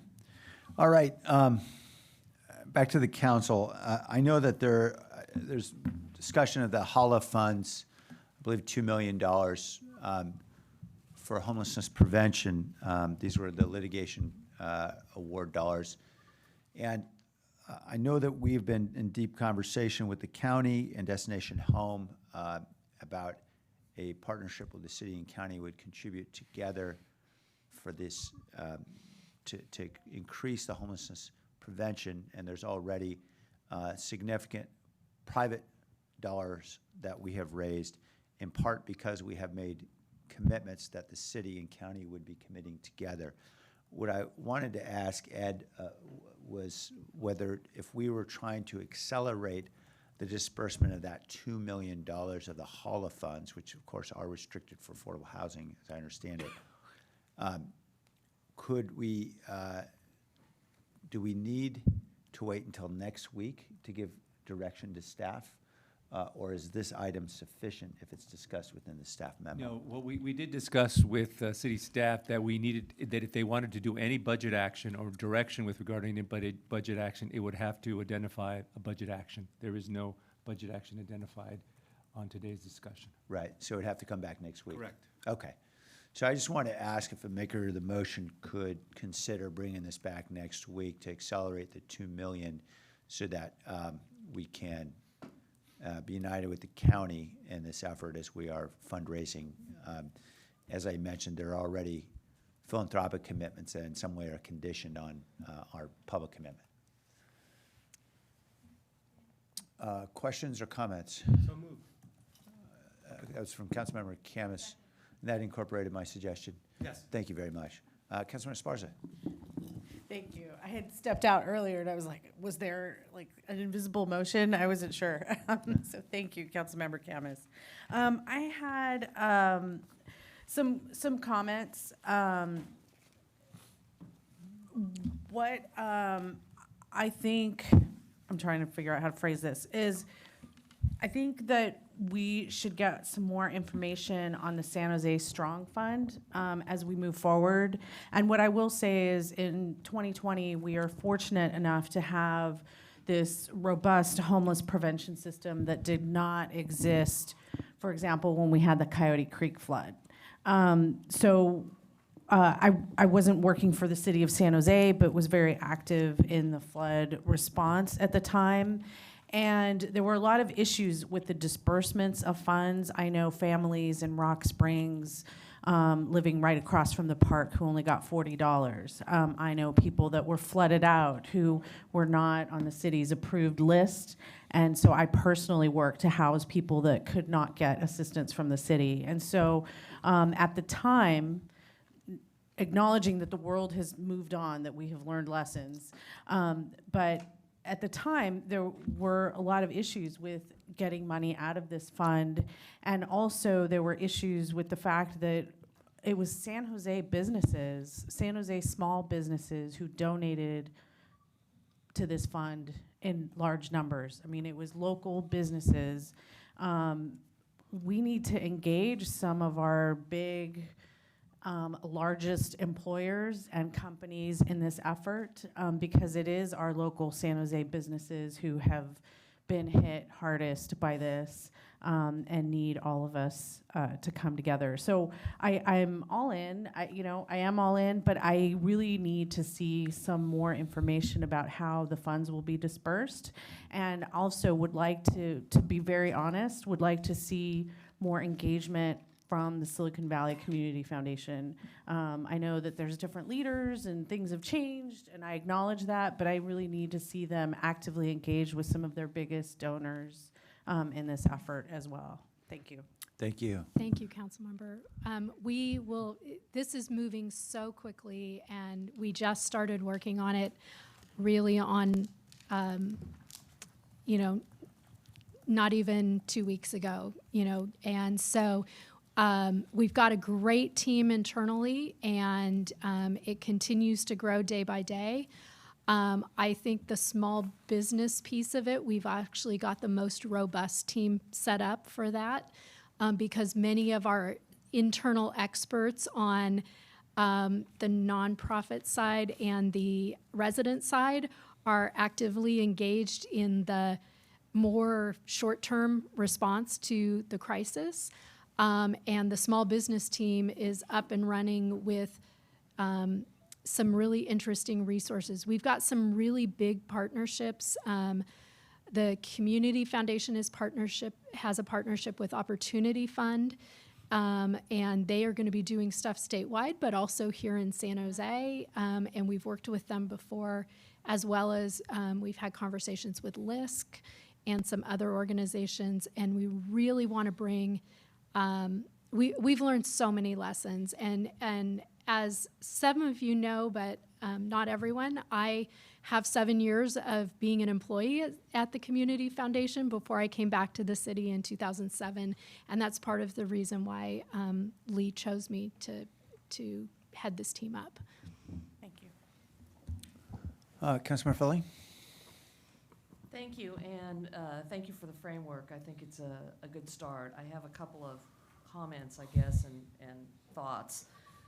I know we're going to be discussing small businesses much later or in the next couple of agenda items, but I just wanted to emphasize that when we're talking about small businesses, it's not just the technical assistance, and I see in our memos that we're focusing on technical assistance for our small businesses. They may not need the technical assistance as much as they need help with paying the bills, help with prioritizing, help with dealing with employees, and do they pay PTO? Do they pay sick leave? How do they deal with compensating their employees who are no longer working full-time for them? So when we're talking about small businesses, I think it's important, actually any business, but small businesses, they don't have their own lawyers on staff, so they need hand-holding to navigate the SBA process and any other funding process, and that it be as simple as possible for them. So when I look at San Jose Strong, I'd like to know what the goal is for fundraising, since we're all on a fundraising campaign, I understand, as of a few minutes ago. Yeah, I think we're going to announce a $50 million goal, but I think that's, well, we'll find out. Okay. We're gonna Okay, find out. good. We'll go to There the we go. press conference and find out. Yeah. The one caveat about the San Jose Strong, and I think that's a great way to generate public-private partnership, is that we not create an extra layer of bureaucracy, that it be simple and easy for folks to navigate. If there's money, this is what you do. If there's time, talent you need, this is what you do, but we not have a huge department established that's going to take away a big portion of that $50 million, that it really be boots on the ground, people helping out who are willing to volunteer their time and not create all of these policies that are going to create more bureaucracy. That's my 2 cents. Thank you. Other questions or comments? Okay, then we can vote. Councilmember Diep, Councilmember Diep and Councilmember Arenas, and then we'll break after this vote. Just thinking about branding, I don't know how committed we are to San Jose Strong. I know it sounds good, but Actually, it may not even be the URL. We're still working it all out. So just to throw it out there, because when I think of Strong, I think of Boston Strong after the marathon bombing. I think of Las Vegas Strong after the shootings. And this is kind of something that is a public health issue that I think the whole country will be facing, and maybe San Jose and this Bay Area more so than, Hoboken, New Jersey or somewhere. But just, and we're continuing on with the theme. This is a disaster, no doubt, but not quite on that same level. So maybe just something else, just to put it out there. Okay, we're open to creative ideas, but I can tell you URLs are take time to nail down. So, Councilmember Arenas. I wanted to ask the city manager about the comment that we all heard from the city employee who is an essential service employee, but is not able to work because of childcare, and now he's using his own personal time to cover his time off. Yeah, so if I could, certainly appreciate the demands that we're putting on our workforce and the uniqueness of kind of the arrangements that we've made to either work from home or continue doing work, and even just the designation of essential versus non-essential employees and what that kind of translates to within the workforce. So with that said, we've set up some rules. We are making adjustments as we go, as we understand kind of how this is playing out. Let's just acknowledge we're, I don't know what, not even 24 hours into this, or barely.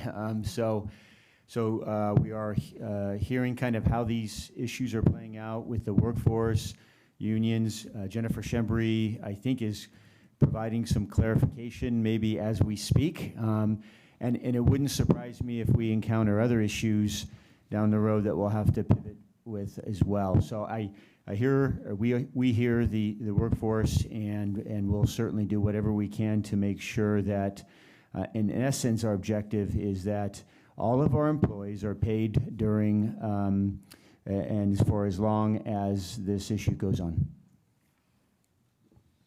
And not coming out of their personal time bank that they've. And so there are some nuances to it, but by and large, certainly if we have non-essential employees that are home, they're on paid administrative leave. They're not using their vacation or sick leave.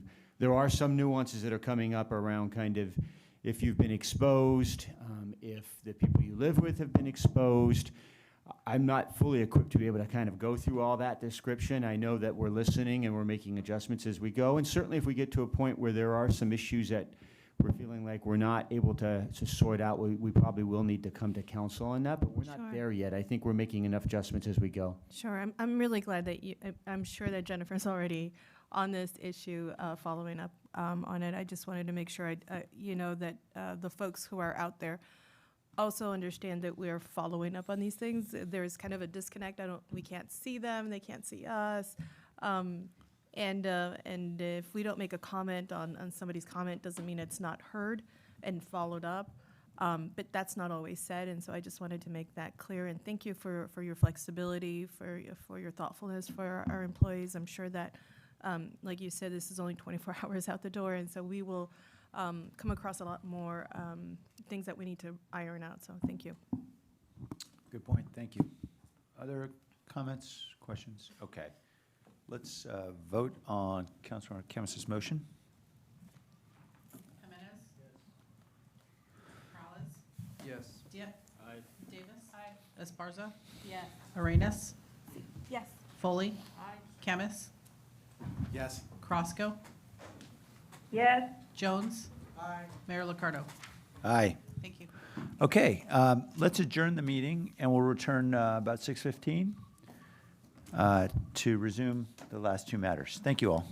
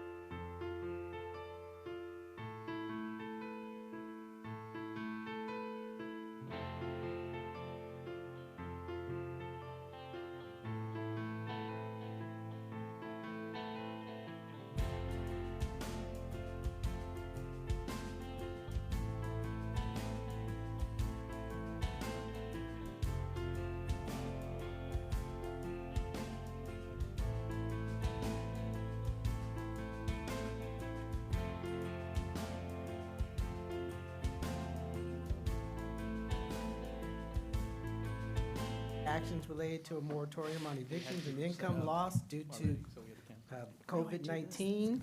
And this will be a joint presentation with 8.2 and 8.3. So, Jackie, if you want to Great. kick us off. Yes, I'm Jackie Morales-Ferrand, and I'm here to present to you the actions related to the moratorium on evictions due to COVID-19. I also have Christopher Alexander, our Deputy City Attorney, and Jeff Ruster, Assistant Director from the Office of Economic Development, joining me tonight. Okay, I don't know. Oh, there, it's working. Yes. According to guidance released from HUD on March 9th, 2020, housing instability and frequent mobility increase the risk of exposure to infectious disease. Limited access to health care services and poor living conditions further compound this risk. Over the past weeks, hotel reservations and event bookings have been canceled, leaving low-wage workers without work. As a result, the experience of homelessness may place individuals at greater risk of exposure to a variety of infectious diseases, including COVID-19. The proposed ordinance will provide eviction protection for residents suddenly facing financial hardship. This measure provides housing stability during this volatile period of time, ensuring our residents remain housed rather than suddenly facing homelessness. Since January, there have been a number of actions and orders released by health organizations regarding the COVID-19 outbreak. Over the last week, the World Health Organization has declared the outbreak a pandemic, and yesterday, Santa Clara County declared a shelter-in-place order. This new order requires all non-essential services to cease, sending residents to their homes to shelter in place. We've summarized the council direction from March 10th, yet a week ago, where you approved the moratorium to prepare a resolution, an ordinance, and a companion urgency ordinance providing for a temporary moratorium on evictions in the city of San Jose for renters on the basis of non-payment of rent, and where that failure to pay rent results from wage loss resulting from COVID-19 pandemic. So before you, we have 3 different actions that we're going to be taking today. So we just wanted to summarize, and you have been talking about this all night, the impact on our residents due to COVID-19. We've seen loss of income and work hours, the closure of schools, the concern for elderly. What we were most impacted on was the number of residents who potentially are living paycheck to paycheck. And despite the health of the national economy, there's a growing number of people with little to no savings. In a recent national study, 45% of the respondents said they had $0 in savings accounts, and overall 69% had less than $1,000 in a savings account. These staggering numbers occurred before our pre-COVID-19 conditions. And then lastly, just the impact that you've all been talking about over the past few months regarding displacement and the impact of displacement and how tight our housing market is. Renters must earn $53 an hour or $110,000 a year to afford the average rent for a 2-bedroom apartment in San Jose. And so if you are displaced or evicted from a lower cost housing apartment, your chances of finding something comparable are slim. We've heard concerns from both the landlords and the tenants regarding the impacts of the moratorium on evictions. And this slide highlights some of the comments we've received. For the landlords, they are concerned about upcoming mortgage payments, property tax due on April 10th, and the accumulation of the overdue rent. And for the tenants that have been impacted by a sudden decline in work, they're concerned about how they will take care of their children and the drastic reductions to their work hours, and frankly, having enough funds just to cover their basic daily needs. So today we have 3 different actions before you. And so this chart is trying to summarize it, so hopefully that they can all be clear on what you're doing tonight. The first item before you is the urgency ordinance. The urgency ordinance provides the underlying authority for the City Council to act on the eviction moratorium resolution. The City Attorney has prepared the urgency ordinance for immediate consideration by the City Council, setting forth the facts that constitute the urgent action by the City Council. It requires a 2/3 majority vote for passage, and it will be in effect for 60 days. The 60-day time frame is needed so that there's sufficient time for the moratorium ordinance to take effect. To enact the urgency moratorium ordinance, the city must pass a resolution. So the first action is this urgency ordinance, and it just provides the framework. But it's the actual resolution that will enact or turn on the urgency ordinance. It activates the temporary moratorium on evictions. The eviction moratorium will be effective on the date the proposed resolution is approved by the City Council and will continue for 30 days. So if you approve it today, it becomes effective today. The term may be extended by the City Council. To extend the term, the City Council will need to pass a new resolution. So the fact that the urgency ordinance has 60 days does not mean that it's a 60-day moratorium. It is the resolution that is governing the time frame of how long the moratorium will be held. And then finally, we have the actual ordinance. The City Attorney has prepared a companion ordinance that mirrors the urgency ordinance in its substantive effect. However, it requires both a first and second reading as typical for non-emergency ordinances. If the proposed ordinance is passed, it becomes effective 30 days after the second reading. It requires a simple majority for passage, and it will be repealed automatically after 6 months. The ordinance provides the authority for the City Council to extend the moratorium past the original 60 days provided under the urgency ordinance. The City Council will need to pass a resolution each time you choose to extend the moratorium. So the next part of our presentation, we'll just talk about the different components. So the majority of the provisions include the following items. So for the landlord must notify a tenant of their rights under the moratorium when serving a notice of termination for non-payment of rent, which is typically a 3-day notice.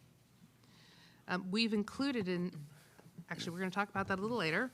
Next, the tenant must notify the landlord that they have been impacted by COVID-19 prior to the expiration of the 3-day notice. And we came up with that after talking to landlords who didn't want to have to wait to understand who was actually impacted by COVID-19. Examples of documentation include providing bank statements that illustrate a drop in income, employer pay stubs showing the same, or a letter from an employer notifying tenant of the reduction of their hours. So you have to provide, so you have two items you have to prove. One, you're a COVID tenant and you're impacted. And then secondly, you have to demonstrate that you have had a substantial loss of income. The original direction from the mayor's memo required that the documentation be presented to the landlord prior to the date the rent becomes due. However, when staff was evaluating this step in the process, we determined that due to factors including language barriers and widespread shutdowns, that it could be challenging to gather this information within a short period of time. The proposed ordinance allows tenants extra time to provide the required documentation.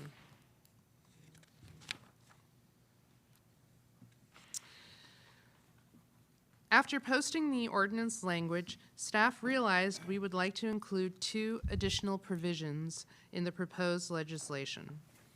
We are recommending to amend the companion ordinance to include language that landlords must provide information on homeless prevention on a form approved by the director with a notice of termination, and also, number 2, require that they provide a copy of the notice to the housing department. Both of those two actions we already require in our current tenant protection ordinance. So I'm going to read the proposed language into the record related to these two provisions at the end of my presentation.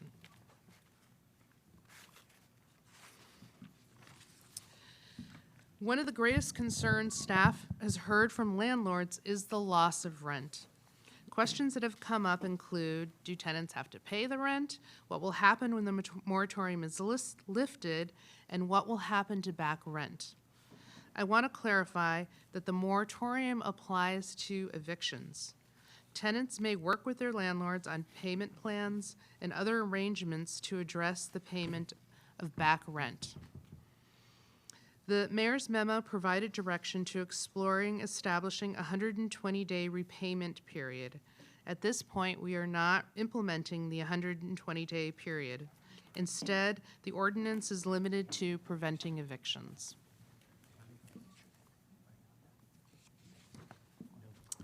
So in terms of just reminding you the timeline, the urgency ordinance, if it's passed today, takes effect on March 17th. The resolution that you're considering today actually activates the urgency ordinance, and the companion ordinance would become effective May 7th.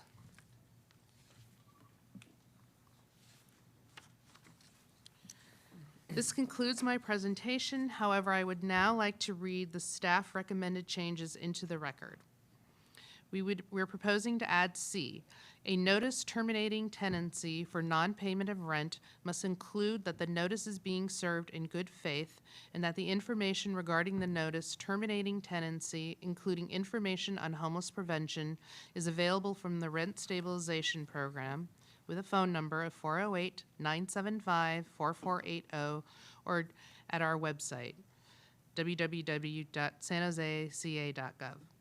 D. A landlord must mail or deliver to the city a true and accurate copy of any notice of termination delivered to a tenant within 3 days of delivering such notice to a tenant or tenant household. And with that, we are done with our presentation. Thank you, Jackie. I'm going to ask members of the community to come to speak now, and then we'll go back to the council for consideration. Start with Carl Davis Jr., followed by Poncho Guevara, Frank Valerga, and Jeff Christina, and Jeffrey Buchanan.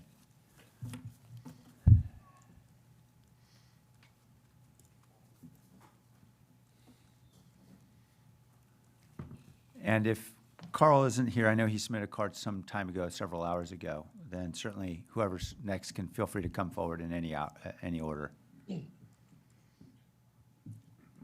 Okay. Can you hear me now? I can, yeah, we can. Thank you. Okay. Hi, thank you, Honorable Mayor and council members.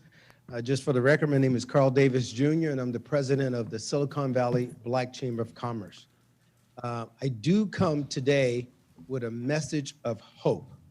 You know, hope for our small businesses, their clients, and even our entire community. The single thread I've heard today is what type of best way can we have to communicate to small businesses? And yet I want to challenge everybody to not think about just communicating to small businesses on how those small businesses can communicate to us. And I think it's going to take some innovation. Now, we're in what we call a reactionary mode, and when you're in a mode like that, it's hard to plan, but I think we should take our time and come up with a comprehensive plan. And I heard somebody say, we ought to plan, not panic. The idea that I saw on the docket about an office of small business, like a one-point contact with the city of San Jose, it seems like a really good idea, so I support that idea. I also support the idea of the business continuation funds, which is a good idea, even if it's married with public or private. I just got information from Facebook today. They said they're going to release about $100 million for small business assistance. And yet all of these ideas and services are really great, but the thing I want to share is that whether it's city, county, state, Fed, Facebook, whomever, we need a vehicle to where we can have something that's easily communicated to and from small businesses. And I challenged the group today to look into something that we've developed called virtual chamber services, a two-way mobile communications platform.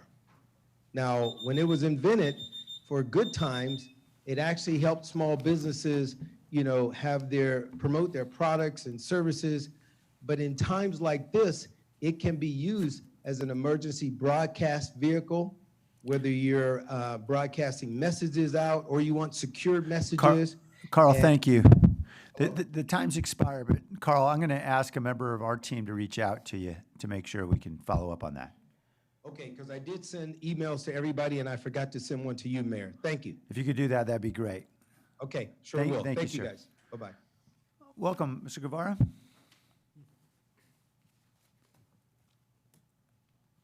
Unfortunately, Pancho had to leave. Jeffrey Buchanan, Silicon Valley Rising Working Partnerships, would encourage the council to act on the urgency ordinance and the additional proposal from staff that Jackie just iterated.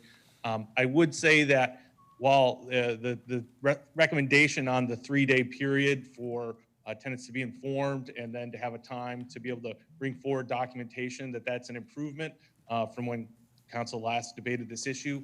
But still, given this moment and the difficulty of obtaining documents and just the challenges for families managing their households in this moment amid kids out of school, all the other kind of pressures caring for the elderly and our multi-generational families, that we consider in the future bringing back an amendment to this policy to allow that right to cure for tenants to be able to give more time so that if a tenant was impacted, didn't bring together in the 3-day period all the information that they needed because maybe their employer is non-responsive or they don't have their documentation at home and they're trying to shelter in place. Any of the reasons you can imagine that would be challenging, particularly I think about for some of the gig economy workers, being able to pull together receipts of your income in past months is actually rather challenging. It's not an easy thing to do. You can't just pull a receipt. For all these reasons, would encourage the council to consider that right to cure proposal that we had talked about in the last council meeting moving forward. But certainly the most important thing is to vote on the urgency ordinance and the staff recommendation that was put forward at the beginning. Thank you so much. Thank you. Welcome. I just want to let you know another speaker card's on its way over. Okay, great. And is Frank Valerga there? If not, Jeff Christina? Mr. Mayor, Hi. this is Dennis King. Hi, Dennis. Go ahead. I'm assuming there's nobody in front of you, so go ahead. No, just the mic. We'll take you. That's okay. So I should say top of the evening to you. Yes, happy St. Patrick's Day, sir. But, Mr. Mayor, I don't see any green on you. I do see 2 council members that are being culturally appropriate and are wearing green, but not the others. I'd like the record to reflect I'm wearing a greenish suit. Okay. Thank you. Saved. So, Mr. Mayor, council members, again, my name is Dennis King, the director of the Hispanic Chamber of Commerce, director of the Small Business Development Centers, and the vice chair of your Small Business Advisory Task Force. Those organizations vigorously support the memorandum that was sent to you by Vice Mayor Chappie Jones and Councilmember Magdalena Carrasco. They covered a number of different items. What really comes to my attention was a year ago, the San Jose Mercury News announced that there are hundreds of less small businesses today than there were 10 years ago. Our small businesses are being threatened like never before in our lifetime. There is a sense of urgency. We're very busy, but there is so much more that needs to be done. In that memorandum, there's at least a few items that should call to your attention. One is the idea of designating one single point of interest in order to be able to have appropriate contact and information that can get dispersed, especially in these very confusing times about what's available and what's not available. You're also looking at the Business Continuity Fund, and whether it's public or private funds, what you might want to do if you're going to move forward on that, and we hope that you do, but you'll leverage that because not everybody can qualify for various loans. The Emergency Injury Fund, which we're coordinating right now, there are great numbers of businesses that won't qualify for that. Federal funds are also not very speedy. So in the best of circumstances, it's going to take at least 2 months before those small businesses actually get cash. So if they've got needs, they have to figure out how to address them now. One lesson that we learned from the city of Sunnyvale last week, they sent us a note, called me up, asked me what we do. They sent out a memorandum to every business in the city of Sunnyvale within hours. I don't think you can do that. I don't think any one of you council members can immediately send off an email message to all the businesses in your district. You should be able to do that. It's not a question of technology. It's a question of your own policies that are preventing your constituents from being served directly by you. Thank you, So I Dennis. think there's a number of issues like that that I strongly recommend that you take a look at. Thank you, sir. Thank you. Armando Ricardes?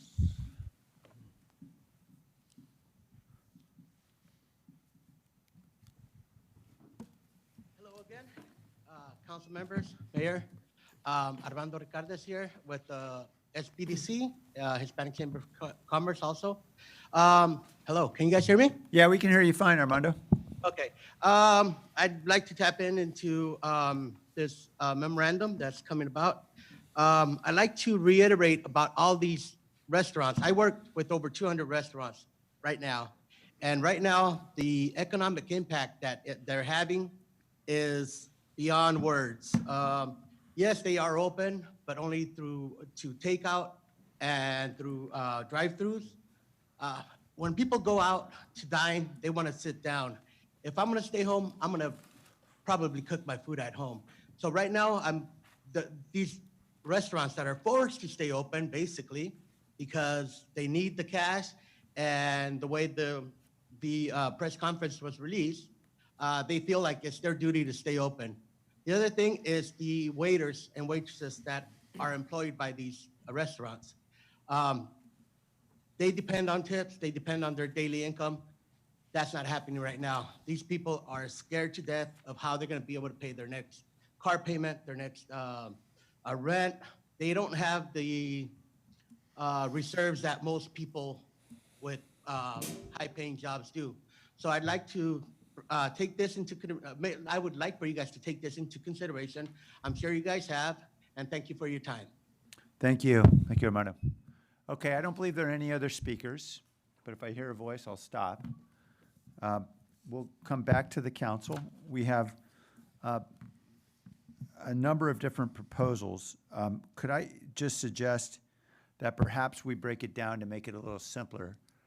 We vote up or down on the tenant ordinance first, and then take on additional ideas in subsequent votes. Okay?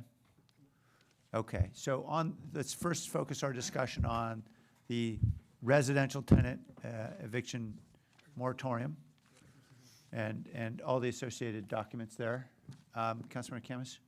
Yeah, and of course, declaring the urgency ordinance, right, the three-part thing that we had to do? Is that what you want to make a motion on? Yes, I believe so. So moved. Right, as explained, we're doing an urgency ordinance because those take effect immediately. If we didn't do that, then we'd have to wait for the second reading, and we have to wait 30 days before the ordinance will become effective. The second one is the regular ordinance. That will take effect within the 45-day period. My understanding is we're probably coming back next week for the second reading, so it may be a little shorter. So we want to make that one the permanent one until we decide to change. And the resolution, as was stated, the resolution was intended for the council, if in fact it did not determine that it wanted it to become effective today, that resolution would have come back at a later date to say, now we're ready to make the ordinances effective. So because I believe the council may want to take action today to make it effective as of tomorrow, that resolution is going to be adopted as well. So those are the three items and actions that are being requested for the residential tenant moratorium. 2 ordinances and a resolution. Right. That's what I was asking. And the motion will probably include all three. Is that what you're saying, Vice Mayor? would just be for the urgency ordinance first, right? You can do all three together. I can do all three together? Yes. You're going to need, you're going to need 2/3 for the first one. Well, that's why I was. And that's fine, and then you can take subsequent, but you can discuss all of them at the same time. Yeah, why don't we just take them all together? Yeah. That's Okay, that's the motion from Vice Mayor Jones? Second. Okay, second. Councilmember Camus? Yeah, so I just want to make sure that the resolution on the moratorium is only for 30 days unless extended, as the slide clearly shows. So we have to come Yes. back, if we want to extend the moratorium on evictions, we have to come back after 30 days. Correct. For an That is extension. correct. Right, that one's gonna go Within- for 30 days, but that can continue after that. If it comes back to you, you can decide to continue it. We could decide, but we have to decide to Correct, continue. correct. It Yes, doesn't it's a public hearing. automatically go. Correct. All right, thank you. Yeah, sorry to be the bummer news, but I think the governor announced today that schools should expect to be closed through the summer. Wow.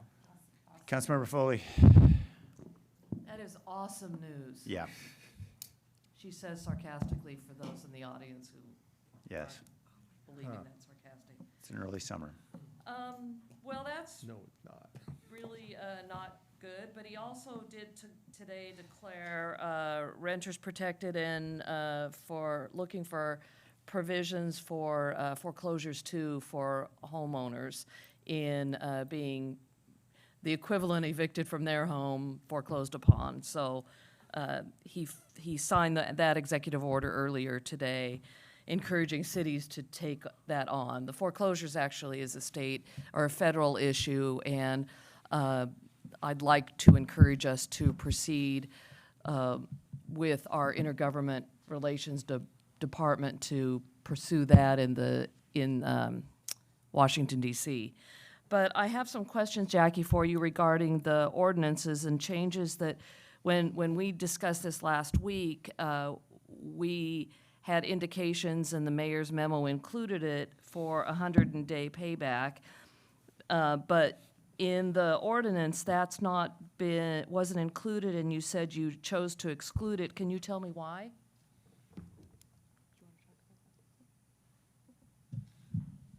I can actually address that. Chris Alexander, Deputy City Attorney. So part of the direction from the mayor, I have his memo right here, is for the city attorney to evaluate the potential for including in the legislation a 120-day period for affected tenants to become current on past due rent.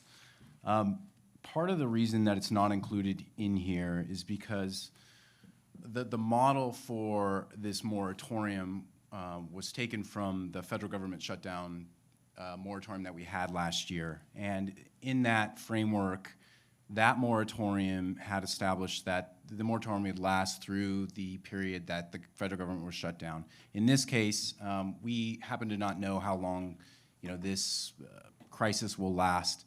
And so we've designed the eviction moratorium to essentially be extended for 30-day periods at a time.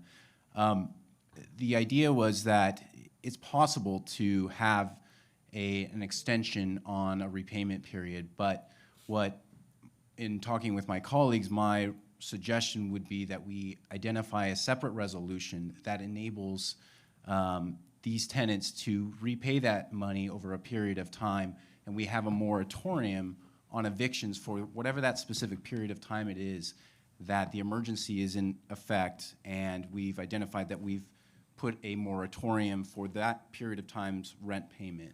So because of the way it's designed, this is a moratorium on evictions. It's not a moratorium on payment of rent.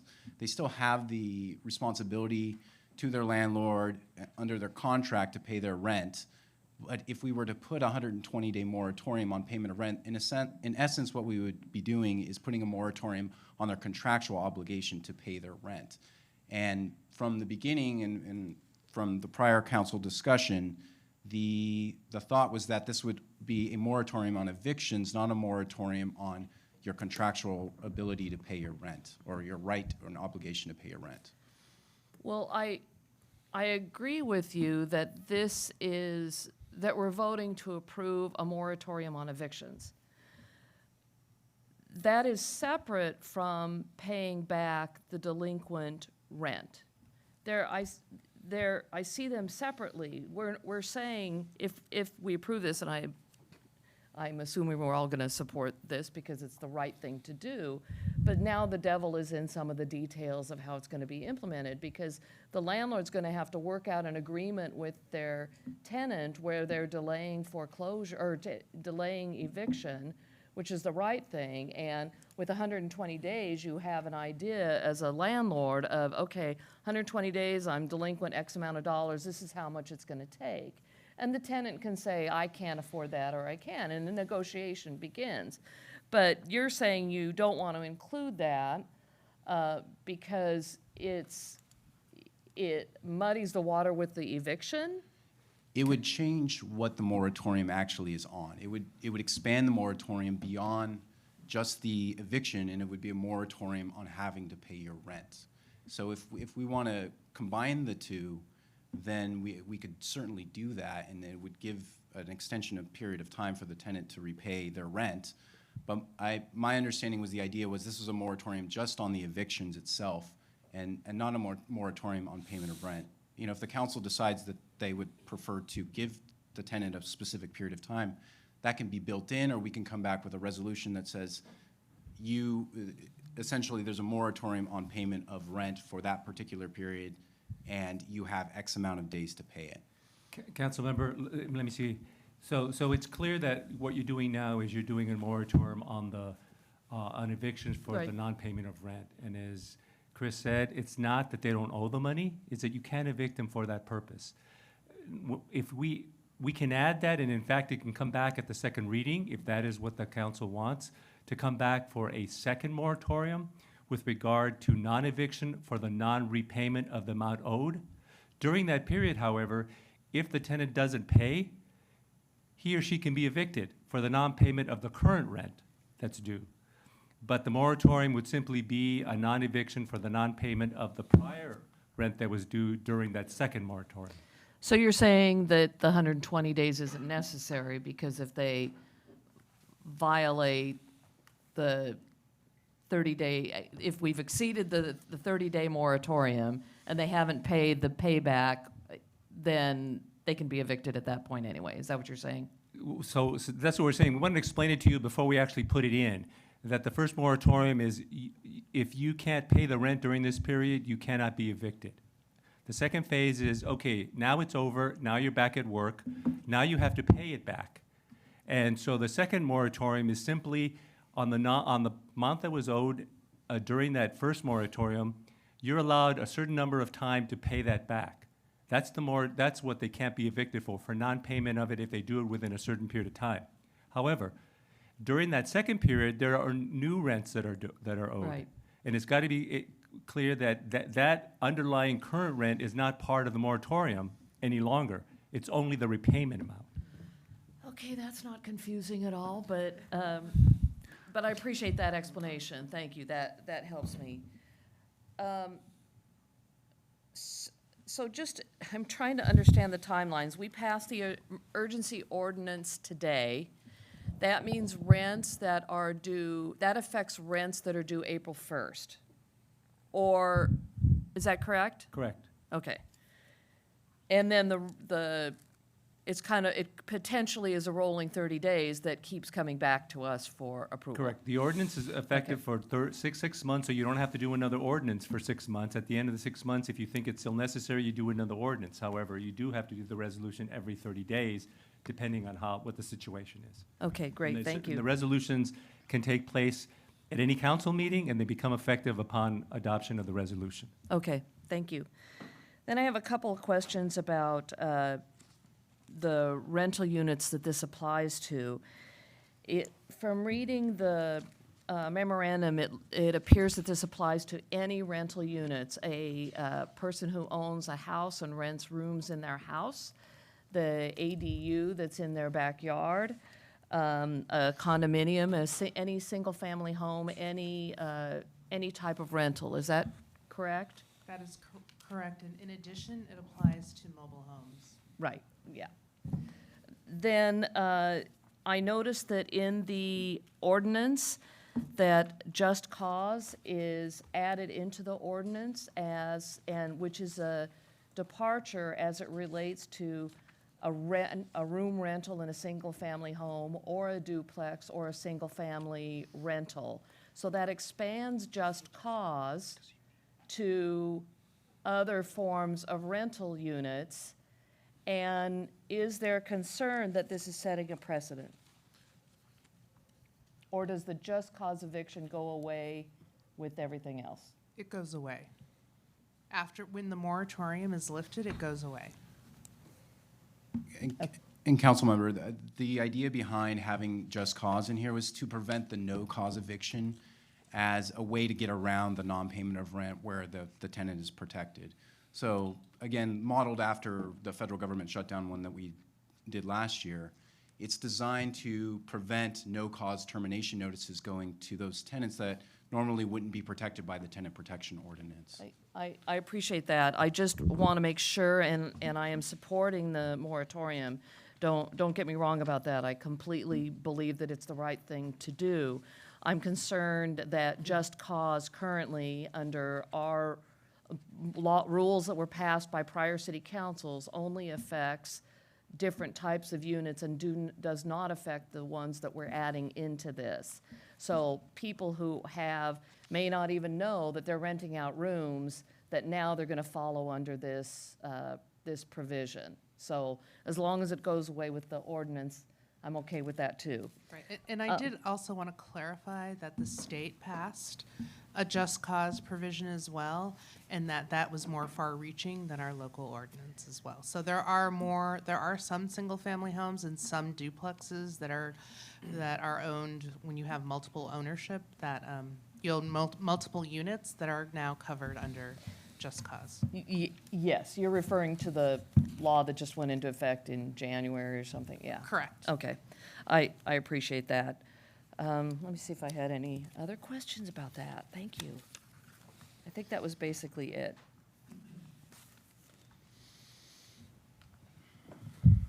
That's it for me.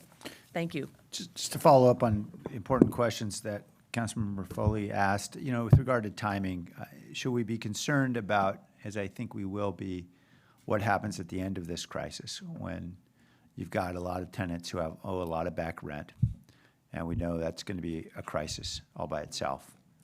I assume it would be at that time when we would consider renewing this, rolling it over, and incorporating some kind of repayment period for negotiation and repayment. Is that right?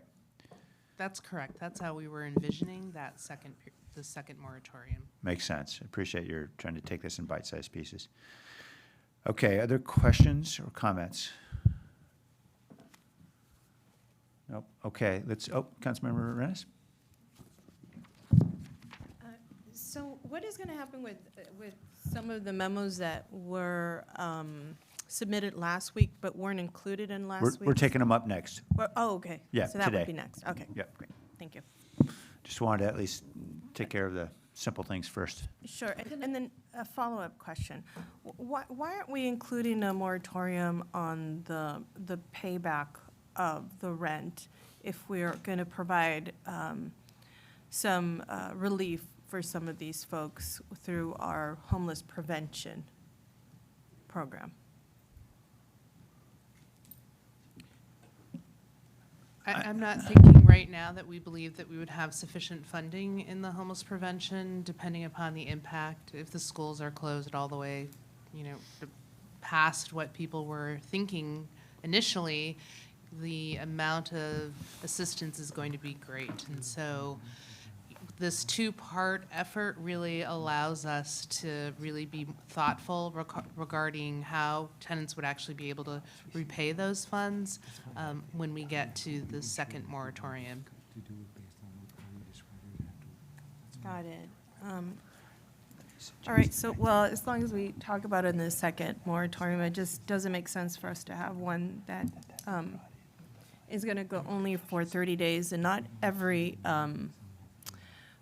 rent is due on the 1st of the month.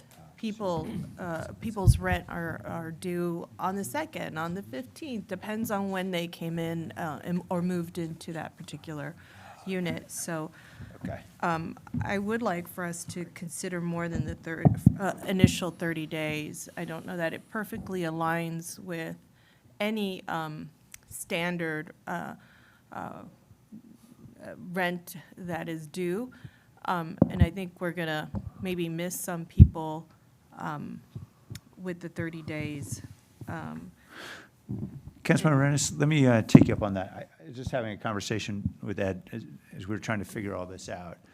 And the suggestion was that if we want to avoid the delay that might result in having an ordinance that didn't at least incorporate or anticipate that this vote would need to happen. So we discussed the 120 days as a possible option to do. We didn't incorporate it because we weren't sure whether or not that was what you intended. The ordinance, as we indicated, is an ordinance that's going to be in effect for 6 months. The resolution is what makes it effective. So you could decide to move forward and include the 120-day repayment moratorium as part of the ordinance so that it can become a part of the ordinance. But you could just simply adopt the resolution dealing with the first moratorium, and that you would then take a second resolution creating the second part of the ordinance, which is the 120-day repayment.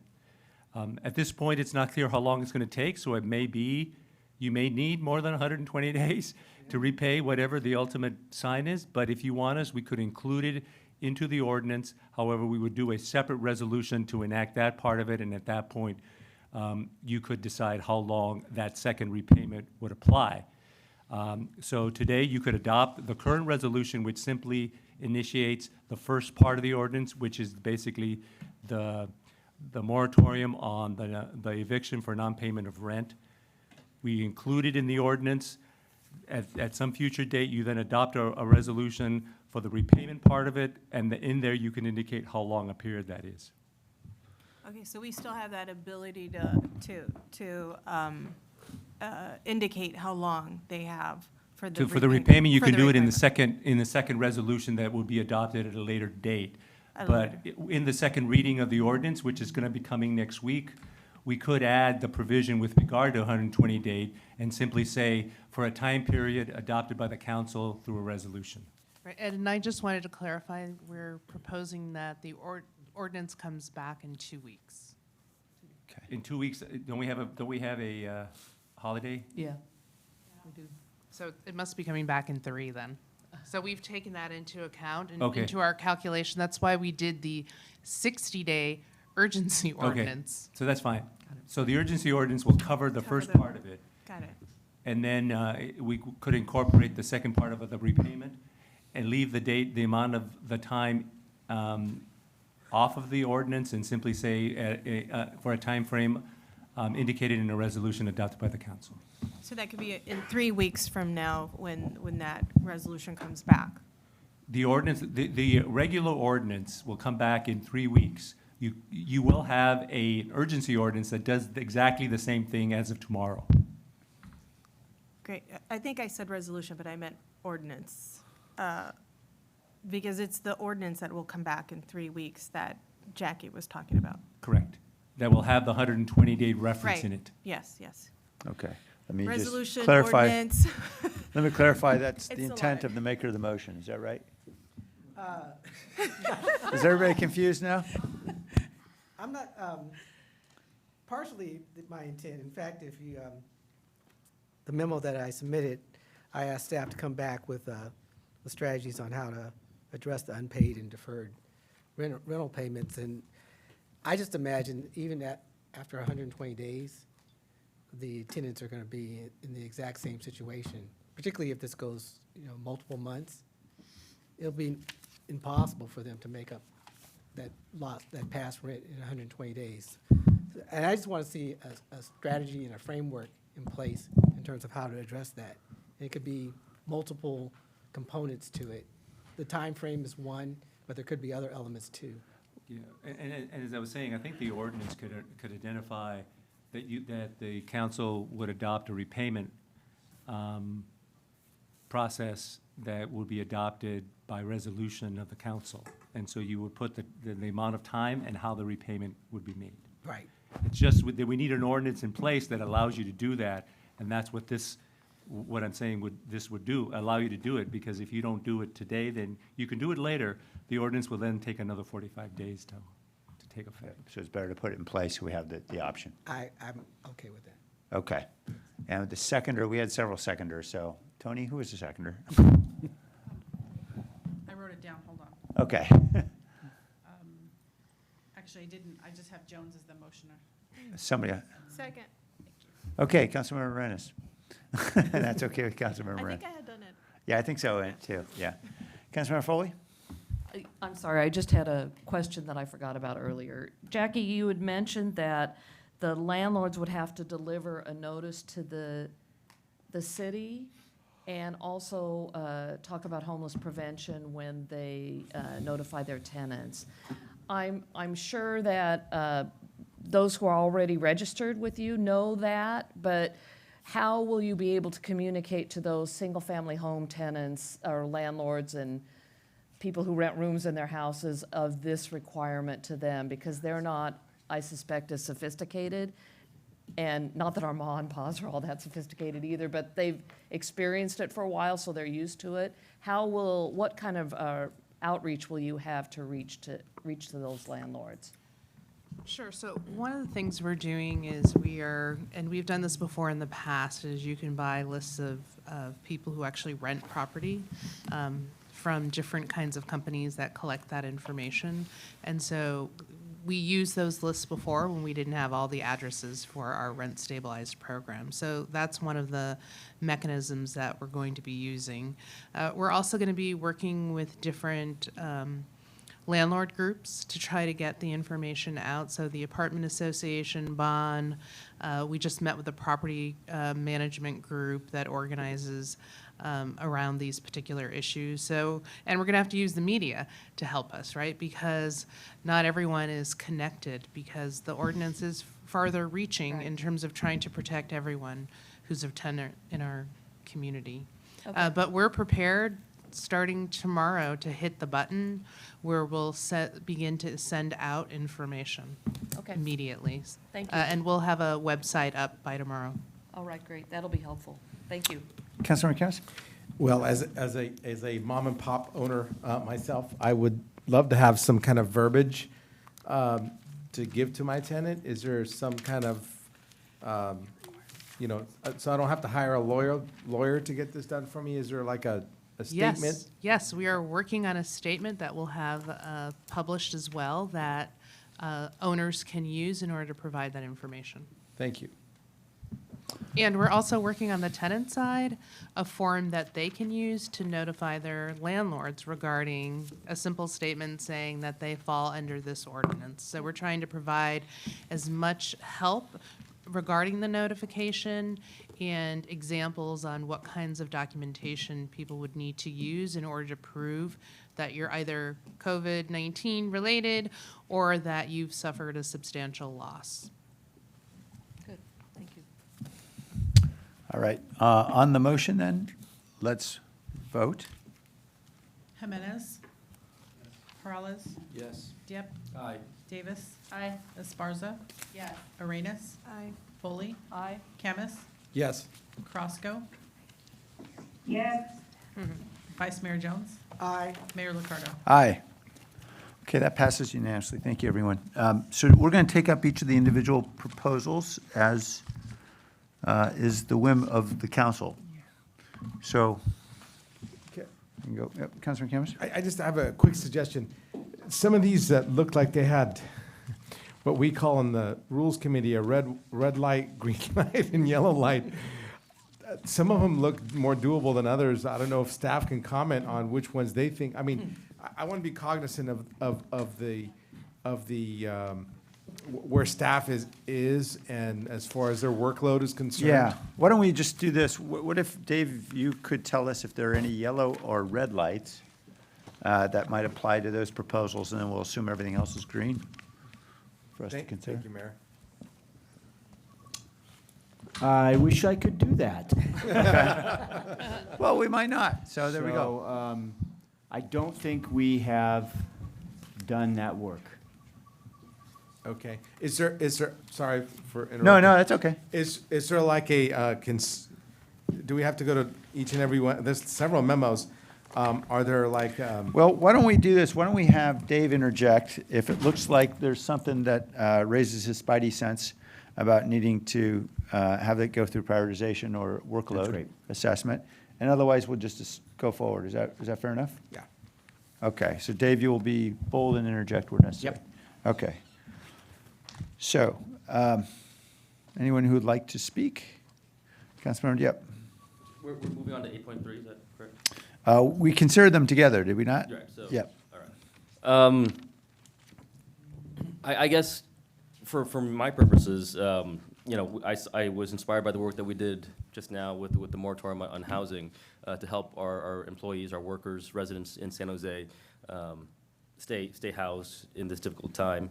And I think going deeper into that, I have concerns with the small business community because, you know, the workers may be losing hours, but it's the businesses that are cutting the hours. So if we can help them make payroll, if we can help them stay housed in their way with their commercial leases and, you know, pay off their overhead and all that, I think that's important to do as well. And I think further down the line, as I said earlier, this period of self-isolation eventually will pass, but if we're unable to sustain and keep our small business community, our restaurants that operate on very thin margin already, open to some degree, once the immediate danger of the public health crisis has passed, I fear the recovery of rebuilding a city, a vibrant city, with places to go to, you know, rebuilding trust in public gatherings, et cetera, will be a very long road to hoe. And so I'm interested in doing what we can now to help our small businesses stay afloat by way of grants, by way of private community foundations and private individuals willing to contribute, donate to some sort of fund, like, you know, the San Jose Strong Fund that may be announced tomorrow. So I outlined a number of things in my memo, some that I think we can do. I know that things have happened in the immediate days since I've issued this memo, that some of it may seem already accomplished in part, but I would still like to kind of move all of it because I feel even though President Trump has announced $50 billion, you know, to address coronavirus nationwide, there's still no clarity to me as to how that money makes its way to Santa Clara County or the city of San Jose. And I do feel at this particular moment in time, it's the state of New York, it's the state of Washington and Santa Clara County that are the areas with the most cases of COVID-19 infections. And I think we should get a priority over, you know, other places in the country that are still only having 30 cases or 40 cases. So I do want staff to continue working with our federal delegation to try to get clarity on that. My understanding, having worked in disaster areas previously, is that you can make these declarations, but different agencies have to make a disaster declaration. And have to list specifically a geographic region and boundaries that where the money can flow. So if you go to the SBA Small Business Administration website right now, last I checked, there was no listing for the Bay Area or San Jose or Santa Clara County. You go to California, there's listings for fires and whatnot. Other states have tornadoes and hurricane assistance, but nothing yet for COVID-19. So I would like to push for that and get clarity on that to the extent that, you know, Governor Newsom has any say or impact on how the money is flowed. I would like to encourage him to have the money flow directly to Santa Clara County, to the city of San Jose, so we can direct that directly to where it needs to be. And some of these other things, like, you know, just reaching out to our corporate partners, as we are already doing, to create that fund, you know, starting a campaign to encourage folks to still support our small businesses, still order takeout locally, because, you know, to the extent that we're exerting tax dollars or general fund dollars to support paying rents or whatever else, we do need those back by way of sales taxes. And I think the city manager has already declared kind of a waiver on what, parking restrictions for deliveries across during this time. So, but even still, you know, getting a haircut or a discount on the city meters and city parking lots, I think, could help marginally. I think I'm also interested in Vice Mayor Jones's and Councilmember Carrasco's idea about a moratorium for commercial businesses. I understand that the state law does not allow that, but I hear, as of last night, Governor Newsom waived the provisions restricting cities from doing that. So we actually can, similarly like what we just did for residents, implement a moratorium on commercial lease evictions. So I'd like to explore all of that, and I'd like to move my memo, the Vice Mayor's memo. Is there a Councilmember Foley memo on this? If I could stop you for Sure. just a moment before we'll throw all the memos in for a second. Okay. I'm most concerned about your memo for a moment, Sure. Councilmember Diep. Go ahead. Because I'm going back and forth online trying to find, I know there was a memo you submitted on 8.2 that's dated March 9th. Now, I just may be missing it, but I don't see a second memo, and I think that's what you're referring to. March 12th. Yeah, it's just title memorandum. Oh, is that right? Under which item? Yes, 8.3. Oh, I see. So it just is the memorandum. It doesn't even get your name. Wow, that's a pretty good memo if it doesn't even get your name. I'm used to being looked over. Okay, now I see the many items. Okay, thank you. Mayor, before you speak, So- can I second his motion? Let's just make sure we know exactly what the motion is, and then we'll let you second. Councilor Diep? So I'm looking, there's a memo, I would like to move my memo with the memo from Vice Mayor Jones and Councilmember Carrasco. Okay. I'm sorry, is that the March 12th memo? The March 12th memo, yes. My understanding was my March 9th memo got included last round, so I'm not talking about that today. Okay, so March 12th memo from Councilmember Diep and the March 13th memo from Councilmember Carrasco and Vice Mayor Jones. Is that right? Okay, and now Ed, I think would like to speak a bit about the eviction moratorium Yes. on small business. In the public memo from staff, there was some reference to the fact that there were some legal limitations with regard to the operation of small business moratorium on evictions. And in most cases, most of the moratoriums on evictions had occurred on residential. The language in the statutes dealing with commercial tenancies didn't allow for any type of local regulation, and as Councilmember Diep indicated yesterday, the governor did issue an executive order allowing local jurisdictions to actually enact both residential moratorium on evictions and commercial lease moratoriums on evictions due to the COVID-19 consequences. So as a result of the action by the governor yesterday, it will be possible for the city to also draft an ordinance that would be similar to the residential moratorium for small businesses, if that's what the council would like us to do. Okay, so it appears that there is something of a legal opening, we believe. So appreciate all the work that folks have put in here.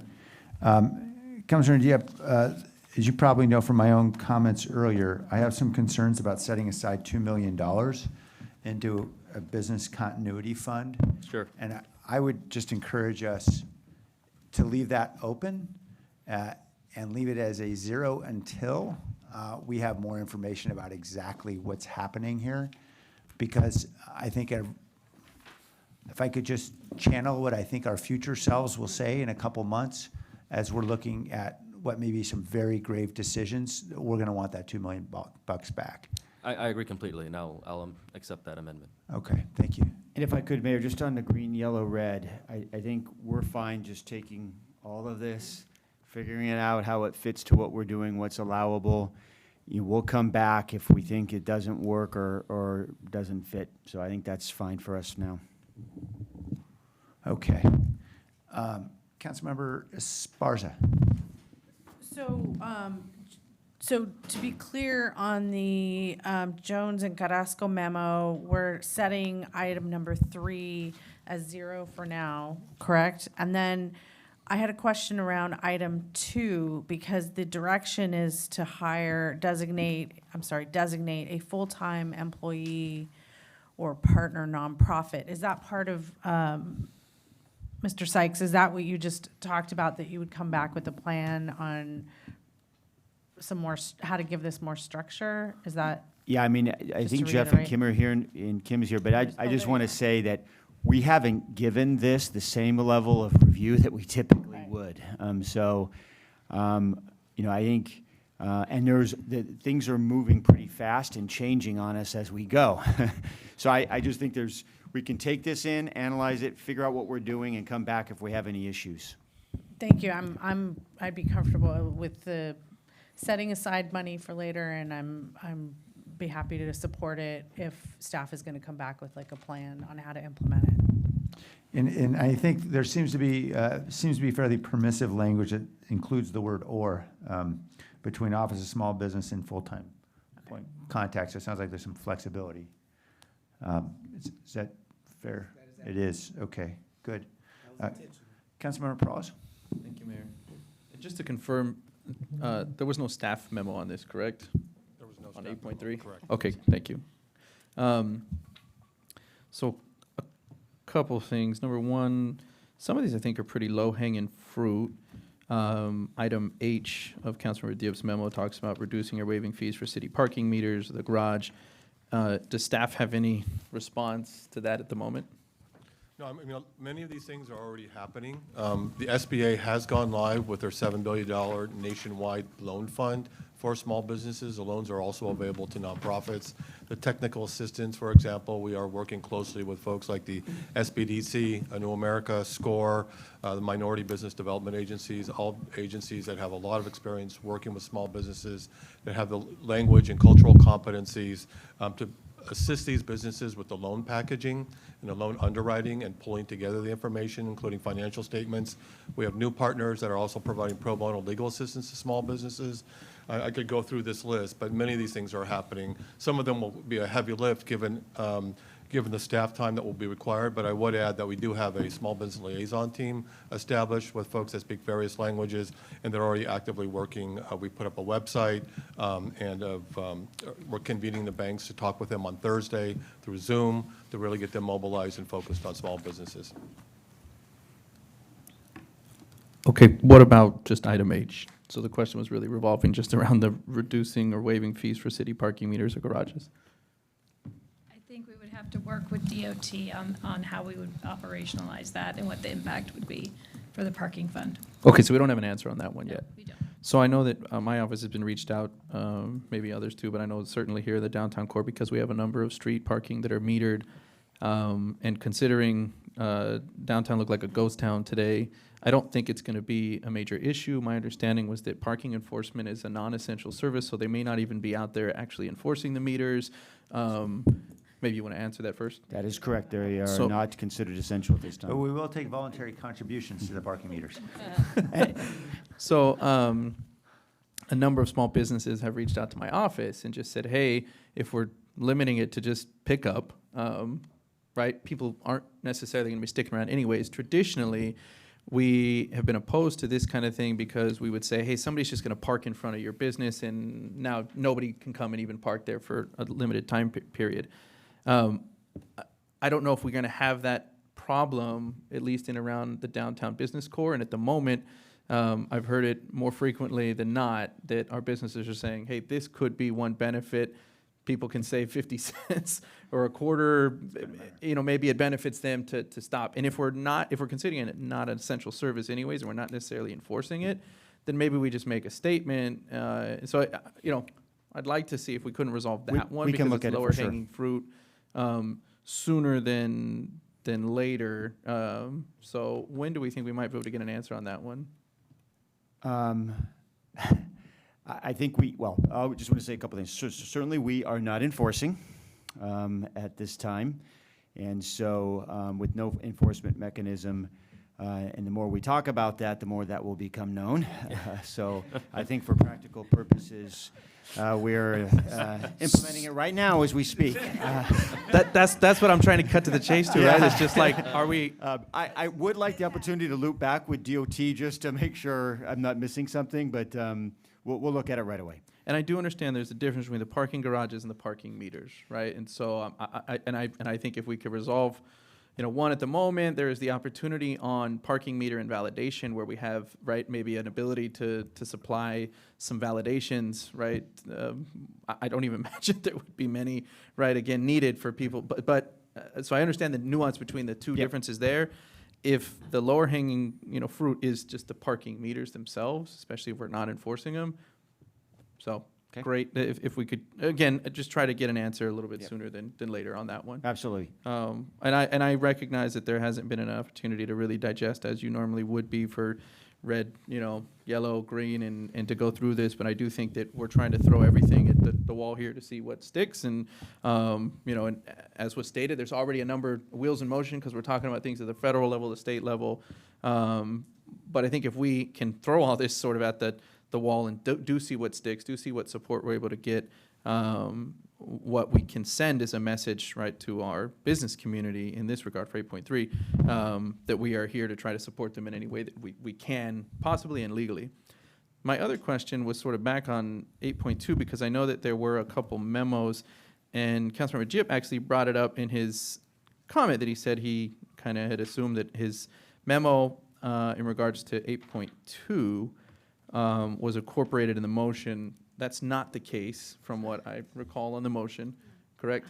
So there was a couple of other memos in regards to 8.2, and I know that there was a discussion on things that likely also will have to be, future discussions on the budget. But some of these, for instance, like Councilmember Dips, that talked about adequate proof, right? And he just kind of listed off some examples that would maybe lower the bar for adequate, what would mean adequate proof. I don't see housing. Oh, is the, yes, hi. Mayor, point of clarification. Uh, If I may. Councilmember Esparza? So I'm the one that made that motion at the last meeting, and it was to consider all of the items in Councilmember Diep's memo, not to necessarily require it in order Yes. to give the homeless prevention system the flexibility necessary. But that was the motion that was made and And that's my approved understanding. last week. Yeah. In the minutes, we reflected as advisory but not binding. Yeah, Yeah. makes sense. Okay, I was talking about the motion from this week, that it wasn't included, but you're talking about the motion from last week. So safe to say then that we don't have to address that because they are being considered as they were accepted last week. When might we get an answer on that? Because we did just adopt through our motion now two an emergency ordinance and an ordinance, and we didn't necessarily address, for instance, what I just listed in Councilmember Diep's memo. So it should be correct at some point addressed if we are indeed going to accept that language. And we're talking about the types of documentation that Yes. would be. Well, that's just one permitted. example I'm giving. There was a couple memos, but yes, that's one example. It is, and that is addressed in the ordinance. If you would go to section 8 of the ordinance, it lists. Which ordinance are you talking about? The moratorium ordinance. So it's in both the urgency ordinance. It's in both. Okay, that's what I meant. As well as the companion ordinance. Okay. So it addresses the type of documentation that's allowed, as an example, and they can use it to meet a presumption that the documentation is valid, and that it would meet. Sorry, can you repeat what page you were referring to? Section 8. It's in section 8. I don't recall the page number Got it. specifically. I don't have it in I front am of me. here now, section 8, thank you. Sorry, you can continue.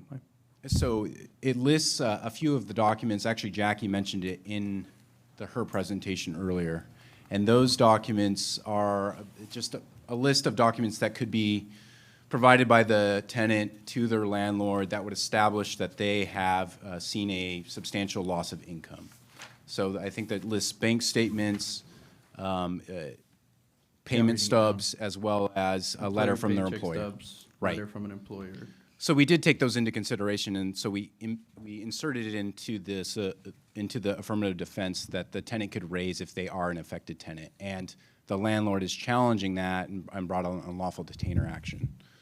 Okay, so it looks like you adopted 3 of those that were at least listed in his memo. Right. Okay, so it was obviously thought of and included. What was not necessarily, I guess, clear to me was it wasn't addressed as far as what was or was not accepted from the individual memos that we had passed last week.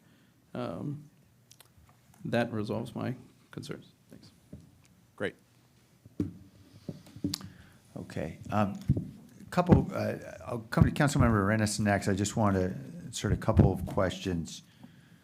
First, on the possibility of deferring taxes and bills, all that, I assume would come back to council to tell us what the fiscal impacts would be, et cetera. Is that right? Yeah, that's correct, but we are planning to bring to Rules Committee tomorrow to agendize for next week an extension of the business tax amnesty program through the end of the fiscal year. Right. Because it was scheduled to terminate on the 27th of March. So that'll come back tomorrow as an item to be added for next week. We're also looking at deferring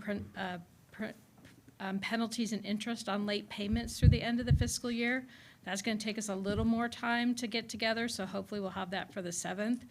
Also, like the city manager noted that the parking control were sent home as non-essential. All of our delinquent tax collectors were sent home as non-essential, so we're not doing any calling on delinquent payments with respect to people who owe us money. So those are ways that we kind of immediately are trying to impact, so.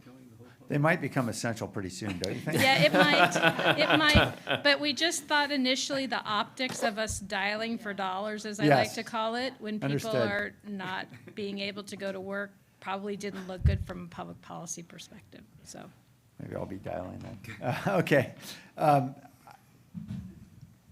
I ask, I mean, we see what's going on in the markets on the equity side. Is there still a liquid commercial paper market out there?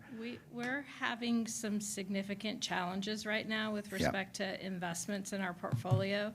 We're seeing a decline in interest rates. We're also starting to see a decline in daily cash receipts coming in. So Jim and I are going to get together and start to see what that may be doing relative to immediate impact with respect to our cash flow, because we do make investments based on what we expect the regular cash flow to be, and it's down. Yeah. So. Okay, thank you. I appreciate that all these issues will be brought to us in a holistic, comprehensive way to the extent as possible, so that perhaps the left hand won't be out there deferring and declining to accept revenue while the other one is struggling to make payroll. I assume that's going to be the approach, that we'll actually try to do it all together so we Yes. all understand the impacts. Yes, and, Okay. you know, I mean, just for example, I mean, business tax brings in roughly $26 million a year. That would be a pretty big hole pretty fast if we were to delay those payments, because the likelihood that we would ever receive the back payments are pretty small. Right. So, you know, Jim and I need to kind of work through that analysis and help bring it back. Yeah, agreed. Thank you for that. And then I guess a question for the maker of the motion. I support the commercial eviction moratorium in principle. There are a couple elements I think we might want to seriously consider. One is that we constrain it to small businesses, recognizing that large tenants can certainly take care of themselves. There will be, we know, large bankruptcies as well, but we wouldn't want to see that much rigidity in the large space market. And I don't know what the right number is. Maybe it's 10,000 square feet, 5,000, I don't know. But I would suggest that staff think about what that limit might be. Is that acceptable to you? Yeah, I'm fine with. Actually, I'm sorry. Oh, forgive me. It's already in there? I'm sorry. Please forgive me. I didn't see it in the. Yeah, direct staff to include a moratorium on evictions for commercial leases for small businesses. But they're considering the factors, that's what the mayor's speaking of. Yeah, just that you need some kind of constraint probably on employees or square footage or something. It could be our definition of small business, 35 employees or below. It could be. That might be too narrow, 35? Yeah, I just don't know if that's the definition we'd all, so I just asked staff to consider that. What exactly, where do we want to draw that line? And to make it objective and simple.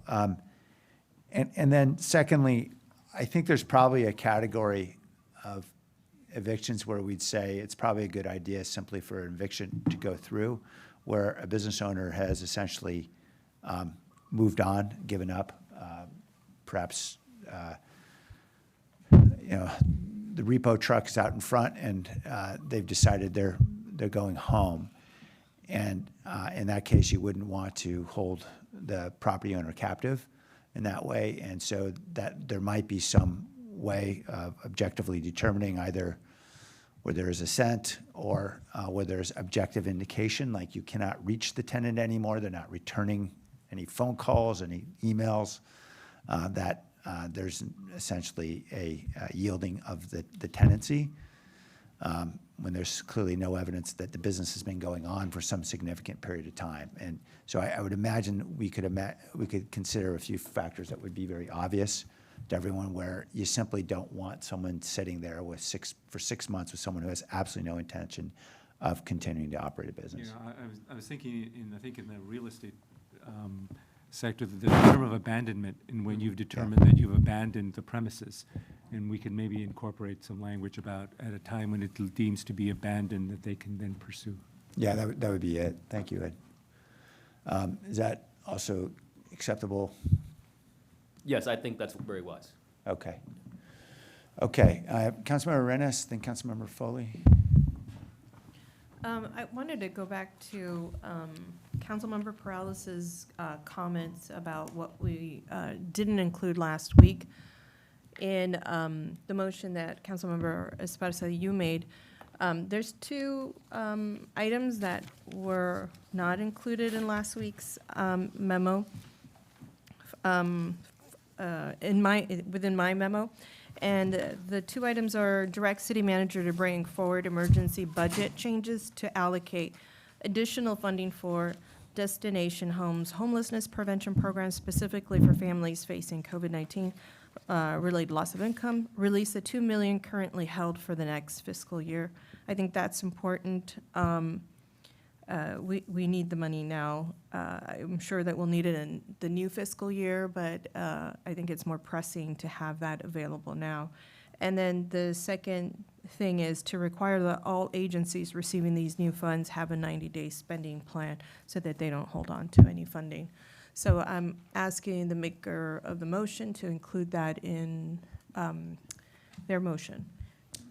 I'm open to it. I'd like to hear the city.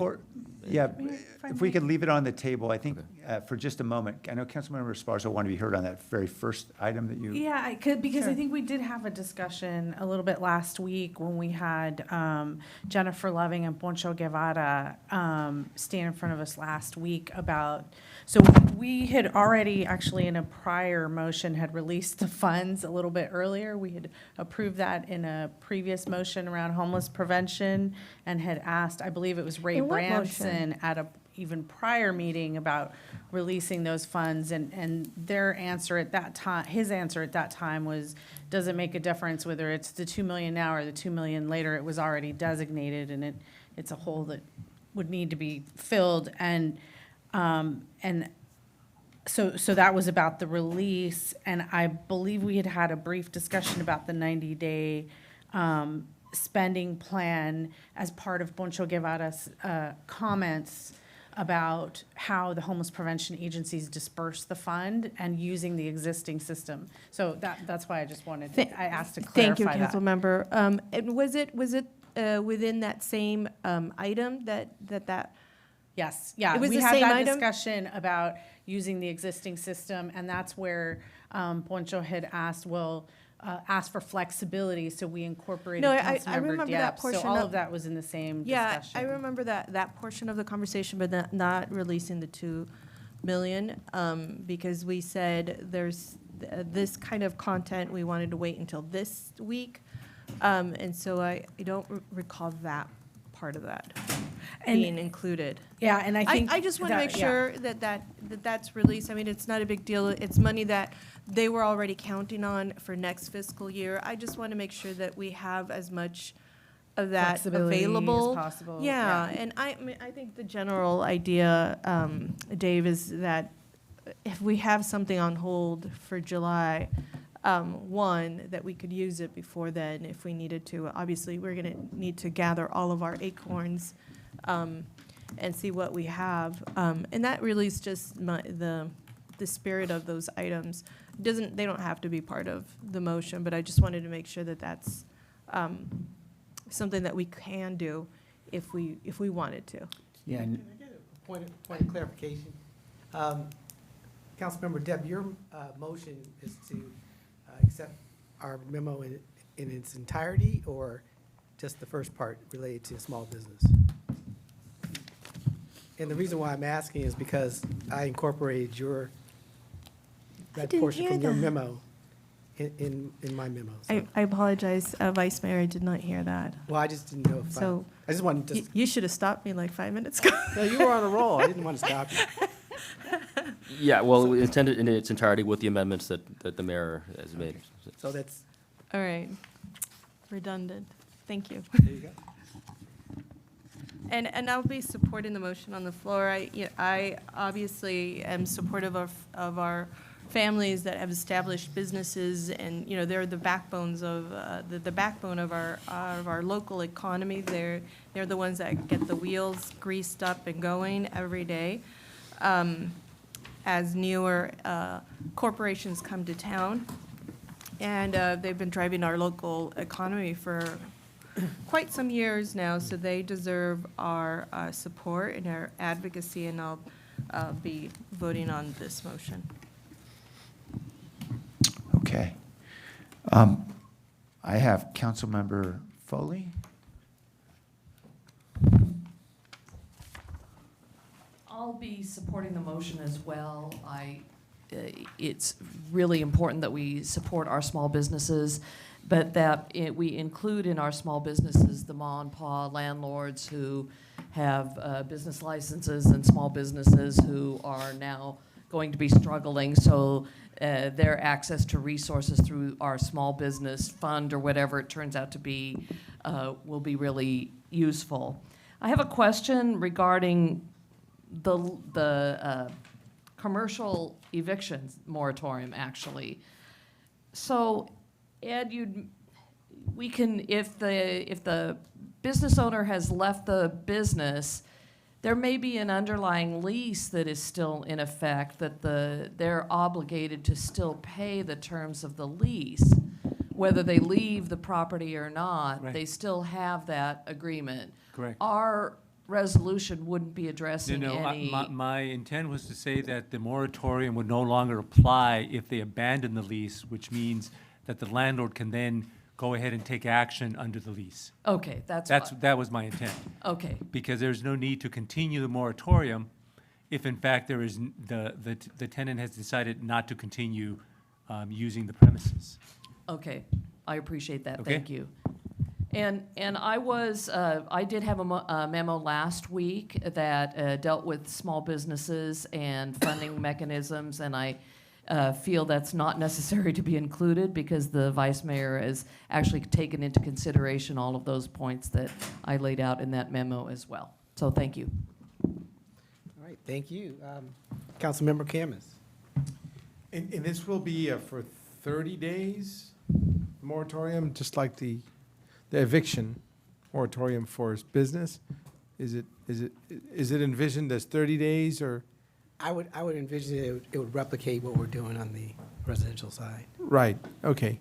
I just wanted to ask that. Yeah, so the ordinance could be as long as the 6 month, but then you would do a resolution every 30 days, continuing the effectiveness of the ordinance. And so we're actually not voting on the ordinance now. No, you're directing us to come back with an ordinance so that you can review it. Okay, thank you. All right.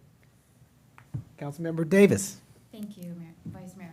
I also have a question, and it's about the eviction moratorium. It's on small businesses. I actually have two questions. So what is assuming we pass this, what will be our communication strategy to get this information out to small businesses and commercial landlords, Right. property owners? Good question. There will be a variety of communication strategies. We have set up a website under the SJ Economy website. We are tapping into the city's business tax database for the first time. We're now able to issue communications out to the businesses. We just did our first run today, so we'll see how that goes. Announcing the SBA loan fund being available and the terms and conditions associated with that and other resources. Also, there are staff in our Office of Economic Development that deal a lot with the associations in terms of landlords and property owners, and we will be utilizing them as key conduits. And then there are other technical assistance providers that work with businesses, including landlords and property owners that are part of the businessownerspace.com network, including the SBDC, A New America Score, and those folks. So it will be a wide variety of communication channels. Great, I'm very glad to hear that. And then my next question is specifically about, and came from a conversation today, as you might imagine, those of us who had appointments they're all getting canceled. So I got a call from my hairstylist actually to make sure I knew that the appointments were canceled that I had scheduled for my daughter and I. And he mentioned that it's not happened to him, but he knows many hairstylists. He's been in the business for a long time in different salons, and if you know the way the business works, is that the stylists normally rent a chair within a salon, and they pay that rent either weekly or monthly to maintain that space. And he had said that although his salon was not requiring the stylist to pay rent during this time while they're closed down, that he had heard of other salons that were requiring that, even though this is likely something that would be covered by their insurance. Their liability insurance for the owner of the salon. Is there any way that we can clarify our moratorium for those kind of independent contractors that rent space within a space? So that, say, salon owners know that they should not be continuing to charge rent for stylists that are not allowed to actually even be on the premises because the business is Definitely closed. consider that and subject to. Yeah, so I was just, legal it con- depends on whether or not it's determined to be a tenancy. Because right now, the only authorization that the governor allowed were commercial eviction for under commercial tenancies. And so that's the question, is it a tenancy or is it a contractual relationships? That's a personal relationship as opposed to a tenancy. So we can look and see what type of arrangements they have, but right now, the governor's executive order only covers commercial tenancies. Okay, so a sublease of That's the question space is, would not. it's a question of whether it is an actual sublease. Okay. And that's the question we have to see is, what's the arrangement between those two, and is it covered by the governor's executive order? Great. Do we need to include that in our motion? You can ask us to look and to determine whether or not it's covered under the ordinance based on the governor's, we'll look at, direction to look into that, and we can look into it. Is that all right with you, Councilmember Diep? Yes, of course. And I want to clarify that I don't mean just salons. That's just the model that came up today that I hadn't considered and that didn't occur to me when I was reading the memo. So I know there are others. I know sometimes in a massage therapist's office, for example, someone will rent a room or be an independent contractor. And so there's sort of a similar type of relationship. And I just don't want those, they pay for all of their materials, they've paid for their education and they do their own laundry, for example. And I just want to make sure we're talking about just a sole proprietorship at the very, very basic level. They don't even have their own storefront.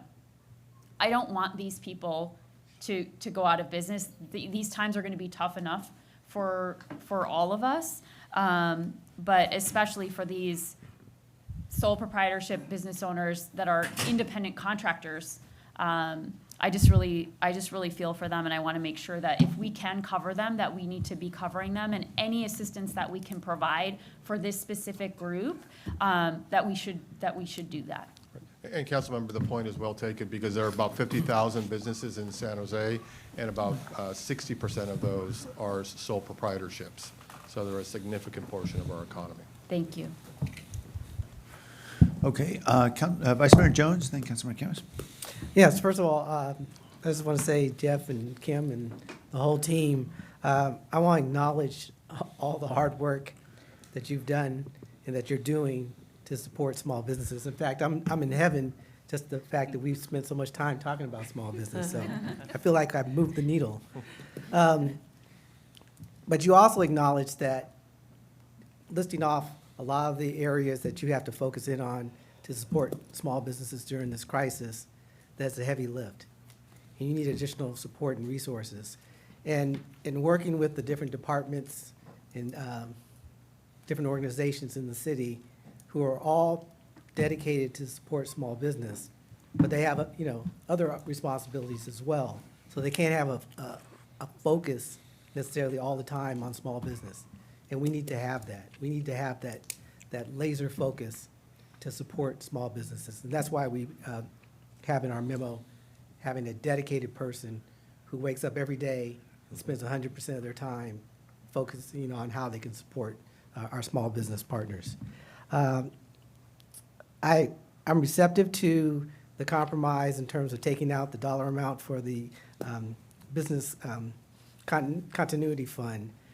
But I wanted to just add in the proposal, establish a public-private partnership business continuity fund so that we can focus on the fact that we're going to have private dollars involved as well. So I want to make that friendly amendment, as well as in Councilmember Depp, in your memo, item number E, you have reach out to the SVO and other ethnic and minority chambers of commerce.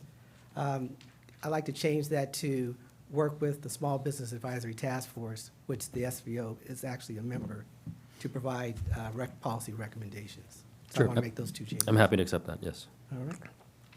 That's it. Thank you. Okay. Councilman Kemmis? So I had a couple more questions.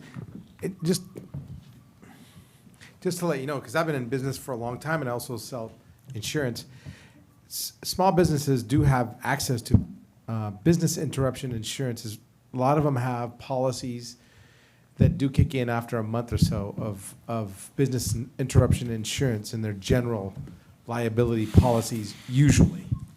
But I just wanted to let you guys know that businesses do have some things that renters don't, some cushions that renters don't sometimes. That being said, I'm 100% in support of small businesses, and I want to thank Councilmember Davis because she keeps remembering my mom. She's an independent hairstylist, and she's being forced out of work, and she rents a chair, and she has no recourse. So I appreciate that, but I do want to ask, when does staff think that this could come back as an ordinance? Is it going to be 2 weeks, 1 week, 3 weeks? What do you think is a sensible time range? Well, since we're going to be doing the drafting, we probably will not be able to get it back to you by next week. And unfortunately, there is a holiday the following week, so it would come back the third week, the first week in April. At the same time, the second reading of the other ordinance comes back. And unfortunately, just due to what's going on in our lower and the staff that we have, it just will not be able to be back next week.